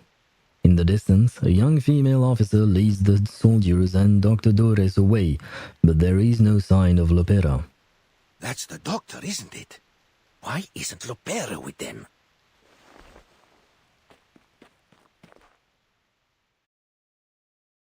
Duncan cautiously makes his way to the chapel to search for her. The rain comes and goes. Tranquilizer bullet. What? A tranquilizer bullet? I see. Yeah, a bullet is a bullet. It is not a tranquilizer. I mean, fine. Be that. If you want, game, if you want, but anyway. As the effects of the tranquilizer wear off, Lopera can feel her soaked clothes sticking to her. She sees the tracker button. It's been destroyed. Moldier's bullet must have smashed it. It's shattered. That's a very convenient bullet there. Moldier's aim is as sharp as hers. They truly are sisters. Okay, at least that's good. She didn't try to kill her, so that's nice. She grips the fragments in her palm, trying in vain to piece them back together. But the rain washes them away. First, her biological father. Now, her adoptive one. So for once we don't... Well, she already has a sad backstory, but we are witnessing a new sad backstory for her. Great! Goddamn. Betrayal. Rejection. How long have you been planning this? There is no answer save for a crash of thunder. She has no one but herself. Am I really the only one who knew nothing about it? Did her siblings know? Yes, they did. Did everyone else in her family know? More or less, yes. Was I ever actually accepted into this family? I don't have an answer to that question. The bitter thought burns in her chest like fire.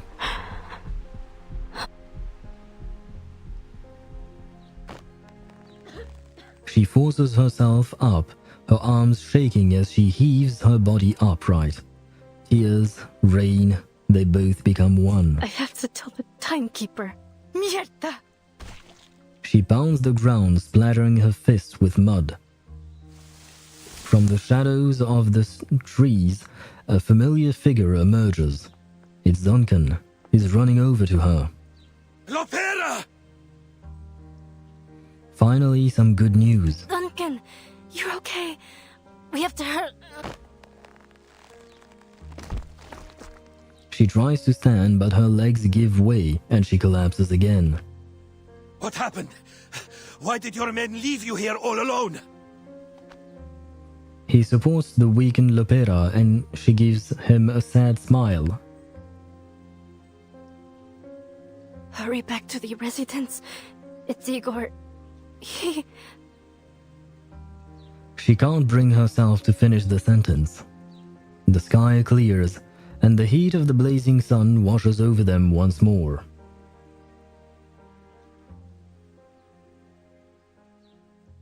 To be continued? Yes. Ah, shoot. I wasted my last snooze. God damn it. I just needed 30 seconds more. But yeah, I'm saying this because I snoozed the ads multiple times during this whole thing because I didn't want it to be interrupted since it was a precious moment between sisters, I suppose. We could call it that. But yeah. So let's see. We have 1, 2, 3. Okay, well, this stream is going to run a tiny bit longer than usual, but I'm going to take a little bit of a break. Number one, because I personally need it. I need to just shut up for a minute. For once, I do need to stop yapping for a bit. And I also need to run the ad break. Otherwise, it's going to run through the story. So little ad break and break period just because I need it. And then we will come back to the story and we will finish it in one go. We will finish it today because we are at the end. So I can't leave you with a couple of stages like this. So yeah. I will be right back.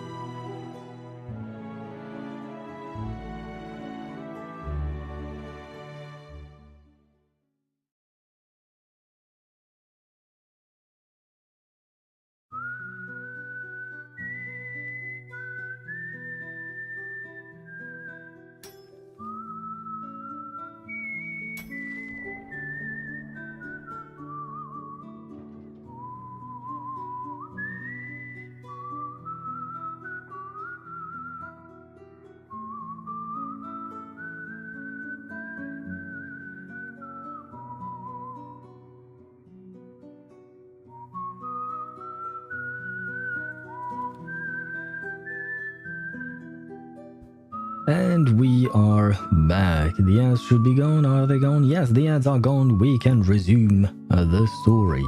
Hopefully we can finish the story before the next ad break, which happens every hour basically, because I used all of the snooze buttons I could on this thing during the farewell thingy, because farewell Pera, because I didn't want it to be interrupted. So now I'm out of snoozes, so I really need to finish this thing before the next ad break, because I don't think we'll have much more to do after it. So I don't like putting you guys through ad breaks if it's just for 5 more minutes of content, you know. It's kind of not worth it in my opinion.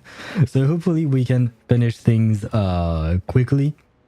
Though I will say I am very much enjoying the story thus far. I don't know if I'd say I'm as invested as I was in chapter 7.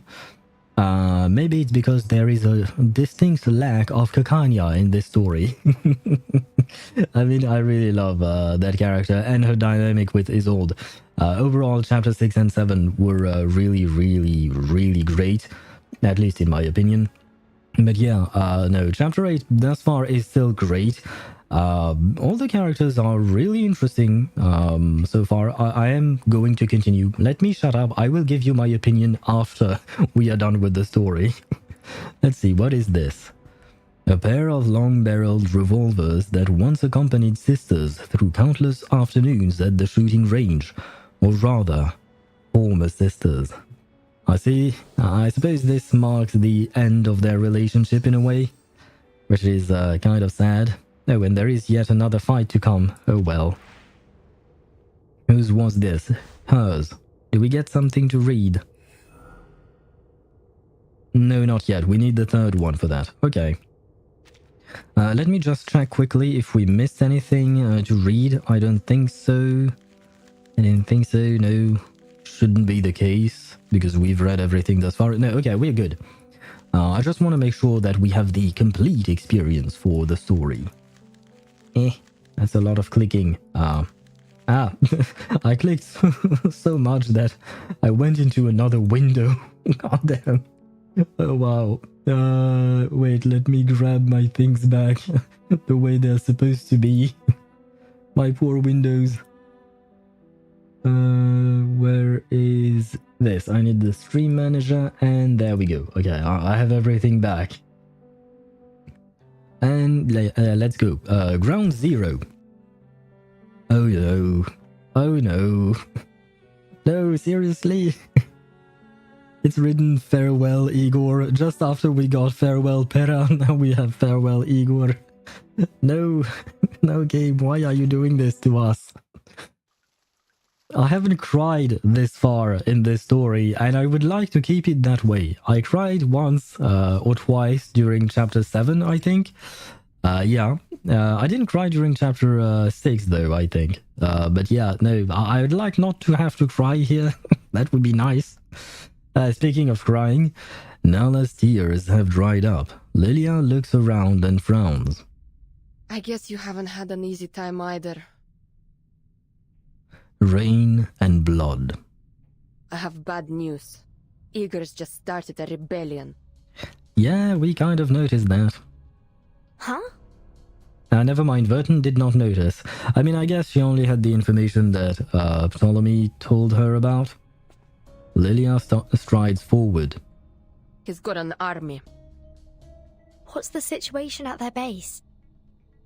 Not good. There was fighting and bloodshed. Lots of it.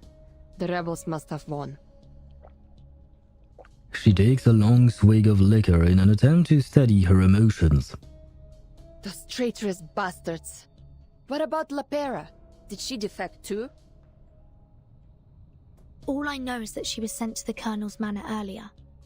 But why would Igor... if Lopera's also joined the rebellion?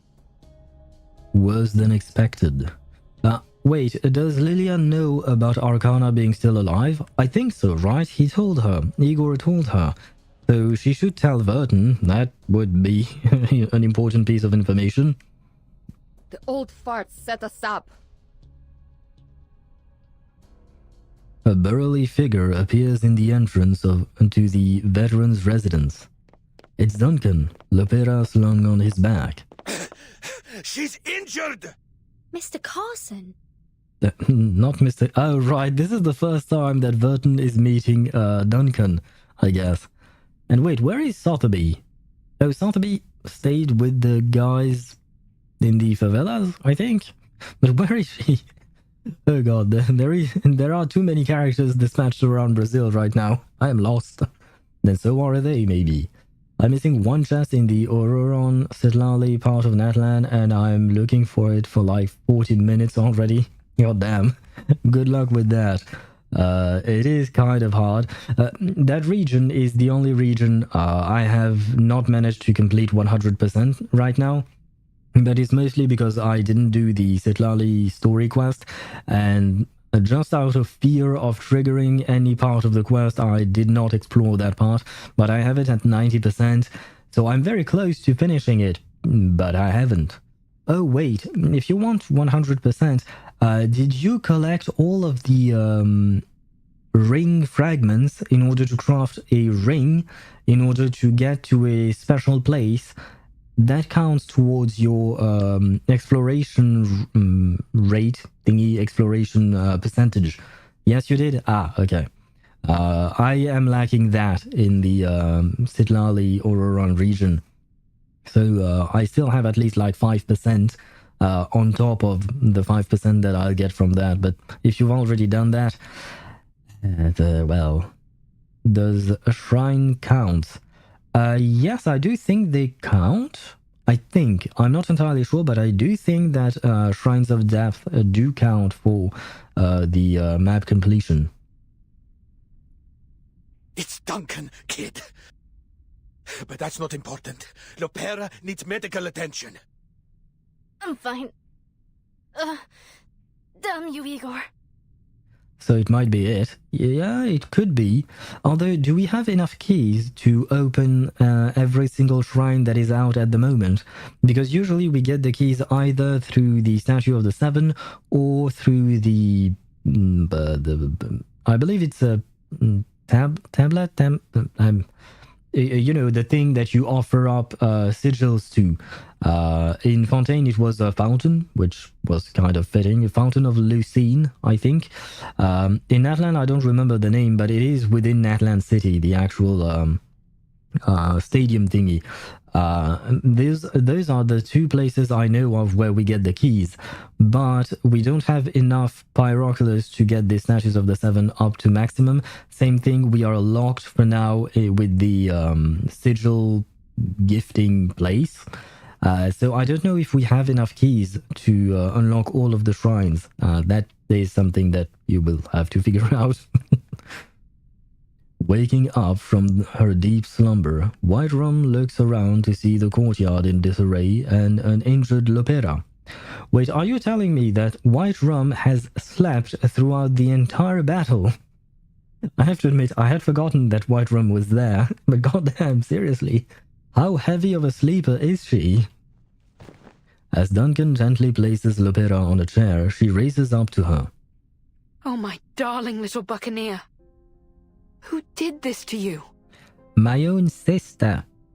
Tablet of Tona. Ah, I knew it was a tablet of something. Lopera, could you tell us what happened? Bloody and dirty, yes. But injuries aren't serious. Her injuries aren't serious. She only has a few scrapes and bruises.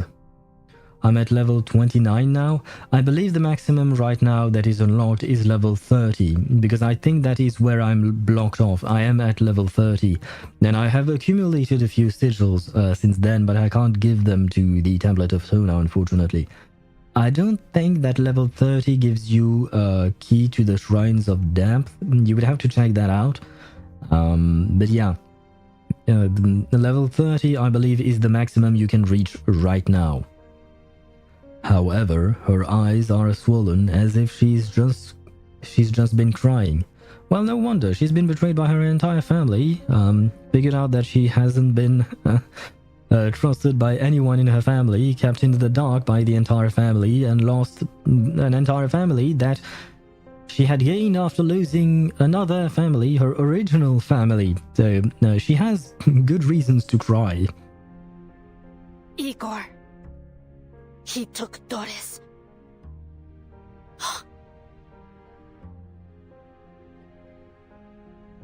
First, Xeno soldiers try to take Kimberly. Then Igor orders the kidnapping of Dr. Dores. So, are you going to go after him? Yeah, probably. It'd be nice if you could accompany us. You're very strong, so that would be helpful, and we do need all the help we can get. And the only region I explored is literally Natlan and that little island in Fontaine. Little island in Fontaine? There is an island in Fontaine. I'm trying to think of the map, but where is it though?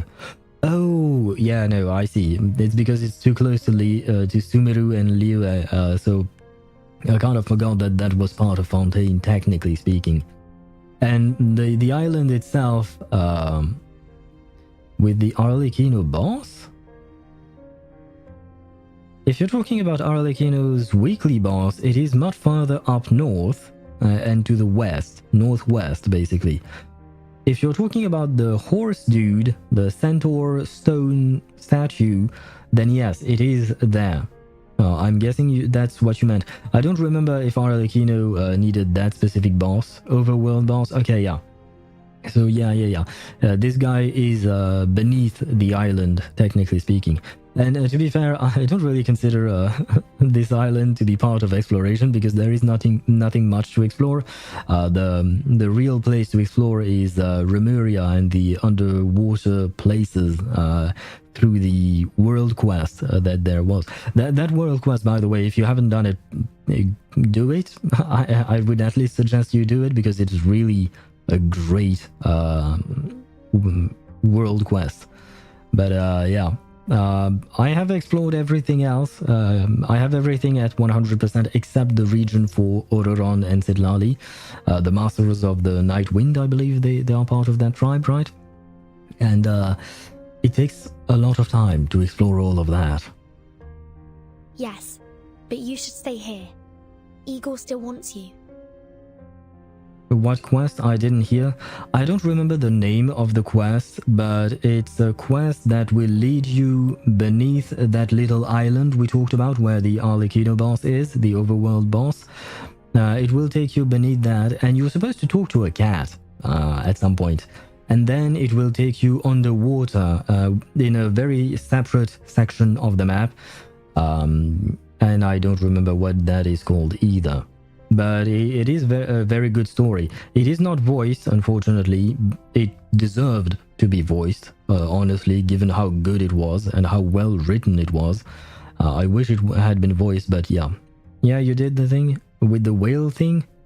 Yes, you can hitch a ride on the whale. Igor mustn't succeed. We'll come back for you later. Okay.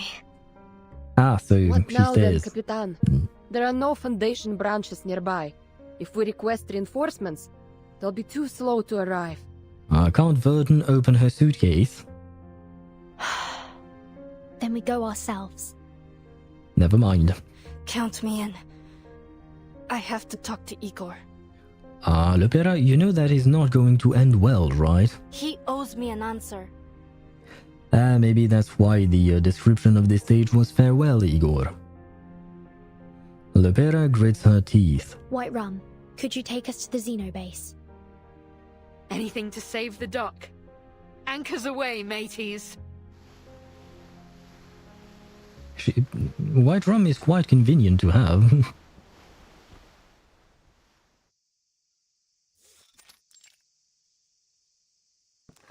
Back at the Xeno base, the rebels are organizing the final stages of their retreat. You screwed up. It's just a minor setback. Not really. Father isn't happy. Look, I'll deal with her, okay? Next time, I'll... His defeat is a consequence of his own arrogance. It's a bitter pill to swallow. Yeah, but he deserves to swallow it whole. There won't be a next time. We can't just waltz into the Foundation and take her. Anyway, are the aircraft ready? Yeah. Father and the doctor will be boarding soon. Who is she, anyway? I don't know. I do. Her answer is honest. She rarely questions her father. Her duty is to obey and execute, while holding on to a sliver of her own sense of justice. Well, I don't really like that way of thinking, but I do know that a lot of people have it. Looks like Father hasn't told you everything either. You should never entrust all the pieces of a puzzle to a single hand. I have to to get up for work in 5 hours, but I'll wait for the end of the story. Oh god. I would advise you to go to sleep, but I'm not your dad. You do whatever you want, and it's always a pleasure to have you on stream. But yeah, please do take care of yourself. I will try to, well, perhaps not speedrun through the story, but to yap a bit less, that way you can get to the end. Huh. All this time with Father's made you quite enigmatic. There's a charm in mystery, you know. Around them, soldiers are busy transporting supplies and burning sensitive documents in fires. Are you not coming with us on the helicopter? Someone has to stay behind and organize the retreat. You go ahead with Father. I'll join you later. Sometimes I just don't understand you, mon dear. Oftentimes, I don't understand myself either. Perhaps that's why Father always keeps me close. Well, that means that you're easier to manipulate for him, I suppose. So I'm the only one here who isn't an adult? I think so. I don't think Mihai is here, but Mihai is not an adult yet. I believe he's still 17. But yeah, we have quite a few adults here. Why Ptolemy so pretty? Just get going. I prefer his sister more dear. The sound of gunfire echoes from outside the courtyard, but she pays it no mind. Although if I had to choose from the dudes, I prefer Igor. In my opinion, Igor is much better looking than Ptolemy. Although to each their own, of course, but yeah, I prefer Igor. But she pays it no mind. Whether it's an internal conflict or a counterattack from the Foundation, it doesn't matter. Ma'am, we're under attack! Don't get entangled with the enemy. Focus on the evacuation. They are pretty... Yeah, that's definitely something that we can agree on. I mean, we all have our personal preferences, but it is true that all of them are really well drawn and really nice. How many hostiles are there? 3! And the sailboat! A sailboat? What is this? The age of exploration or something? One of them is flying some kind of aircraft. Oh, she's fast! 2 squads are currently engaged with her in Courtyard A2! So, you're just going to leave me here in San Paulo, huh? Name one character who is ugly in reverse 1999. I do have one in mind. I can't remember his name, unfortunately. The dude who taught Isolde how to be a proper lady. The dude who was the point of contact with the Foundation for the team that was sent in Vienna in Chapter 6. And 7? No, I think he wasn't there anymore in 7. But that dude, he was well drawn, but he wasn't exactly the prettiest. And he wasn't exactly a good person either. 2 rebels break through the defense line and rush over to her. Where's Igor? Her hands are bloody, the muzzle of her gun singed red from the repeated use of arcane skill. No sign of the Admiral, only the unwelcome sight of her older brother. You've grown taller since we last met, dear little sister. There is a hint of malice in his voice, as usual. Whoa, whoa. Don't look at me like that. I don't care what you do. Come home or stay with the timekeeper. I won't stop you. Get out of my face. Ooh, a screenshot opportunity. This is very pretty.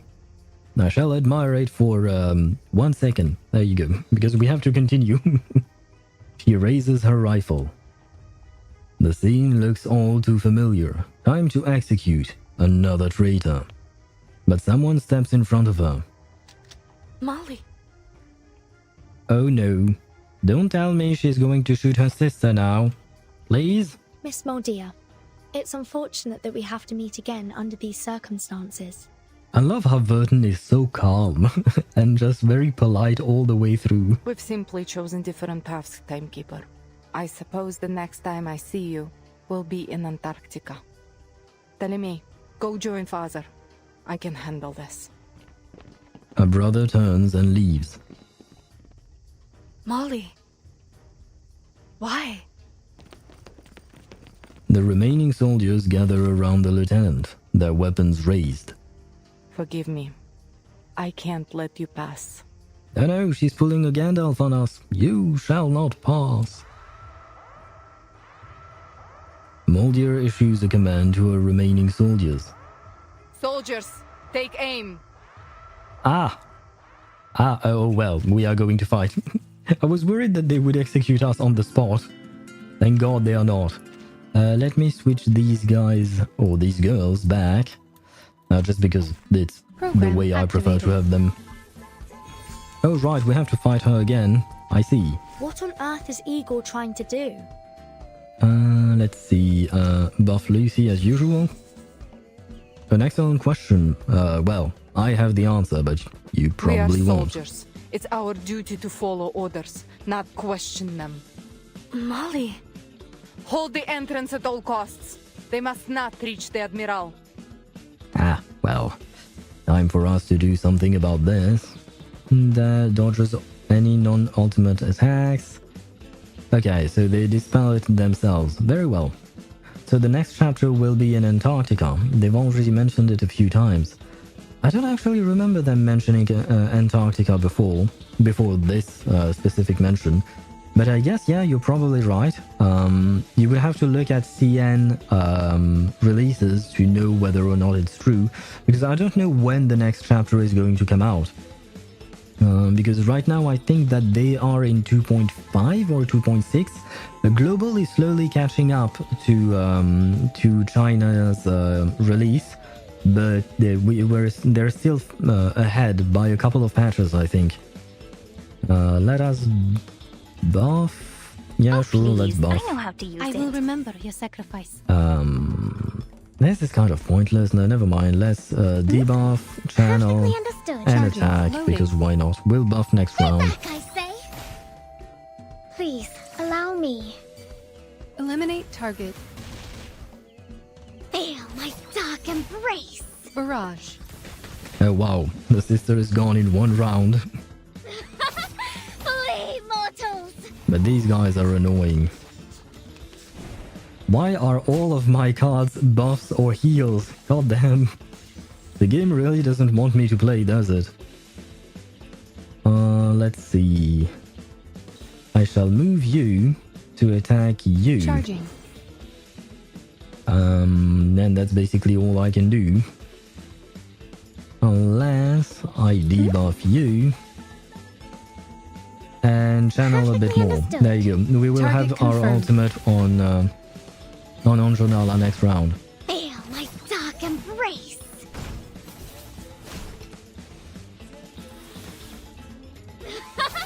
Flee, mortals! You have a little faith in me, Master. I have to admit, when she screams "Flee, mortals," Anjo, I mean, she's kind of scary, in my opinion. She kind of yeah. I'd rather not have to fight her in real life. By the way, are you looking for any new gacha games? Not really. Because I already have a lot on my plate right now, since I'm playing... Technically, I'm playing 6 gacha games at the moment. So I don't really want to add another one to the pile. Especially because I don't intend to abandon any of the ones that I'm already playing. But at some point, I just won't have the time to farm properly for each one. So yeah, there is that to take into account. And on top of that, most of the newer gacha games tend to take more resources from computers. And unfortunately, my computer is already at its limit. Reverse is fine, but Wuthering Waves is kind of struggling when I'm streaming. When I'm playing on my own, that's fine. My computer is more than enough, but since I'm streaming, yeah, I am much more limited in what I can and cannot do. Simple arcane trick. I admire your So, courage. yeah, not really looking to other gacha games for now. Though, let's see. Is there anything else? No, I don't think so. Oh, please. I know how to use it. Would you care to lie down?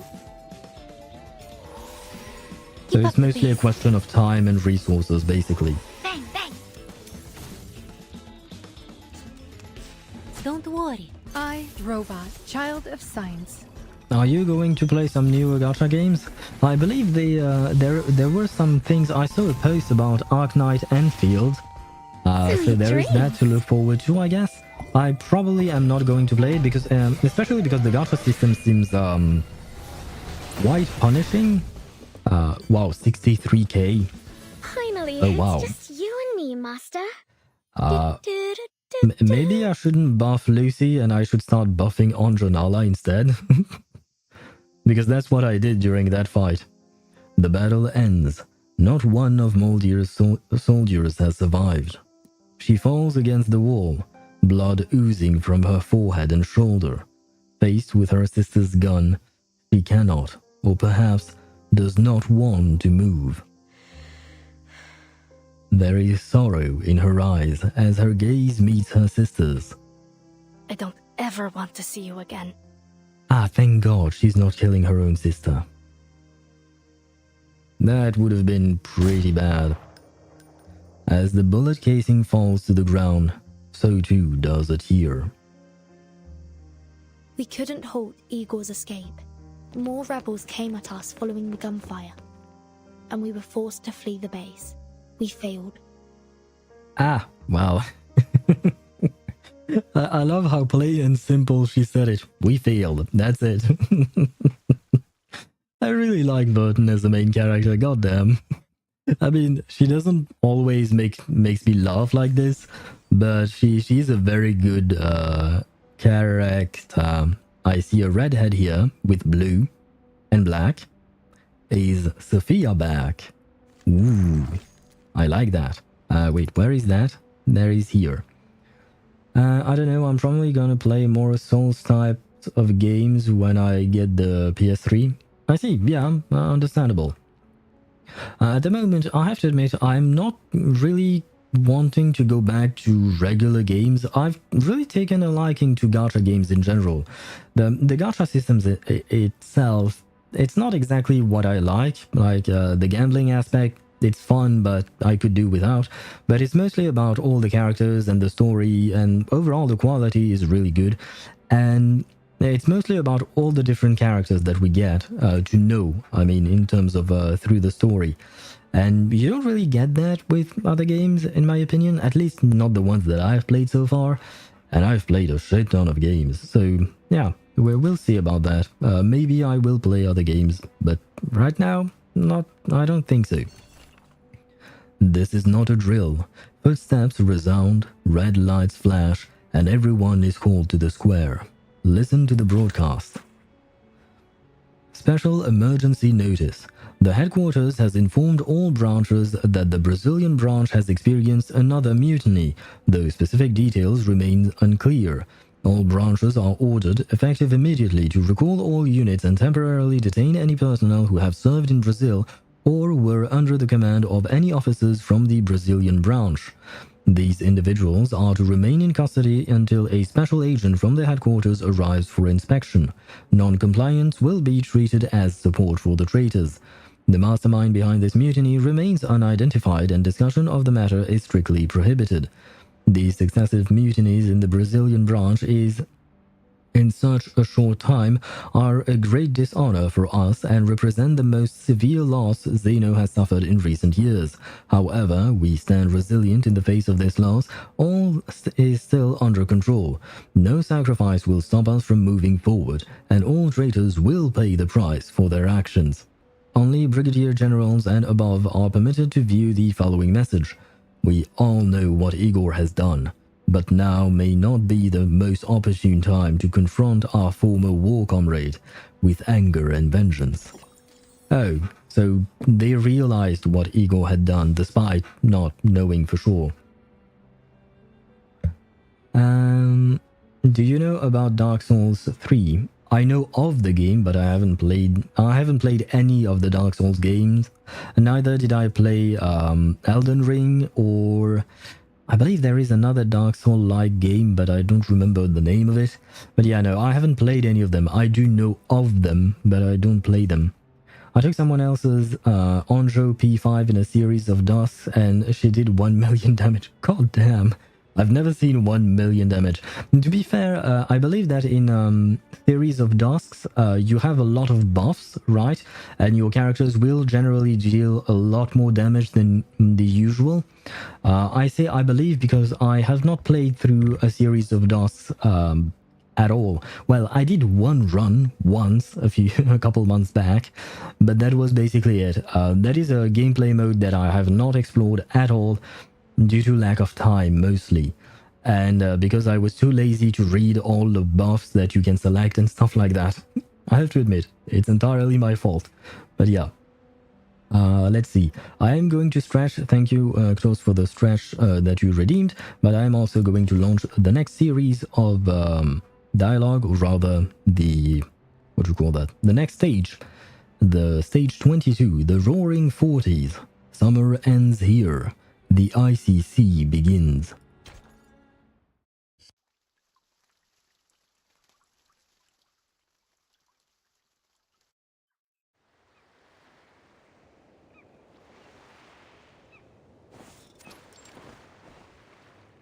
You made the right choice. We simply followed their guidance, Preacher. Unfortunately, we failed to bring the succubus. But I did bring you this, and Miss Earth as well.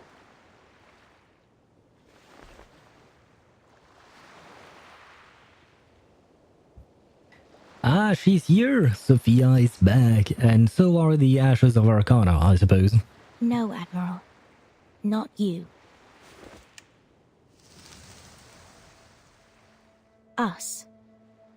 What do you mean, us? Do you mean you and the penguins? Because I see penguins here. And I don't think that's what you meant. I am going to grab a screenshot. She is gorgeous, and so is he. And the penguins are cute as well, but still. Anyway. We all need the miracle they bestow. My men will not wear the masks, nor will they take the trials. We need no trials to test the loyalty of my children, Preacher. And for now, Miss Earth will stay under my protection. I mean, when you think about it, it's not really that much of a stretch to see that Igor has joined the Manus Vindictae, because Manus Vindictae is basically a cult, and Igor, when he created his army of children, basically created a cult around himself. So there is a connection between the two. I don't get how Kinich isn't a meta character, since he's hitting 120k with one ability. He can shoot like 5 times, and remember, my builds are shit. So it could be even better. Well, I wouldn't say that he's not meta. He's probably not the character. He's probably not a character that a lot of people would play, because I do feel like a lot of the Natlan characters' gameplay is a bit clunky when you're trying to maximize damage. When you take the characters such as Neuvillette or Arlecchino, who are definitely considered meta characters, their gameplay is very easy. You can very easily get the maximum output from them, and they deal a lot of damage. The problem with the Natlan characters, in my opinion, is that it's not really hard, but it is kind of difficult to get the maximum output, because you have to play that minigame with Kinich, where you have to hit the proper place before unleashing his thingy.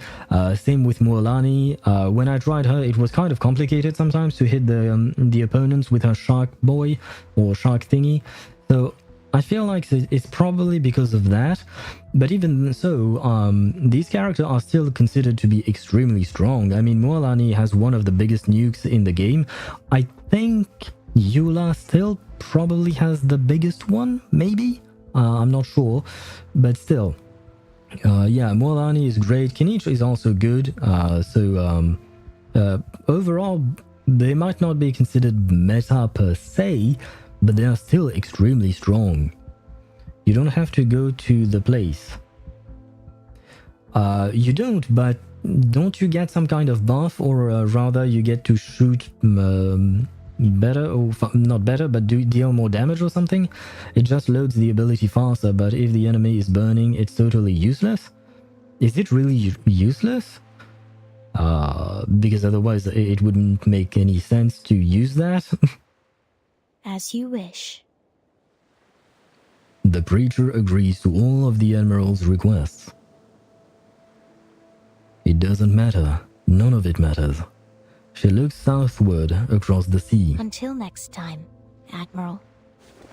The preacher takes the relic left by the Mother of Resurrection and bids farewell to the Admiral. The Mother of Resurrection? Who might that be? I'm guessing it's Arcana. I mean, it would make sense, but I never heard that name for her before. At least I don't think so. Father, I shot at Lopera. Shooting is one thing. Whether the bullet hits the heart or the ground is another. To the Admiral, however, it is unimportant.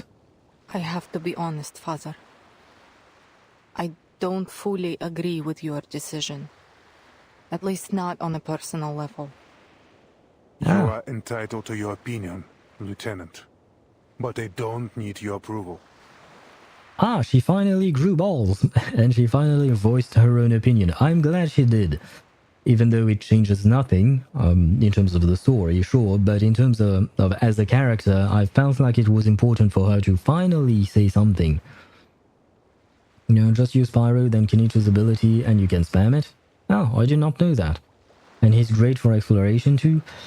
Yeah, I mean, yeah, he is. But I'm not overly fond of his Spider-Man gimmick thing for exploration. I prefer Shalonen or Mawika, for instance. And I haven't tried Citlali yet, but I feel like I will probably like hers better as well.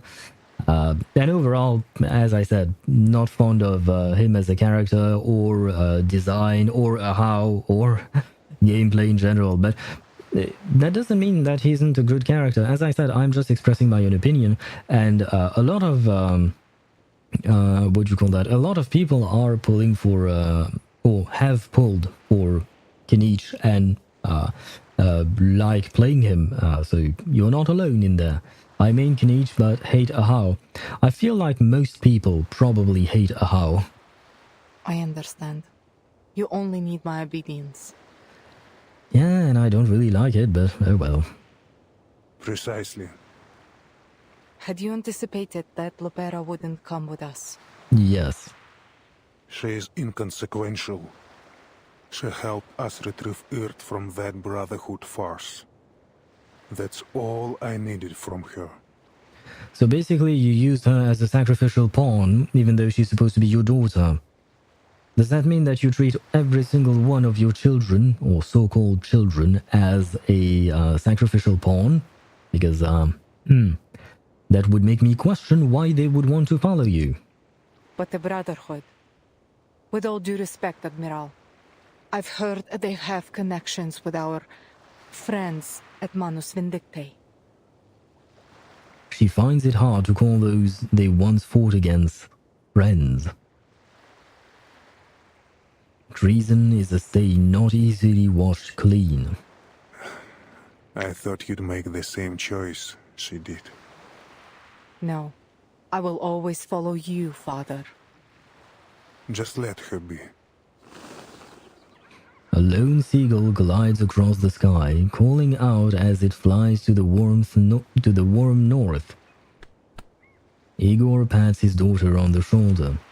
Now, bring me Dr. Dores. What are you doing with Vertin's mother? Father. She dutifully leads the doctor to her father and leaves the two alone. On the latest Kenich banner, who was the second banner? I do not know. And Kenich only had one banner. I believe he didn't have a rerun just yet. He barely came out. I believe he was on the second patch of Netland, I think. Oh, no, never mind. Shilonen was on the second one, right? Or was it the third? Honestly, I don't really remember. Oh, never mind. He was second phase of first patch of 5.0, I think. Maybe? I don't know you, sir. You must have mistaken me for someone else. So that would mean that in the first phase, that would be Moalani. I think it was before Shilonen, the one before Shilonen, yes. So yeah, I think he was second phase of... Oh, no. Was he? I don't... I'm confusing everything right now, sorry. No, I couldn't possibly mistake you. Old friend, in the last days before the millennium, we fought side by side. So he knows her, and we know she has memory issues. Memories flood the weathered halls of the old Admiral's mind. In hindsight, that battle may have been a mistake. Are we going to get to learn more about Vertin's mother, aka Besmet, aka Dr. Dores? The storm swept across the world, leaving behind an era of chaos, and we lost our future.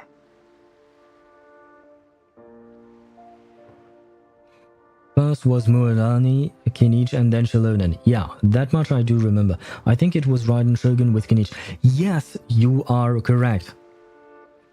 If I only knew what Raiden Shogun could do. Raiden is a great character. And yes, you are absolutely correct. It was Raiden who was the banner at the same time as Kinich's, because that's how I got Kinich's weapon. I was going for the Raiden's weapon, because it's been a while since I've tried to get it. The last time I had tried, I didn't manage to get it. And eventually I did manage to get it, but I got Kinich's weapon first, very early, and then I got her weapon afterwards. But yeah, that's how I got it, so makes sense. It is that. The Admiral has never been fearful of sacrifice, especially when it has served the grander goal. But now, another path lies before us. One that we once fought desperately against. A path paved by Arcana. A path leading to a world free of conflict, my old friend. Sadly, she cannot comprehend even a fragment of these words. She is simply Dr. Dores, nothing more. That marble chair the Foundation gave you. What's the secret behind it? Oh, so the marble chair was from the Foundation. What happened to you after you pressed that button? Wait, is the button what caused her to lose her memories? Nothing. Do you remember what happened after you walked into that white house? I'm sorry. I don't know anything about that. She's stubborn but answers honestly. Wait, was her memories or were her memories erased? The old Admiral sighs and pulls a stack of UTTU magazines from his coat. They were not for his own reading. My dear Miss Earth, your name continues to show up between the occurrences of the storm. I don't know what you've encountered, what you've experienced in all this time, but your very existence is about to change the fate of us all. No, don't you dare go with this to be continued. No, don't. Yeah, there you go. Of course it has to be continued. I mean Diluc back then, Lamar, and that's why I have his weapon on level 90, the 4-star one? Diluc's weapon 4-star? He doesn't have a 4-star weapon, he has a 5-star one. The other weapons are not his per se, so I'm not sure which weapon you're talking about for him. I don't remember which weapon I gave him. Oh right, I used to give him the Battle Pass weapon, because it's really, really good. But after that, I pulled Ito's weapon for him. Prototype something? Oh, Prototype Archaic. You remind me of the days when I was a little newbie player. When I started playing the game, I did exactly the same thing. I had a Prototype Rancor on Jean and Prototype Archaic on Diluc, because they were craftable weapons. They are not good, by the way. Well, they are better than nothing, I suppose, but they are far from excellent. A strangely shaped typewriter, the only weapon this doctor has in her battle with fate. Who is the doctor? There we go, we should have something to read here. Dr. Dores' path. Cholera, malaria, and countless other maladies, some yet to be named by the medical community, weave their way through these streets, touching everyone, human and arcanists alike. The rampant spread of disease serves as a stark reminder in the face of death. We are all the same. In the labyrinthine alleys of the favelas, life is a tapestry of a shared hardship. Here, poverty and destitution knows no boundaries, affecting all, both materially and spiritually. The root of the disease may not lie here, but the sorrow that fuels the bloodshed in the streets certainly does. People are divided by wealth and poverty, not by the extreme claims that all arcanist suffering is caused by humans. Illnesses strike both arcanists and humans, just as hunger, violence, and the ignominy of enslavement are indiscriminately imposed on everyone. The authorities turn a blind eye to the spreading racial hatred, while the Apostles' Brotherhood fans the flames under the nose of the sleeping watchdogs, deepening this tragic divide to recruit followers. Gangs like parasitic vines thrive on the misfortune of the favelas, waging endless turf wars where crime is as common as breathing. Yet, despite all of this, the favelas are not the inferno people imagine. The residents of the favelas are both passionate and frugal, poor yet generous. They will share their meager food with you, thank you with crumpled cruceiros and genuine tears for saving their child, and yet they will draw a knife over the unsatisfactory price of a feijoa? I don't know that word.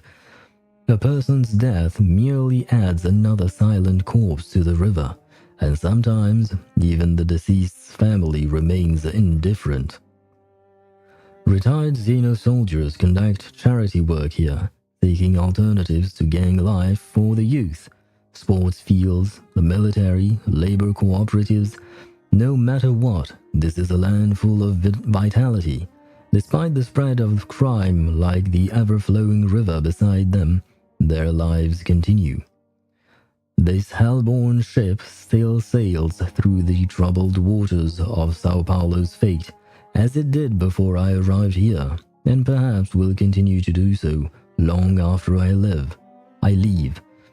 All of Latin America suffers because of its imbalanced wealth and is torn apart by insatiable greed. One person's poverty is another's feast. Suffering nourishes happiness. Suffering nourishes happiness, like the two banks of a river, clearly divided. Dear reader, this is the land I currently inhabit, a friend from afar. Wait, yes, I do believe that a friend from afar is a signature that was used as well by Besmert. So in my opinion, this is confirmation that this is indeed Besmert. And she has the same model, more or less, so yeah, I do feel like she is indeed Besmert. But yeah, we still have no answer as to why she's so different. I guess she has had her memory erased.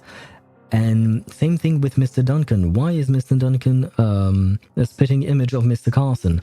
We still don't know. And this thing did not teach us much about Dr. Dores. They just taught us that, you know, life's hard, basically. Life's shit. And that was very much true for the real world as well. I have some news you'll be happy to hear. Let's see. It's a good weapon, what do you mean? No, it's not. There are much better options in terms of 4-star weapons. And better yet, 5-star weapons as well. But it's not a bad weapon, it's not terrible. It's better than nothing, as I mentioned. But it's far from being excellent. God dang, I missed the Vertin and Anjo part. Yes. Well, the replay is still there, so you can watch that if you want to. Also, good morning. Yes, good morning to you, Chip. Different time zones, mate. Yeah, I'm guessing so. I mean, we have people from every corner of the world usually on stream, which is great. I love it. But that also means that, yeah, for some it's morning and for others it's the night. And I am going to drink. Thank you, Xos, for the hydrate. I'll spare you 1 minute. Trust me, you'll wish you had more than a minute for this. It involves a mutual friend of ours, a long-lost acquaintance you've been searching for. Doctor, writer. She goes by many titles, just like you and I. Sadly, in her current state, her brain capacity is limited. Oh, that's interesting. I'm happy that he's talking about Dr. Dores / Basmet. Would that mean that she has lived so long that she can no longer retain all of her memories, and that would be why she would need to erase them in order to gain new memories? Maybe. It's just like after that fateful battle ended. Few survived to remember her awe-inspiring feats. Now, this kind-hearted doctor has become a crucial part of another wicked scheme, of which our dear Admiral is well aware. Insert Martha. I do remember who Martha is. She was one of the... she took care of Vertin, I think? Yes, it was Vertin who she was taking care of, I think, when they were on the island of the School of the Peron. I do remember her being blind as well, but did she have white hair as well, just like Basmet and Dr. Dores? I didn't even make the connection. Thank you for saying that. Oh, wow. Martha. Huh. Interesting. So she has truly been to all eras, somehow surviving the storm every single time. Oh. Okay, so I am definitely going to say that she is Vertin's mother, because we know that Vertin has an immunity to the storm. Guess what? Maybe she inherited from her mother. And it seems that Martha, Dr. Dores, Basmet, they all managed to survive through, well, they all. Each of them, being one person, survived through the storms. Wait, what did he say? Which, our dear Admiral, what does he know? An orchestra without a conductor can barely play a symphony. Recognizing that missing, vital piece, the Admiral seized the opportunity without hesitation. Experience gives a veteran his scars, yes, but also a scrap of wisdom. He knew he should gain the upper hand in this one-sided gamble. Go on. Your minute's up. Time certainly does fly, doesn't it? Why? Why won't you tell me more? I'll be back when there's a new development. Stay alive if you can. I'd like to keep reading reports for you. Ah, shoot. We are not going to learn more. And we have 2 more. The final curtain, but I know there is a 24th thingy. Except there are ads that are going to roll once again in 5 minutes. So what I'm thinking is that I am going to run the ads manually now. That way we have an hour of peace and quiet from the ads, I mean. And that way we can finish things properly without ads annoying us in the middle of the story. And I'd rather put the ads between stages than in the middle of a stage, especially because I used up all of my snoozes. So yeah, no, I have to put the ads now. Yep, they want to start in 5 minutes. There you go. So I am going to choose just that. Won't be surprised if Basmet Martha Dores is the perfect representation of multiple personality disorder. It would be interesting, though her case is quite special, because there is the storm thingy, and I feel like because multiple personality disorder is not something that you choose, right? You don't really choose to have that disorder and have your personality being split like that. Whereas in her case, I feel like maybe she chooses to forget about things. Maybe she chooses to press the button from that marble chair that was given to her by the Foundation so she can forget about things in order to learn more things. Because the dude who speaks, the voiceover dude, said that she was at her brain's capacity limit. So I feel like maybe there is something going on with that. But you know what? I'm going to run the ads very quickly, that way we can be done with them. I'm going to take a quick break as well, because I have to admit, after 5 hours and 22 minutes, I'm growing increasingly tired and hungry as well, because, well, I still haven't had dinner. And it's 11 p.m. for me, so yeah. Quick ad break, quick break period, and then we'll be back and we'll finally finish the story. I shall be right back.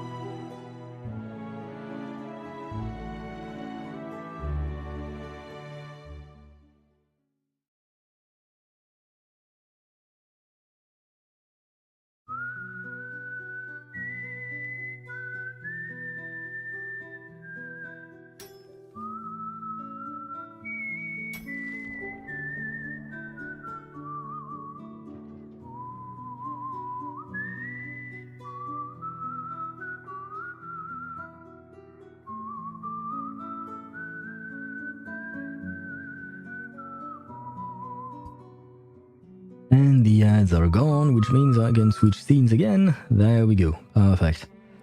Yeah, I am getting very, very tired. So, yeah. I was hoping that we could finish the story before the ads would run, but yeah, no. We still have 2 more stages. Let's go on with the final curtain. Everything is a mess. Everything has come to an end. Perhaps there's still a chance. I somehow doubt it, but yeah, who knows? And I feel like in the next chapter, we'll probably see Arcana again. Maybe they will manage to revive her. I never knew that so many people lived on the river. Oh, yes, Sotheby. I saw them tie plastic bottles to planks to make a bridge. And then they crossed the river as if they were walking on a row of puff-puff fish. Yes. Sotheby's sheltered life has given her a few chances to witness the struggles of those on the verge of hunger. Yeah, that's exactly what I thought. She is very sheltered. But ever since she came to consciousness on the water's edge, that same question has lingered in her heart. She restrains herself from voicing it. Duncan's well known in the favela, and everyone keeps telling her, yes, that old man is Duncan from the veteran's residence. It's like she's trapped in some kind of dream. I know what you're thinking, little lady. But I am Duncan. My ID card, my military record, my medals. They all prove it. Yeah, and you know, Chip, you mentioned Besmet, Martha, Dores, and they seem to be one and the same. But same thing with Duncan. I mentioned it before, but yeah, we still have no answer for him. And he, well, I mean, both of them, neither of them seem to know about their past selves, if we can call them that. As for your friend, Mr. Carson, listen, I know it's hard, but at some point we have to move on. Thank you for the advice. It's just... Pardon me. The Foundation staff member gently pushes open the door. My apologies for interrupting. Miss Sotheby, I heard about what happened in the favela. Thanks to your efforts, Zeno has been able to recruit a new group of spirited youths. Oh, well, yes, I suppose so.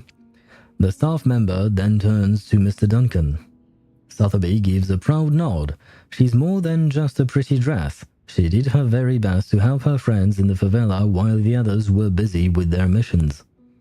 Mr. Duncan, we need to record your information and cross-reference it with that of Mr. Carson, who was lost during the storm of 1929. It's bewildering, isn't it? How could there be another Mr. Carson? Oh, Sotheby, this is not another Mr. Carson. 1929? A fervent era filled with ambition, dreams, and madness. Please come with me, Mr. Duncan. It won't take long. After that, you'll need to initiate the procedures for your re-enlistment in the Zeno Arms Academy. Wait, I just had a thought. What if instead of dying, you know, our assumption so far is that every person affected by the storm dies, but what if instead of dying, they are just displaced in time and start like a new life in that new time period or timeline, I guess. Maybe there is something like that, although we only have two cases, being Desmond and Carson here. But maybe there is something like that happening. While the said procedures are underway, the rehab center will take care of the injuries you sustained in Sao Paulo. Welcome back to our cause. I mean, we probably would have seen more of them by now if that were really the case, but maybe not, I don't know. There have been many cases like yours. Politicians, singers, the list goes on. The Foundation compared them to photos from the 90s. While their appearances had changed, they were undoubtedly the same person. Never mind. What I just said was answered by this Foundation staff member. They have found others. So maybe this is exactly what I thought. These words leave Duncan feeling puzzled. This place is strange, and their language is even stranger. Hey, isn't that Lieutenant Lilia? Lilia is sauntering down the hallway, swinging on her wigging on her flask. Of course she's drinking. She's always drinking. We're taking a long sleep break. See you in one day. See you then, Close. Have a nice night and have a good rest. Sleep well. Good night to you. This is an alcohol-free zone, Lieutenant Lilia. Please try to follow the regulations. Girl, you know she's not going to follow the regulations. You're talking to Lilia. Oh, did I just wander into another dry zone? Great. So many rules and regulations. Oh, how boring. Has Lopera arrived?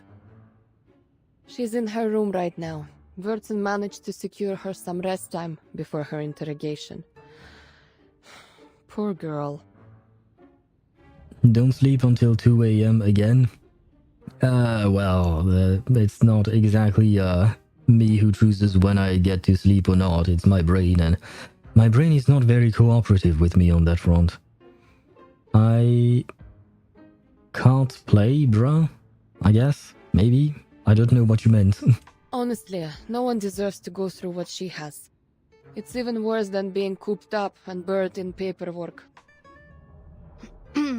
Clerical work is essential too. She gives an awkward smile at this mockery of her work. Lilia cheerfully pats her on the shoulder and turns back to Duncan. Well, good luck, Comrade Duncan. Don't forget to stretch your hand between signing papers.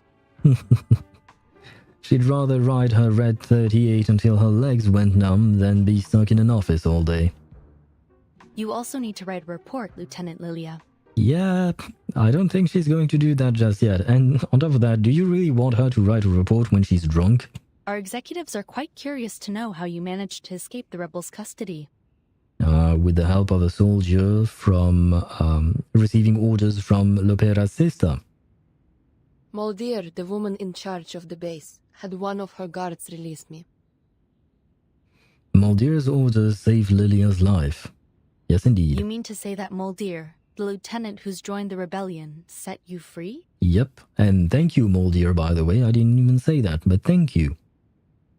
I think so. At least that's what the guard told me. Lieutenant Moldir asked me to help you. Take care. I'll be sure to make note of that. And of course, please specify this in your written report as well. Thank you for the flashback game. I meant play. No, I have never played up until, or rather, I have never streamed until 2 a.m. I usually stop around midnight maximum because I don't want to go on longer than that. So don't worry about that. Moldir being a double agent. ISTG. I don't know what that acronym stands for. But yeah, I guess maybe you're right. Or perhaps she's not exactly a double agent, but perhaps she has expressed her doubts to her father. Maybe her doubts will grow even more later on, and she might turn on him. Even though right now she seems not to be willing to do so. I swear to God. I see. Thank you for the information. I did not know that. This is very important, Lieutenant. If she's having doubts, then we may still have a chance to win back Igor's rebels. Why is this Foundation member always replying to exactly what I'm saying? Seriously, she's scaring me. Or at least some of them.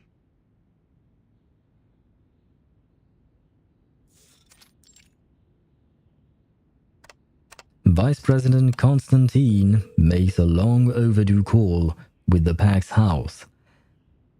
I did not miss Constantine. Igor fooled us all with his rebellion. It's been confirmed that the Dr. Dores he took is none other than Ms. Erd. The motives behind his actions, however, are still unclear. While only a small number of the Xeno soldiers chose to join his rebellion, I believe it is necessary to urge the Xeno Arms Academy to strengthen the discipline of their members. She removes a white chess piece from the board in front of her. No need to worry about that. Xeno will handle it themselves. If that's your judgment, then I have no objections. Constantine, it has been 3 chapters. So the last time we saw her was in chapter 5, by what you're saying. I don't remember when was the last time we saw her. Oh, I guess it was during the whole negotiation incident where Madame Z took a prominent role in the story. Chapter 4? Okay. I think that was the case, right? But, yeah, I don't really like Constantine, not gonna lie.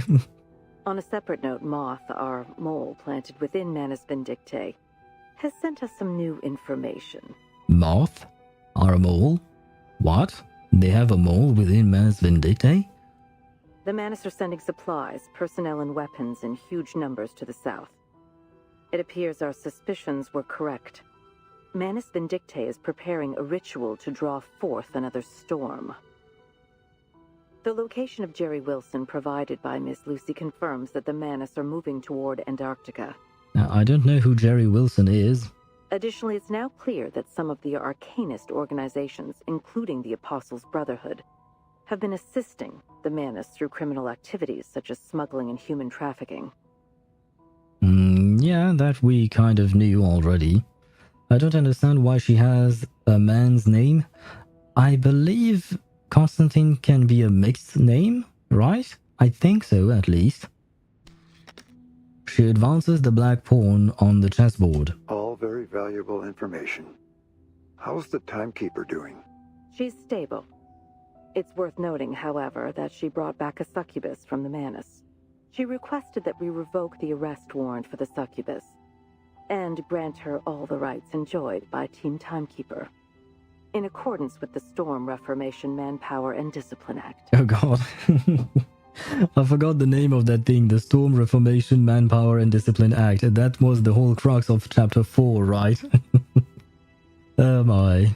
I've consented to her request. Excellent. She's the ideal person to keep watch over the succubus. Isn't Timekeeper or Vertin the ideal person to watch over all of these unregistered arcanists? Very good, sir.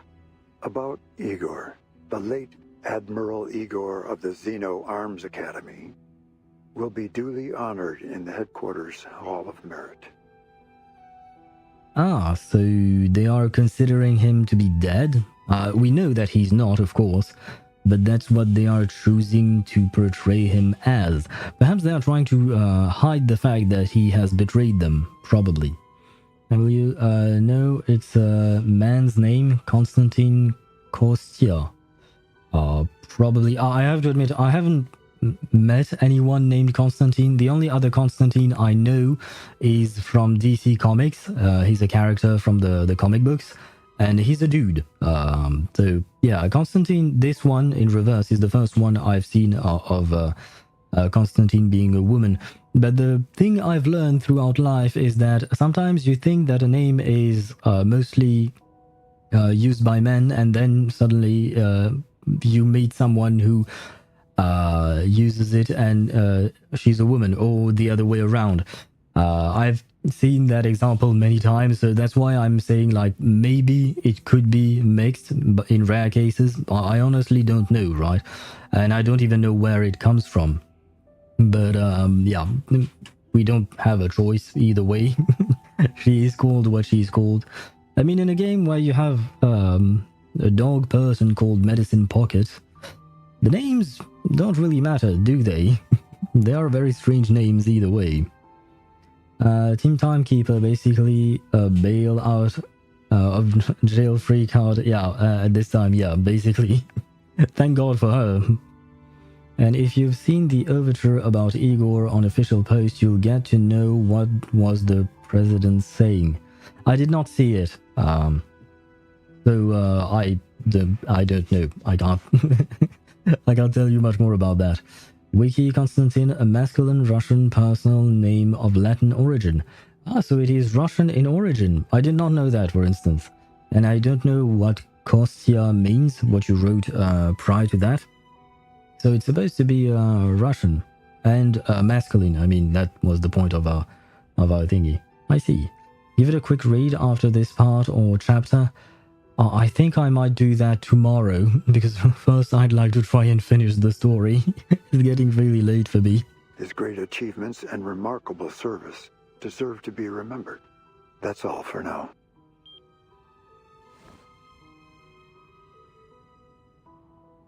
Aha!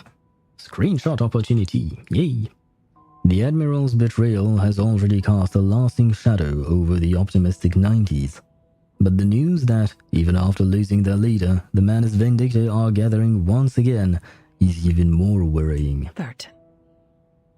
Kostya is an abbreviated name. Ah, okay, so it's kind of a nickname for people named Constantine, I guess? Oh, interesting. It's quite different. Although perhaps I'm mispronouncing it. There is that.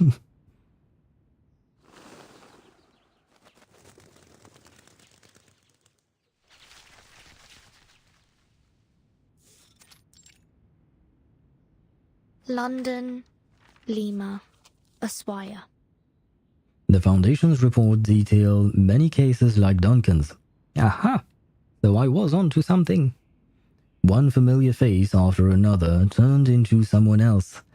Oh, and wait, there was this case with Joe's sister, right? Who had died but not died but finally died or something like that, and they got confused about, well, rather the Foundation thought that she had died, then there was this whole shenanigan about that, but maybe there was some kind of confusion between Joe's sister and the Foundation operative, who is Joe's sister, because they met someone who looked exactly like Joe's sister. I don't remember her name, unfortunately, but yeah, maybe there was also something like that there. The storm has brought everyone with it to the bright and hopeful 90s. A report from Colombia. The mugshots of Pablo Emilio Escobar Gaviria do not match those archived. Similar anomalies have appeared for other notable figures. Paulina, yes, and her sad story as well. Ah, well.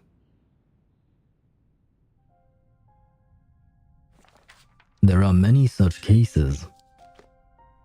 But the most pressing issue now is Igor's actions. Why did Igor abduct Miss Erd? And why does he want Kimberly? And what are these lines that I'm seeing? One question leads to another, but the answers remain a mystery. And where are Igor and his army going? Why did they defect?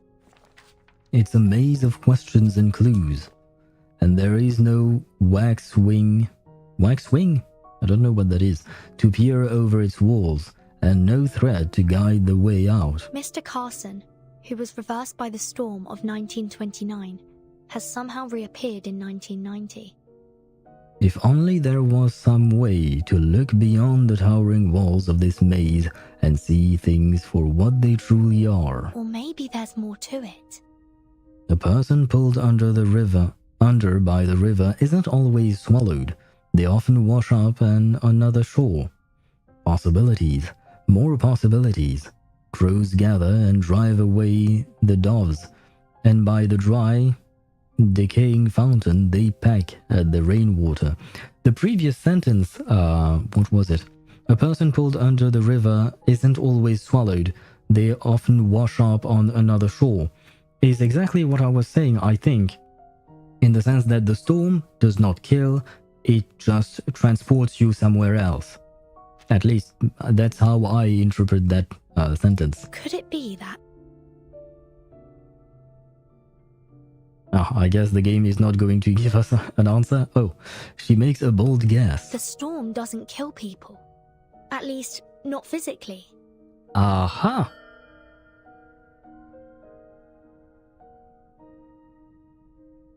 Aha! So, I may be right. You're both cooking, yes.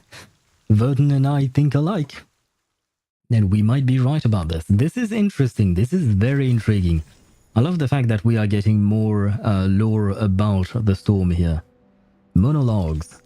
The person is the total sum of their past.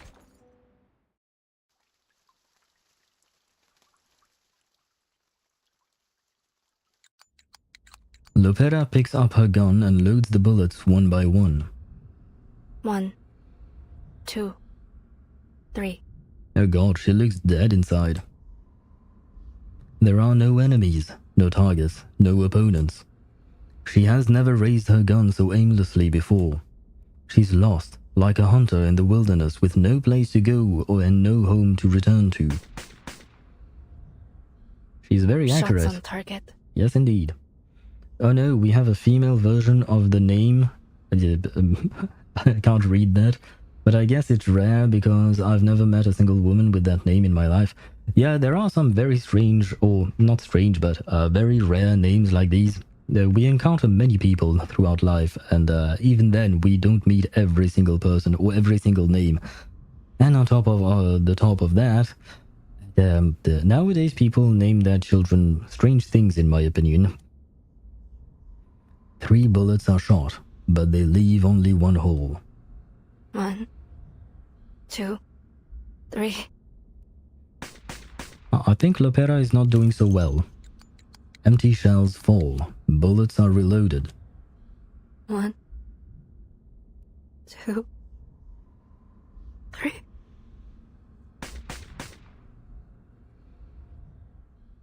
Okay, I have to admit, her voice cracking like that was kind of heartbreaking.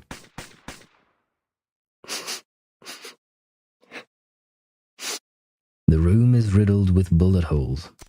Lopera is numb. She mechanically pulls the trigger. The gun doesn't respond. Lies. Deception. Betrayal.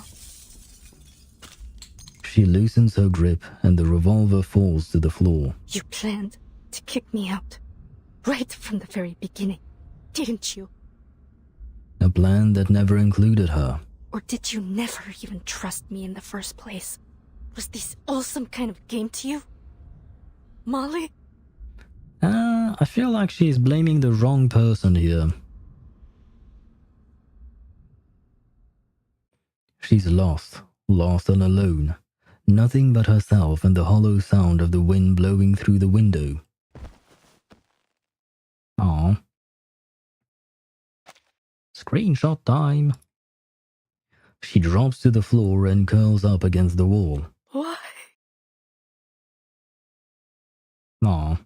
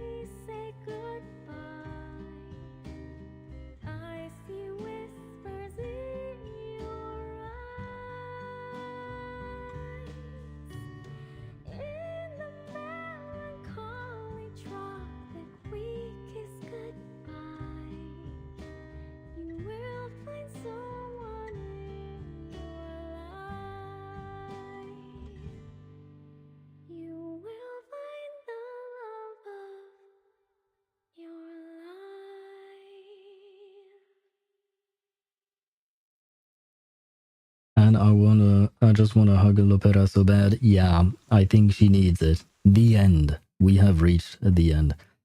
And a sad ending at that. Oh god, there is more to read.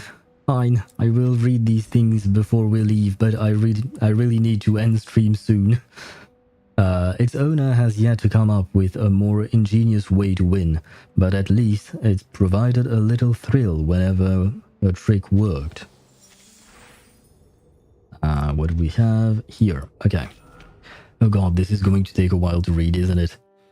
01:32 AM. The old geezers at the veterans' residence always talk about scars, medals, and sleepless nights. Now that my battles are over, those nights have finally caught up with me. First, it was my biological father, then Pa, and then today it's Sis. Every night, there is a ghost that won't leave me be. No, she's no longer Sis. What should I call her? Igor's lackey, or the rebel's watchdog? Forget it, it doesn't matter. Let's just call her by her name, Moldeer. Uttering those familiar yet strange syllables one at a time, a question pops into my mind, making me shiver. The next time we meet, will you pull the trigger? Mierda. Don't ask me that. When did I become so weak and useless?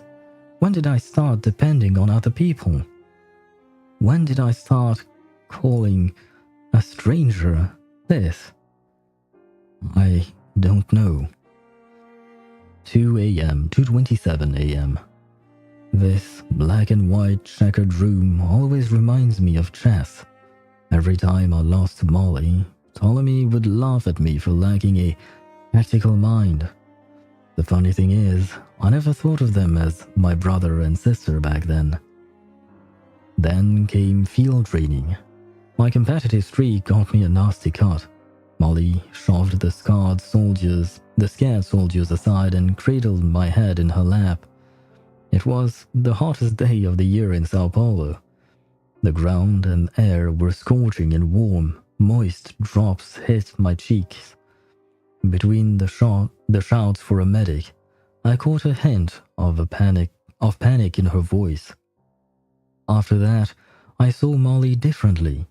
Turns out the tough, reliable adjutant had a soft side too. Wait, was that sweat dripping on my cheeks back then? 4 a.m. Molly said she was afraid of the cold, so on those rare cold nights in Sao Paulo, there was always someone else in my bed. She liked to call me an unquenchable crucible, and I joke about tossing her long hair into the fire to make a piñata. Back then, we were like real sisters. I nearly believed we were a normal family. I know I sleep like a pig. In the middle of the night, I'd find her curled up in the corner while I hogged the blanket. I know she didn't hate the cold as much as she claimed. She just...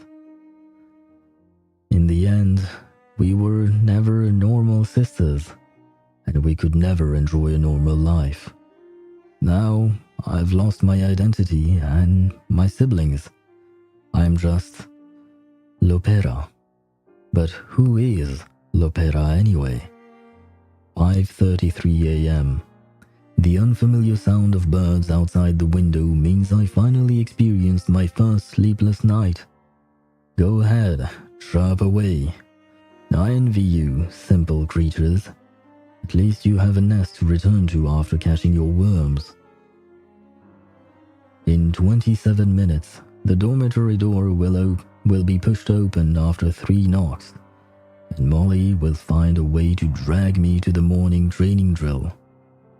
Something warm and moist fell from my eyes. It was something I rarely got to experience, at least as far as I can remember. No, it was just something brought about by sleeplessness and yawning. Sixter, next time we meet, maybe I will pull the trigger. Ah, well, that's quite something.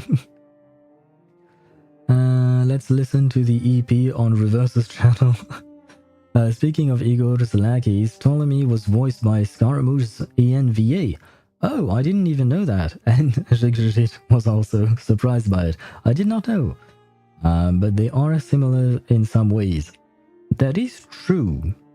Does that mean that maybe Ptolemy will have a redemption arc like Scaramouche did? So do I, till the VA announced it one day on Twitter. Ah, interesting. Huh. Maybe we are going to see a Ptolemy redemption arc. I doubt it, but it could happen. And let's see, we have one more thing to read. I don't know what it is though. This thing. A call to gather. Guys, you've got this. This is the discovery of a century. The best way to rally co-workers together. Join the gathering. Okay. Cryptographers assemble. You guys, look at this. I'm not going to read a bunch of numbers. I'm too tired for this. The researcher excitedly waves a scrap of paper like it's a treasure map to a new continent, circling the group and letting the paper flutter in front of each person. And, what are you talking about? Are those RGB values? Has John Titor infected you? Speak in human language or we'll leave. The gibberish on this paper might be a treasure map. You have to help me crack it. Where is Ulrich? Probably standing in line to buy a ship ticket to Australia. He won't be back for a while. Why did you get this? There was a box of punch cards outside the computer room. I tossed them all into the decoder. You should stop wasting your time. Those might be Ulrich's discarded scribbles for all we know. I feel like if they gave us this thing, it might mean something. But in all honesty, I have no idea what it is, so... I don't think it works like that, Chief. Do you mean for the Ptolemy redemption arc? Yeah, no. I know it doesn't work like that, but it would have been funny. Oh wait, we have one more trace than needed. I mean, great. Let's grab our last rewards. And this is finally going to be the end of the stream. We have almost reached 6 hours of streaming and I am extremely tired. So the end is going to be very swift, I'm afraid. Usually I try to yap a bit more before ending. But yeah, I am tired. I will say that I really liked the story. The sad ending for Lopera. It really broke my heart when I heard her voice cracking when she was repeating 1, 2, 3, 1, 2, 3 while shooting her bullets. The voice actress really did an excellent job voicing that. I have 4 hours of sleep. Goddamn. Hopefully that will be enough. I hope tomorrow will be an easy day for you, and you'll be able to... well, you still have to work, but, you know, maybe an easier time working. What about the EP? Not tonight. We could maybe listen to it tomorrow, but not tonight because it's already past midnight here, and I don't want to disturb my neighbors because their room is next to where I am right now, and I'm streaming. So I don't want to be that annoying guy who annoys the neighbors like this. So I'd rather end things right now. I wanted to finish the story, but everything else I'd rather do on another day when we have more time. I need to get back a bit of sleep after this. How are you sleeping, Chip? I don't understand because you go to sleep, then you come back to my... well, you come to my stream, then you go to sleep, then you come back to my stream, then you go back to sleep. You have a very strange sleeping schedule. Anyway, tomorrow we'll have a lot of things to do. Hopefully my stream won't last for 8 hours or so. Already 6 hours is quite a lot and it's a bit tiring. So I am going to leave you on that note. Thanks again for watching. Thank you, all of you. Have a good night. Have a good rest. Hopefully you will have enough sleep. I hope so at least. Or if not, you will get the opportunity to take a nap perhaps. Sleeping schedule ruined. Yeah, mine is too, so I feel your pain. I'm sorry. Anyway, I will see you tomorrow. I will start the stream at 4 p.m. Central European Standard Time. And it's been a wild stream. Yes, it has, as usual. Anyway, on that note, have a good night, goodbye, and see you tomorrow. Bye-bye.